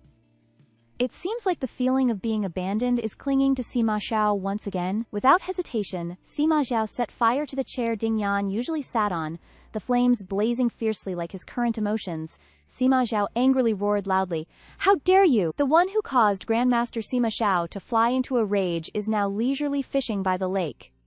Seemingly sensing something, she coldly says, "How did you know I was here?" Not far away, Sima Xiao approaches gently, step by step. Just as Sima Xiao stands beside Ding Yan, she reels in a super big fish. Sima Xiao, for some reason, doesn't feel angry anymore. He looks at Ding Yan with affection and patiently replies, "Your necklace contains my tracking magic." Ding Yan doesn't really care. She ignores him directly, walking forward, indifferently, clicking her tongue for the sake of it, then coldly says, I heard flying cloudfish tastes really good, want to try it together. Ding Yan acts distant, quickly pulling the bucket of fish towards herself, sitting in front of the fire. But I don't want to eat it anymore now. Saying this, she decisively grabs a wooden skewer and pierces it through the fish's mouth. You can't be like that anymore in the future. Sima Xiao remains calm, snatching the skewer from her and asking, Are you angry at me for killing people? Mentioning this, Ding Yan's eyes immediately well up with tears. She wipes away the tear trembling on her eyelashes, looking at him pitifully. You can't be like that. Sima Xiao doesn't reveal any emotion, looking at her, and hesitates a bit before continuing. I know. Afterwards, he uses his cultivation to quickly roast the fish. He adds, I won't scold you or hit you. I agree to everything. Sima Xiao still hasn't noticed her uncomfortable feelings and offers the freshly roasted fish to Ding Yan. Eat the fish. Ding Yan immediately dodges. I don't want to eat it. I've been having nightmares these past few days. Sima Xiao suddenly pauses. A hint of rare melancholy flashes in his eyes. I also regret her being like that. This is the first time I've felt regret. Thinking of this, for some reason, he throws the delicious fish into the fire. Then, he lunges forward and hugs Ding Yan, a kind of pain completely different from physical pain. Sima Xiao, a grandmaster who kills without batting an eye, is now patiently comforting his little darling, telling her not to cry. Ding Yan cries even louder, she says aggrievedly. In the future, if there's something I say I don't want to do, it really means I don't want to do it. Don't force me. Sima Xiao wipes away the tears on her eyelashes, agreeing without hesitation. I know. He tenderly kisses the tear trembling on her cheek, gently comforting her. Don't cry anymore. Then, he raises his finger to her forehead, starting to cast a spell. What kind of nightmares have you been having? Let me see. Saying this, he closes his eyes, concentrating his mind, and delving deep into Ding Yan's mind. But the terrifying image she spoke of is actually a scene of slaughtering pigs. The poor little pig is hanging on a pole, ready to return to the earth, constantly squealing. Sima Xiao sees this scene, and a question arises in his heart. In disbelief, he asks again, Slaughtering pigs is scary? Ding Yan raises both hands, shrugging her shoulders in response. You don't understand.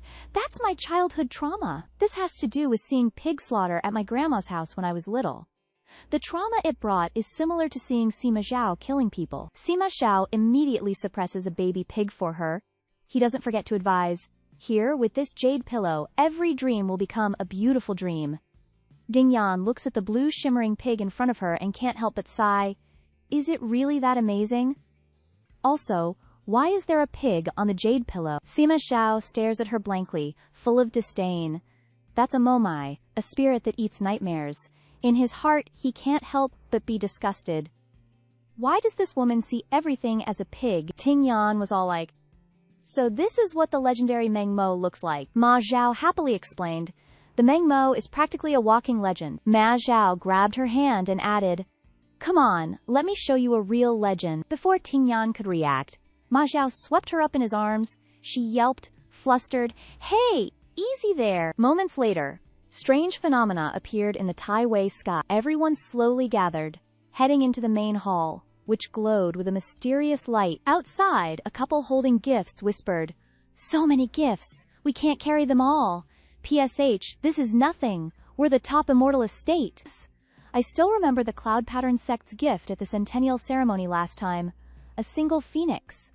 I wonder what they'll give this year. In the distance, Ting Yan and Ma Zhao eavesdropped on the entire conversation using stealth techniques. Ting Yan asked, confused, A ceremony? Shizu? What's the ceremony for? Why is it so lively? He chuckled and explained. Every 100 years, the Kanshen Immortal Estate holds a ceremony. From the perspective of the major and minor immortal mountains and blessed lands, this year's ceremony coincides with our Kanshen Immortal Zine's Shizu's day of release from seclusion, so of course it's a big deal. He cocked his head, looking at her with utter confidence, and added, They might lie about this ceremony and say that I still need to stay in seclusion, but I've already prepared a gift for them. When the time comes, let's make as much noise as we want. Ting Yan's spine tingled listening to all this. So this is what lively means. Just then, a phoenix appeared in the sky, spreading its wings and soaring. Ting Yan excitedly pointed, Whoa, Shizu, Is that the legend you were talking about earlier? He glanced in that direction and replied, yeah, the descendants of the Phoenix clan are almost all dead. This is probably the only one left. Hearing this, she got even more hyped. It's super precious, right? Ma Zhao said gravely. Whether it's people or beasts, when there's only one or two left, they naturally become precious. Ting Yan was speechless. I can't even argue with that, ancestor. Ma Xiao added, Shi Tianlu likes rare spirit beasts and immortal beasts, so he intentionally opened up this little garden to raise them. At that moment, a strand of dragon phoenix hair fell. Ma Xiao casually caught it. But to say this isn't an important place, the guards are also careless. Suddenly, he stared at the strand of hair, his expression turning horrified. Seeing his face, Ting Yan got nervous too. She probed, What? What is it? Ma Xiao grabbed her hand and instructed, Go back first. No matter what happens in the next few days, don't enter the estate for even a single step. She didn't understand what was going on. He kissed the back of her hand, a warm and lingering kiss. Then, he decisively turned and left. Wait for my return. Even though Ting Yan didn't understand the situation, she watched his retreating figure and replied, Okay, I'll wait for you. Zhu Yan went to his secret place after breaking up with Ding Yan. The space here was extremely quiet, he observed for a long time, and, sure enough, there was a barrier. The light from the barrier made Zhao Yan's figure even more prominent. It was like a film of water covering the scene inside. But to Zhao Yan, this thin barrier was like a fly. He sneered at it with disdain. Shi Tianlu, what exactly are you hiding here? I have to take a look. As soon as he finished speaking, Zhu Yan reached out and touched the barrier, only to see a thin layer of water shatter. Waves surged up one after another, as if trying to fill the void. Inside, the two water masses separated, and the image of a bridge gradually appeared between the raging waves. As soon as Zhao Yan stepped inside, a purple force surrounded him, constantly trying to attack. Without the slightest ripple, he gently flicked his hand behind him, and the force gradually dissipated. So, demonic insects from the demon realm, Shi Tianlu is colluding with the demon realm. The swarm of insects reformed into a mass, rapidly reviving after the failed attack. Zhao Yan unleashed heat, gradually burning the demonic insects alive. He looked at them with disdain. Illusions, demonic insects, and formations. Shi Tianlu, you've really invested a lot. Too bad it still can't stop me. Immediately after, Zhu Yan launched himself into the air. The bridge below then exploded. The scene was extremely chaotic. His whole body was filled with murderous intent, heading towards the inside. This place wasn't Taiwei Peak, nor any other small peak, but an artificial space. As soon as he set foot down, a rare look of bewilderment appeared in Zhu Yan's eyes. There's another barrier. How troublesome. Maybe I should just destroy this place. But suddenly a gloomy voice came from inside. Come in! Following the voice, Zhu Yan parted the curtain and went inside, his mind full of doubt. The voice continuously beckoned. The scene inside was damp and stained with fresh blood. Zhu Yan couldn't help but frown. The smell of blood inside was very heavy. Before him, a man was bound by magic. He stood on a lotus flower, the petals below rotting into a dark color. When he saw Zhu Yan, he spoke. You've finally arrived. It was a man with a dark complexion. On his chest was a lotus flower with a blazing flame. Somehow, he recognized Zhao Yan and said with a smile, I've been waiting for you for a long time, my son. Hearing the words, my son, Zhu Yan questioned, Sima Shi, in his head was a series of questions. The man who was rumored to have gone mad and committed suicide was actually not dead. The Phoenix Spirit Fire was supposed to be unique, so why did he have a new one? According to what Zhu Yan remembered, someone had said, Sima Yi, your brother, that weakling committed suicide. He abandoned the responsibility of the Sima family, an unforgivable crime. You must give birth to a daughter with Zhu Yan. At that time, Zhu Yan remembered his mother crying in fear. If Sima Shi hadn't weakly committed suicide, then I would have. The man closed his eyes, his face full of self-reproach, and added, I am not only Sima Shi, but also Sima Yan of the previous generation. Many years ago, I realized the ambition of the Shi family. They wanted to cultivate a new spirit fire, and secretly imprisoned our family without hesitation, but Sima Yan's lifespan was too short, and there was no time to stop them, so I chose to send my soul to be reincarnated, entrusting it to the body of Sima Shi, hiding it from everyone. I wanted to merge with the Phoenix Spirit Fire myself, to destroy the Shiam family's conspiracy. But the spirit fire is too strong. I can't bear it. I can only... Zhu Yan questioned. Can only pretend to be crazy and commit suicide, as they wished, and be brought here. The man on the opposite side agreed without hesitation. That's right.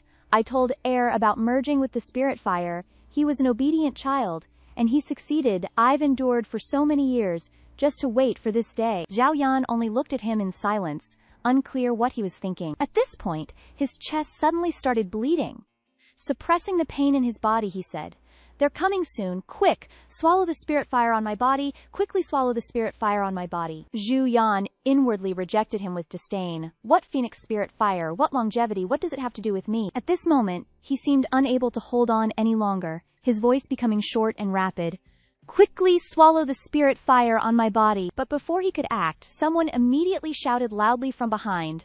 "Zhu Yan!" It was Shi Tianlu. He gnashed his teeth in anger. "If you stop now, you can still be your teacher's ancestor. Otherwise..." Following the threat, his subordinates surrounded the place. Zhao Yan seemed to have heard a joke and asked with interest. "Otherwise, what?" His eyes, without concealing his murderous intent, turned to Shi Tianlu. "Are you sending me another group of people to kill for fun?" Since parting ways with Sima Xiao, Tingyan had felt a nagging unease. She kept pacing back and forth, peering into the distance, a constant sense of foreboding weighing on her heart. Looking at the ancestor's complexion, she feared things weren't so simple on Azure Peak. Could something unexpected have happened to him? But as soon as the thought crossed her mind, Tingyan shook her head vigorously. "What nonsense are you thinking? What level of cultivation does that man possess? Those capable of killing him probably haven't even been born yet." Only then did she manage to relax a little. She yawned and turned back to her room. "All right, let's grab a snack and watch a live stream to kill time." Suddenly, Tingyan's eyes lit up. She looked toward the door. "Snake Bro, come quick and watch this stream with me. We got new snacks today." Yet, no matter how much she called, Snake Bro didn't appear. Tingyan's eyes darted around the room, a look of suspicion on her face. Where's Snake? Little black Snakey." Tingyan sensed something was amiss. An ominous premonition arose in her heart. Something's not right, something's closing in. Her gaze fell downwards, where she could see a sharp wire tightening around her, as if pushed by some unseen force. Tingyan's body flew backward, revealing her true form. Tingyan stared at the wires before her, a look of utter bewilderment on her face. Where did these silk threads come from?" "And they broke through my formation." The silk threads crisscrossed, forming a sturdy barrier that blocked Tingyan's escape. She roared angrily. "Who's playing tricks on me?" Before her stood Shi Tiandu, Shi Tianlu's younger sister. She cradled an ancient zither in her arms and responded softly, "You truly are not Shi Yuxiang." Seeing a group of people advancing, Tingyan couldn't help but feel alarmed. So many people, and all of them have higher cultivation than me. How can I fight them? The sect leader beside Tianduni impatiently said, "Is this her?" "What use is a woman?" Tianduni chuckled softly, explaining. "To make Sima Xiao go through so much effort to conceal her existence and escort her all this way, she must be of some use. My elder brother said we must bring back Liao Tingyan." Hearing her words, which sounded like something from a melodramatic drama, Tingyan felt a bit helpless. Here it comes, the classic hostage trope. Next, I'll be tied up and dragged before my ancestor, a knife held to my throat, threatening him to surrender? But she seemed to relish the feeling, her heart screaming with delight. "If that's the case, then I can rest assured. As long as I can see my ancestor, I'll be fine." At this moment, Tiandu plucked a string on her zither, her face stern as she pointed at Tingyan. "You dare look down on us, capture her." On the other side, Ma Zhao was still engaged in a battle with Tianlu, and one could see he was not straining himself in the least. His eyes flashed with disdain as he attacked Tianlu. "How amusing, Shi Tianlu, so you were hiding your true strength." Even so, he was still struck by Ma Zhao and spat out a mouthful of blood. One could see that his zither-based attacks were similar to his younger sister's. The followers, seeing Tianlu defeated, cried out in shock. Sect leader, Ma Xiao, high above, pointed his sword at Tianlu. "To be able to fight me this long is not bad." Tianlu, bearing his wounds, looked at him warily. What do you want?" Ma Xiao channeled his power into his sword, his voice filled with killing intent as he replied, "It's a pity, but I'm done playing around." After those words, the surroundings exploded into chaos. Tianlu, already exhausted, hurriedly used his zither to shield himself from the powerful blast. The sharp point of the sword hurtled toward him. The black lotus flower below was empty. Ma Zhao looked at it, his smile unable to conceal his delight. Sima Wei's newly formed spiritual fire is now mine. Tianlu was unwilling to let his long-sought prize be snatched away, but he was powerless to stop it. He roared, Sima Xiao. Despite his injuries, he rushed toward the lotus flower with regret, shouting, "What have you done?" The lotus flower seemed to be enveloped by a mysterious force, emitting a scorching light. Just then, Tian Duna arrived in time. She warned through voice transmission, "Elder brother, calm down. This is not ordinary fire. Touching it will turn you to ashes." Seeing Tianlu stop, Ma Xiao became even more excited. He swung his sword at him. "Shi Tianlu, this is just the beginning. The spirit mountain where your Shi clan dwells, the ancestral temple, your ancestors, even your sect leader, will soon become a sea of flames, just like this place." After those words, every corner was submerged in a sea of fire. Not even the ancestral tombs were spared. Bit by bit, Ma Zhao seemed intent on burning everything to ash with spiritual fire. Seeing the scene before him, Tianlu's body involuntarily trembled. All his efforts had been in vain. The immortal guarded altar, everything is ruined. Ma Xiao, with his sword stained with blood, stared at him darkly. "Your Shi clan will be completely annihilated." Tian Dugan, no longer able to wait, launched a fatal attack. "Sima Zhao, you will regret this. The woman who follows you is also on Azure Peak. If we die, she will die too." Mentioning Tingyan, Ma Zhao stopped his attack. His eyes flashed with horror. "What did you say?" At this moment, atop the Taishuan Peak, this picturesque scenery was holding Tang Aining captive. Simultaneously, a sect leader arrived riding on the clouds. Tang Aining, unfazed, indifferently observed the unfolding situation. Shi Tianlu's chief disciple, Shi Zhenzi, stepped forward to calm the situation. "This time, we've gathered elite disciples and set up an inescapable net on Taishuan Peak. Sima Zhao is still injured. We're bound to succeed." Tang Aining, hearing this, couldn't help but sneer mockingly despite being bound. So much fanfare, just to deal with Sima Zhao alone. Saying this, Tang Aining scoffed inwardly. What a waste of effort. However, someone from the Dao sect couldn't bear the insult and slapped Tang Aining across the face. Bound as she was, she could only take the blow, her brow furrowing slightly in pain. Ignoring her completely, the person cursed. "You dare laugh when you're about to die, you vixen. Behave yourself. Today is the day both you and Sima Xiao die." Suddenly, Tang Aining's mood plummeted, and a bitter feeling welled up inside her. "A vixen, huh? Right. They call themselves the righteous sex, while my master and I are the villains. This is the mindset of justice prevailing over evil, something a villain like me can't understand. Master warned me never to approach the inner sanctum. There must be some danger there. But now, I really have no choice." Thinking of this, she recalled Sima Zhao's serious warning before leaving. "You go first. In the coming days, no matter what happens, absolutely do not step into the heart of the inner sanctum." But at this moment, Tang Aining wasn't worried about her own threatened life. A pang went through her heart. "I can't win a fight, and I can't send a message out. I can only pray that the patriarch discovers I've been captured and isn't too angry." Not far away, Yun, the palace master, looked worriedly at Zhenzi. "Sima Zhao killed my daughter. Why should his woman live in peace?" Zhenzi quickly reassured her, fearing she would do something irreversible. "Palace master, calm down. With this woman as a hostage, Sima Zhao will have to be cautious, and only then can we—" Palace master Yun couldn't listen to another word, and directly launched a magical artifact towards Tang Aining, her eyes filled with murderous intent. "Spare me the words. I want this vixen to taste all the pain of losing a child that I suffered." Her magical treasure possessed immense destructive power.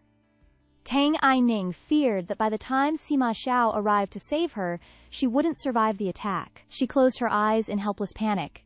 This is it. Suddenly, a great force deflected Palace Master Yun's magical artifact. Even the magical artifact binding Tang Aining's body was broken. Only then did Tang Aining suddenly remember the necklace she was wearing. She touched it with delight. "Holy crap, this necklace is truly a masterpiece of the patriarch. It's so strong. Even the moonring sword, which can cut through the heavenly barrier, can't break this treasure. If it had hit me directly, I would have been dead." Seeing this, Zhenzi loudly ordered his subordinates, "Seize her!" Palace Master Yun, standing behind, was clearly unwilling. grinding her teeth and glaring resentfully at Tang Aining. Zhen Zi went to restrain Tang Aining. Behave yourself. Tang Aining couldn't win the fight and had no choice but to be bound again. With so many people, how could I escape? I never intended to run in the first place. After dealing with Tang Aining, Dianzi looked at Palace Master Yun. Palace Master Yun, the greater matter is at hand. We can't act impulsively. Even if she was filled with hatred, she had to suppress it. HMPH, easier said than done. Suddenly, large and small cracks constantly appeared beneath the ground, shaking the earth and sky. What's going on? Has Sima Xiao arrived? Assessing the situation, the members of the Dao sect joined forces and cast a large formation. All disciples, heed my order, form the formation. After that command, the formation immediately activated. Tang Aining felt scorching hot all over, as if her body was gradually being incinerated. Am I the only one feeling hot? The sect leader beside her thought she was up to something and coldly snapped, "Stop talking nonsense," but immediately after, sparks began to appear on the ground from the cracks, crackling and growing larger bit by bit. In less than 3 seconds, a massive fire blazed, and the formation, diagrams, and magical artifacts were no match for it. The disciples of the Dao sect screamed in panic. Ah, ah, ah, sizzle. The flames crept little by little, gradually spreading further and wider. The cracks grew larger, and lava flowed like a spring along the fissures. The surroundings were in complete chaos, with only terrified screams, "Ah, ah, ah," audible. Liao Tingnian was stunned and horrified by the scene before her, wondering what on earth had happened, but the flames showed no mercy, engulfing her completely in an instant. At that moment, a voice echoed from afar. Liao Tingnian. It was Sima Xiao's voice. Hearing that familiar voice, Tingnian, as if grasping at a lifeline, immediately turned towards the sound. Sima Xiao. Sima Xiao, filled with anxiety, urgently called out her name. Liao Tingnian. A hint of unprecedented fear appeared on his usually cold and stern face. His voice grew increasingly frantic. Liao Tingnian, where are you? Amidst the vast sea of fire, not a trace of life remained. Charred bodies lay scattered everywhere. Sima Xiao clutched his head, a sharp pain throbbing within. Liao, damn it, my soul repository. Suddenly, he spotted the bracelet he had given Tingnian earlier. Sima Xiao's eyes turned colder. Ignoring the pain, he went to pick it up. In his heart, Sima Xiao had already anticipated the outcome. He gritted his teeth, his body trembling involuntarily. No way, I won't let her die. How could she die? Immediately afterward, Sima Xiao used his inner energy to ascend into the sky, performing the soul-summoning ritual. Below, only a desolate wasteland remained. Sima Xiao stared at the soul-summoning orb, which was all the hope he had left. It's okay, as long as I can preserve her soul. What does it matter if her body dies? As long as her soul remains, she will surely be reborn. Liao Tingnian, you can still continue to be lazy, lounging around beside me, doing nothing. Thinking of this, he looked at the corpses below. None of these souls belong to her. Sima Xiao searched frantically. Her soul can't be that weak. It must still be here, in some corner, right? After ransacking the entire god-guarding palace, Sima Xiao, covered in injuries, said with a voice filled with panic, I promise you, I will never let this happen again. Yet even with Sima Xiao's skills, he couldn't find Tingnian's soul. A few drops, indistinguishable as sweat or tears, fell from Sima Xiao's face. Why isn't her soul here? Despair was evident in the depths of his eyes. An overwhelming sense of emptiness surged within him. No way, I can't possibly not find her. Liao Tingnian, where are you? It wasn't until 10 years after Tingyan disappeared, in the demon realm's Crane Immortal City. Before her is Hong Luo, a cultivator of the Windy Moon Path. While eating noodles, she complains to the person across from her. It's infuriating. That guy can't get it up no matter what. If word gets out, won't my fellow disciples laugh me to death? The person across from her is actually Shiyan, who looks 9/10 like Tingyan. Shiyan bursts out laughing upon hearing her complaints. The more Hong Luo talks, the more dissatisfied she becomes. Cultivating this damn Windy Moon Path is exhausting and prone to bottlenecks. Why can't I encounter some demon general or demon lord? If I slept with someone of that cultivation level for one night, I would have broken through long ago. Xinyan replies nonchalantly beside her. Doesn't our city have a demon general? Why don't you give it a try? If the mountain won't come, then go to the mountain. Who knows, you might succeed. Hong Luo pats her stomach and belches loudly, a look of disgust on her face. Those demon lords and demon generals are all old men. I can't sleep with them. At least give me a young, handsome guy. Even when leaving the table, Hong Luo keeps rambling. Oh right, Yan Yan, have you heard? The demon lord Sima Xiao of Dong City seems to be marching here. If he really does, I don't even think about the demon lord, but it would be nice if some handsome demon generals were transferred over. Xian gives a few listless laughs in response. Hong Luo adds, I'm serious. If you hadn't been disfigured, the two of us together could definitely seduce some high-level cultivators. Mentioning this, Shi Yan touches her face thoughtfully. This scar, according to my crippled father, Shi Tianlu, was inflicted by Sima Xiao 10 years ago. 10 years ago, my father was the sect leader of the Celestial Vista Pavilion. But he angered the great demon, Sima Xiao. Sima Xiao angrily destroyed the Celestial Vista Pavilion, and the Shi family fell apart. In the blink of an eye, only ruins remained, except for a few survivors. A moment later, Xinyan arrives at the door. As she steps in, she loudly announces, I'm back. But when she sees the scene before her, her mind reels. Oh heavens, why are there so many people? How will one pack of duck be enough? Thinking this, she casts a searching gaze. Father, elder brother, who is this elder sister? Shi Zhenzi happily replies at this moment. Yan Yan is back, Shi Tianlu continues. Elder sister, this is your aunt, Shi Tiandu. It's all because of that demon Sima Xiao that you lost your memory. Back then, the Shi family was scattered during the Great Battle. Now the whole family is finally reunited. Yan, you and your aunt used to be very close. However, when looking at Tiandu, there is no sign of the deep affection he speaks of. On the contrary, Tiandu looks at Xinyan with displeasure. Xinyan only forces an awkward smile and replies, So, you're my aunt. Saying this, she starts analyzing in her mind.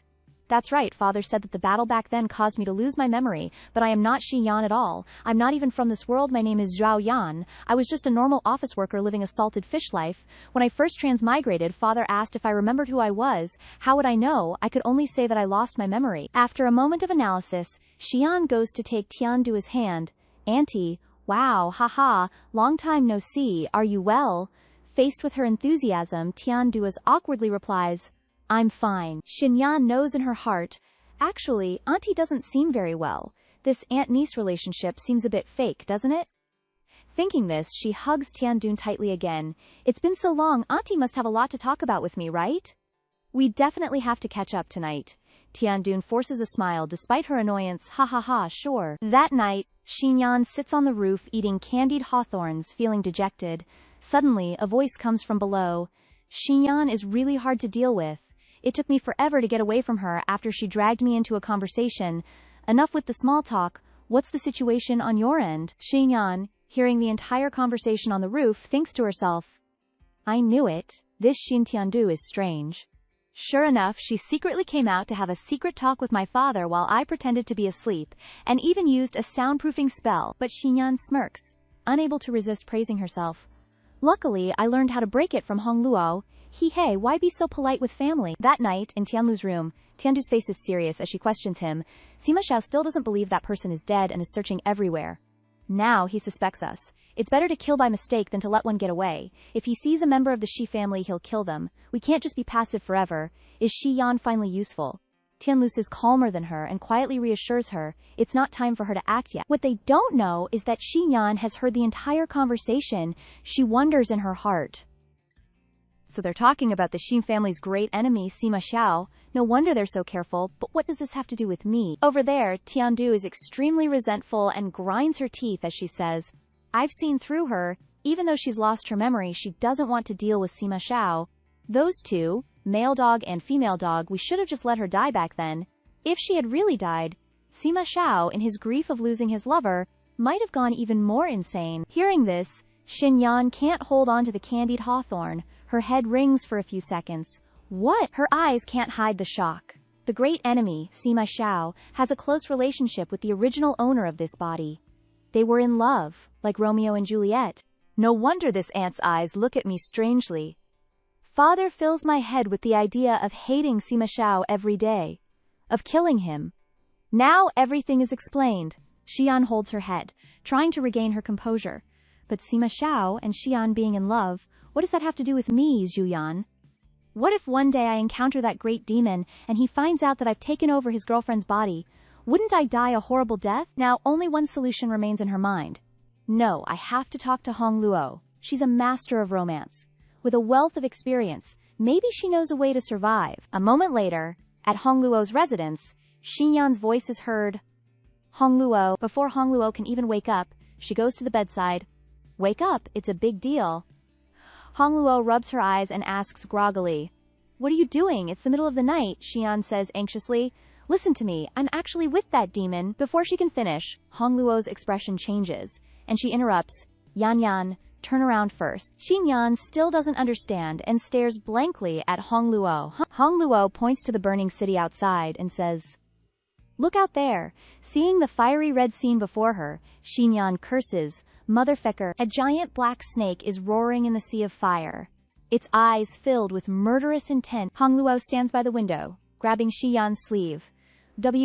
What is that monster? Xian frowns and assesses. That's the pet and mount of Demon Lord Sima Zhao. Hongluo anxiously shakes Xian's hand. What do we do now, Yan? Xinyan touches her chin, racking her brain. My father once said that snake speaks the language of the demon realm, and its reputation is comparable to its master, Sima Zhao, everyone calls it the demon dragon, to show their respect. As she analyzes, she tries to reassure Hongluo. Stay calm, something's not right. Xinyan turns away urgently. Hongluo, I'm leaving first. Seeing her in a hurry, Hongluo is surprised. Where are you going? She replies, My father is crippled and can't run. That's what she says, but she knows full well that even though he's not her biological father, the two of them have relied on each other for survival for the past few years. She can't abandon him.